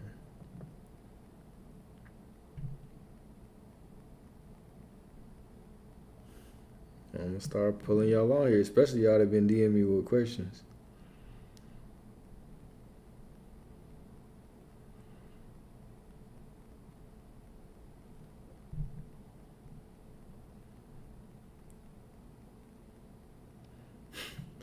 As medication, does yoga count as medication? Yoga counts as everything. Yoga counts as meditation. It counts as medication, meditation, all of that. Yoga is important, right? People will tell you, don't do yoga. It's summoning demons. There's no such thing as a demon. All right. When we talk about it from a metaphysical way, DMing with questions. No. Ain't no DMs. Ain't no DMs with questions. Come on here.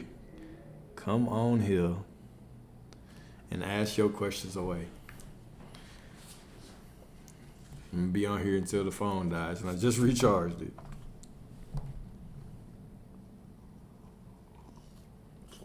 But no, if you put your question on the chat, I'll answer that as well.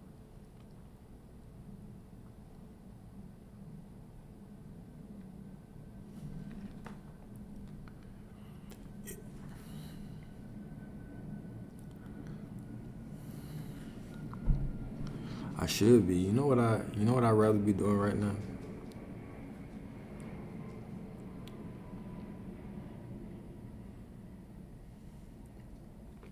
Somebody comment just got filtered. Been fasting and you said meditate for 2 hours a day, so I did 2. Beautiful. What was your goal when you meditated? You want to get on and tell everybody about it?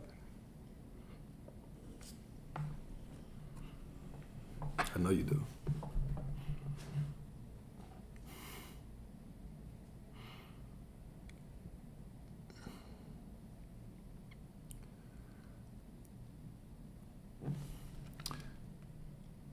Two hours is good.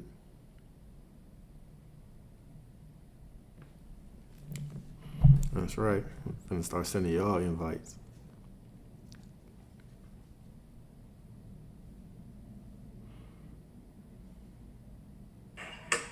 What's up? How are you? I'm great. How you doing, goddess? I'm doing great, thank you. So I'm going to try my best to explain this. All right. And I'll just go to the most recent session I did. I had yoga this evening at 6 p.m. It was rocket yoga, if anybody has ever heard of that. And so my intention that I set was to, and help me out, because I 100% got this from you, but I'm working on seeing the world through my source as well as myself. Okay. Which is the same. Which is the same. Sense. You said okay very quickly. No, which is the same thing. You know that's the same thing, right? Seeing the world through you and seeing the world through source is the exact same thing. Okay. Because you are No, I source. didn't know it's the exact same thing. Yeah, because you are source. Source is so close to you. Source is you, right? You think you're having this individual experience, but you are simply God pretending to be an individual who is walking through life. So what you see, this is why that quote that goes, when you look out looking for God, God is seeing what you're looking at through you. So when we're looking for God out there, God is watching us look for him everywhere but ourselves. Okay. That's it. That's all I was gonna say. Yeah, Keep that going. makes sense. Yeah, so that is what I am doing. In addition to, I forget what my the intentions I set earlier, but they were more affirmations, like I am affirmations. Right. You know, I am worthy. I am love. I am all of that kind of stuff. Yeah. How did you feel afterwards?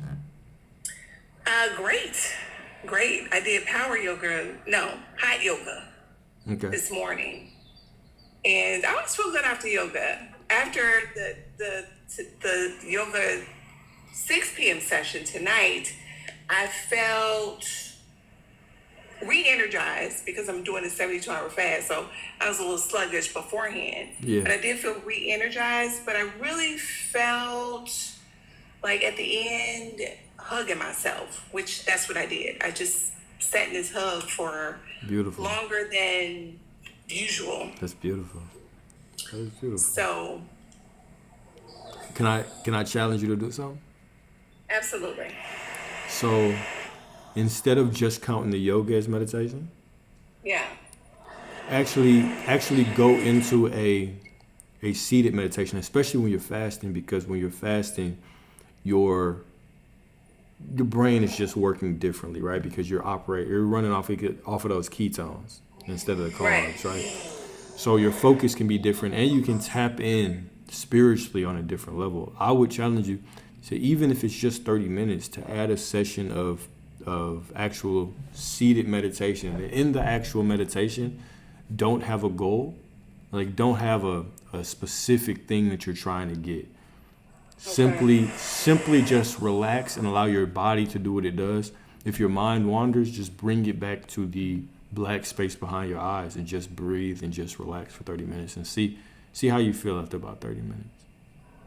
So is that for the longer fasts, or would that be like I do a 124-hour fast a week? Would that be? I mean, I would recommend you do it any day, honestly. Okay. But I'm just saying, especially because you're doing a longer fast right now, it'll probably be a lot easier for you to tap in. Okay. Yeah. So I would definitely recommend at least a 30-minute fast, especially while you're fasting, or the 30-minute meditation, especially while you're fasting. Okay, I can definitely try that. I tried it before years and years and years ago. You can do more than try. It didn't work out too well for me. Hey, So it's a new you. I'm It's a with new it. you. I'll definitely try it. Well, I'll do more than try it. I'll do it. I don't really like the word try. Amen to that. I like that. So Yeah. I like that. But that's good. I'm glad that. So the fast you're doing is a water fast, juice fast. Yeah, I'm doing just water and herbal teas. Gotcha. Do you do it at a certain frequency, like once every couple of months, or? Okay. Yeah, I do the 72-hour fast at the beginning of every season. Oh shit! So four times a year? 4 times a year. Ooh Yeah. wee. Okay, I see you. That's what's up. You are the embodiment of elevated wellness. I feel that. Thank you. Good. I appreciate that. Absolutely. My goal is to get 1 million people fasting with me. Cool. What's the longest fast you've done? The longest, I've done so many different fasts. I've done raw fast for 28 days. So just, fruits and vegetables. I've done all fruit, just trying that out. I did that for maybe 4 or 5 days. I did a water fast and 2 like a smoothie fast. And the water fast was 8 days. Yeah. And then it was so funny because my energy was so low. It's so funny to see people online and they, say that they're doing these water fasts. And they have all this energy. I'm like, what the heck? Yeah. But anyway, and then I went into the smoothie fast. I believe it was 12 days. So there was a total of about 20 days. I've done watermelon fast for like 5 days. I've done grape fasts. I've done juice fasts. Yeah. Yeah. But the longest was 20 days 20? with no solid food. All right. What about the most difficult or The challenging? most difficult was the water, just because, of course you're not taking in any calories. And so my energy towards the latter part of the fast was so low. Yeah. I feel that. So that was the most difficult. Okay. And so if you had to make a pitch to convince people to fast, what would you say? The benefits of it, or how would you convince people to jump on the fasting? What you gain from it is so much, because of course the discipline, it takes a lot of discipline, it takes a lot of commitment to self. It takes you literally having to be able to disconnect from, your desires. Exactly. And things that you want. We're a society that we want what we want when we want it, which is usually right now. And we've always been able to have it because there's really, no lack. Most people are not starving. And so to be able to put yourself in a position where you willingly deny yourself, whatever it is, food, whatever, desserts, whatever, it's so rewarding. At the end of it, I always feel so good about myself, because for the most part, I'm usually doing this by myself. Yeah. And I'm still having to do other things. I still have to feed other people. So I'm cooking. I'm, always around food. And to be able to just not engage, it's just such a huge accomplishment. It is. It's such a fulfilling thing, right? It's because it's very literally you fulfilling. versus you. And Yep, very fulfilling. yeah, I agree. Yeah, just to be able to have that self-control, the discipline, just honoring myself. I made this commitment to myself, and I'm going to honor that commitment. Amen. And it's a beautiful thing. It really is. And then that's not even talking about the spiritual, the emotional, all that goes into it. Exactly. You tap in it's an incredible, the amount of spiritual clarity you get on a fast is beyond comprehension. You okay? Yeah, you said the amount of, I'm sorry. Oh, no, I was just hearing stuff in the background. I was making sure you're okay. Oh yeah, I'm out. Okay. And I got kids with me, and we're preparing to swim tomorrow. Gotcha. Yeah, Makes so sense. we're out. So I'm fine. Thank you for asking. Cool. So I just want to say this.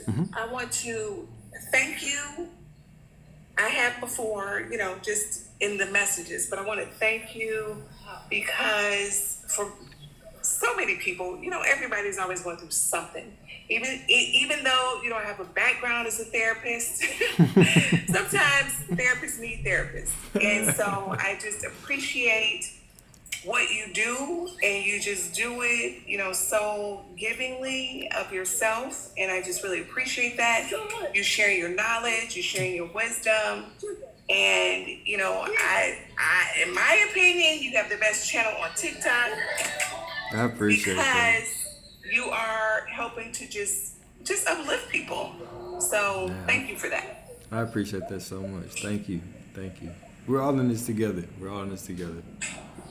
Dang, And I'm still working on telling myself a different story. I say this, and I probably shouldn't say this, but I was dumped. After a 9-year relationship, I was dumped. But so you've really helped me to deal with that. You and yoga have really helped me to deal with that. It was really out of the blue. It was abrupt.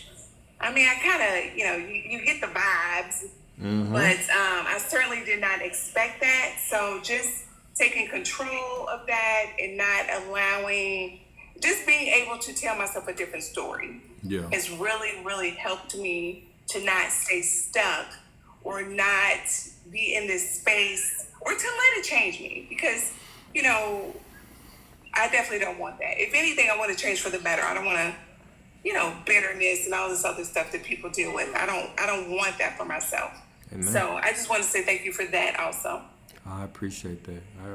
Well, I don't see you as that story at all. I see you as somebody who was with someone and they made a mistake. They made one of the biggest mistakes of their life. They'll either come back, and by the time they come, well, they will come back. And when they come back, you're going to have to make a decision. Do I want to give you another chance, or do I want to continue going with this new person that I found? So your story is unfolding, right? They by leaving, they made a space, a divine space, right? They will come back, but you're also gonna have choices. So thank you. Absolutely. Yeah, part of me is grateful, not just for the experience. All of you is grateful. But for where I am now, because it has helped me to just dive deeper within myself. So because of that, I'm appreciative, because, more than likely I wouldn't be doing all this stuff that I'm doing. Yeah. But, so it's a good thing. It's turning out to be a good thing. Always. It always is a good thing. It's unfolded perfectly for you. Right. You're absolutely right. It's unfolding perfectly. Yeah. Thank you. Cool. Thank you.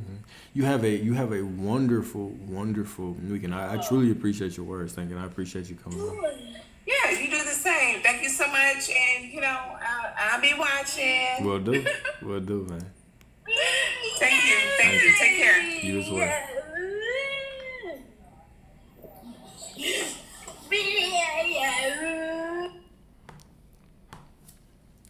All right.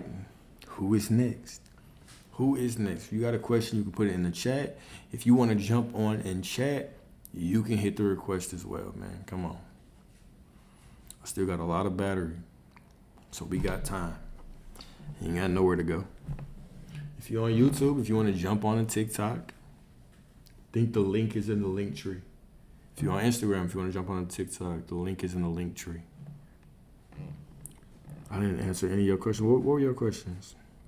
If I got married, I thought that was a rhetorical question. I was like, she can't be serious to ask that question, so I ignored it. What was the other question? What was the other question? What do I think about zodiac signs? I believe that when your soul decided to incarnate here, your soul decided to give you clues on who you were. And based on, so I'm gonna, fuck it. Let's go deep. It's that time, right? It's 9:30. All right. This is the truth about zodiac signs. Okay. You'll never read this in a book. This is the truth about zodiac signs. All right. So right now, every version of you is existing right now, right? You have past lives, you have future lives. All of those lives are unfolding in this moment. There is no past, there is no future. So the life that you lived in the 1700s, the life that you lived in 3000 is happening right now. Now, you have a higher self, and your higher self is what is connected to every single one of these lives. The best way that I can explain this is this. If you've ever lost someone close to you, you can still dream about them. You can still gain insight from them. They can still give you insight, and they can give you clues, and they can give you help on your life journey. Why is this? Because their soul is in another life now. They've left here, their soul is in another life, but their higher self is connected to all versions of them. And their higher self is still connected to every version or every person that experienced them in their lifetime, right? So even when you pass away, you're still connected to every single person you met until they all fade away. This is why they say your ancestors are always within you. Your ancestors are within you. Everything is within you. You have access to everybody just by being yourself. So how, when you're coming down here, right, you are going to what? You're going to stand in line and you're going to get a spark from the eternal flame. When you get a spark from that eternal flame, then you're going to decide to incarnate. As we learned, if two souls get a spark from the eternal flame at the same time, what are they? They are twin flames. Exactly. So you come down here and your soul doesn't leave you hanging. It gives you clues. What time were you born? Zodiac signs, rising sign, moon sign, all of these things give you key insights on all kinds of things, right? We tend to call these things like more karmic type things, right? But really, they're just opportunities for you to transcend. There is nothing that is a trap. The therapist can't trap you when they say that you're an anxious avoidant. It's a choice. You can make a choice to say, yes, I am, or to say, no, I will overcome this. The zodiac sign, right? For instance, I am a Scorpio. The Scorpio sign will say you are controlling. You are a super freak and you cannot be with one woman. These are all the things that the zodiac sign will say. I have the opportunity to say yes to them or to say no and transcend them and become a more divine version of myself, right? So what your zodiac sign does is it gives you an opportunity. It gives you an opportunity to see some of the pitfalls you might face, some of the challenges you may face, right? And it always gives you an opportunity to transcend them. This is why I would say studying your birth chart is actually, okay. All right, y'all, chill out. All right, y'all are going a little too far. But your zodiac sign actually gives you good insight on some of the things that you might run into and some of the issues that you could potentially face. I don't give Scorpio. I give like, you know what I'm saying? What's a good, I feel like I'm more of a, I can't even think of any other sign right now. Y'all are funny. But no, that is where zodiac signs come into play. So keep in mind, right? Whenever somebody gives you anything about you, when we talk about numerology, when we talk about life path numbers, zodiac signs, when we talk about all of these things, yes, this is why,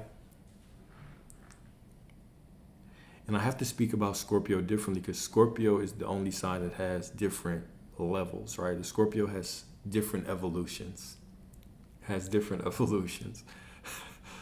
with the highest of the Scorpio being the Phoenix, right? But what you'll see is that there's sometimes that you will read certain things and they will resonate with you on your horoscope, and other times it might not, right? Depending on who wrote it, depending on, you know, how evolved within the path of Taurus or Scorpio they are, right? Certain things might resonate or not. Okay, so all right. Look here.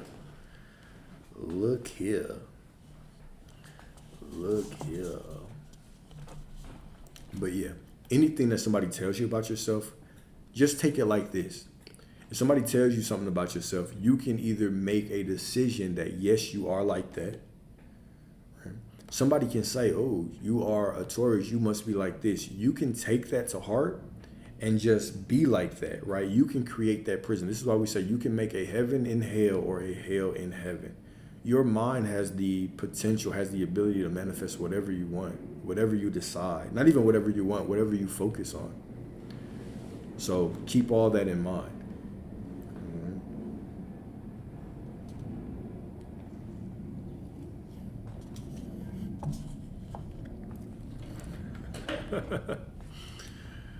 Okay. What about, okay.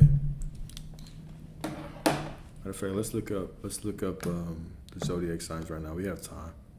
I don't plan on getting off anytime soon.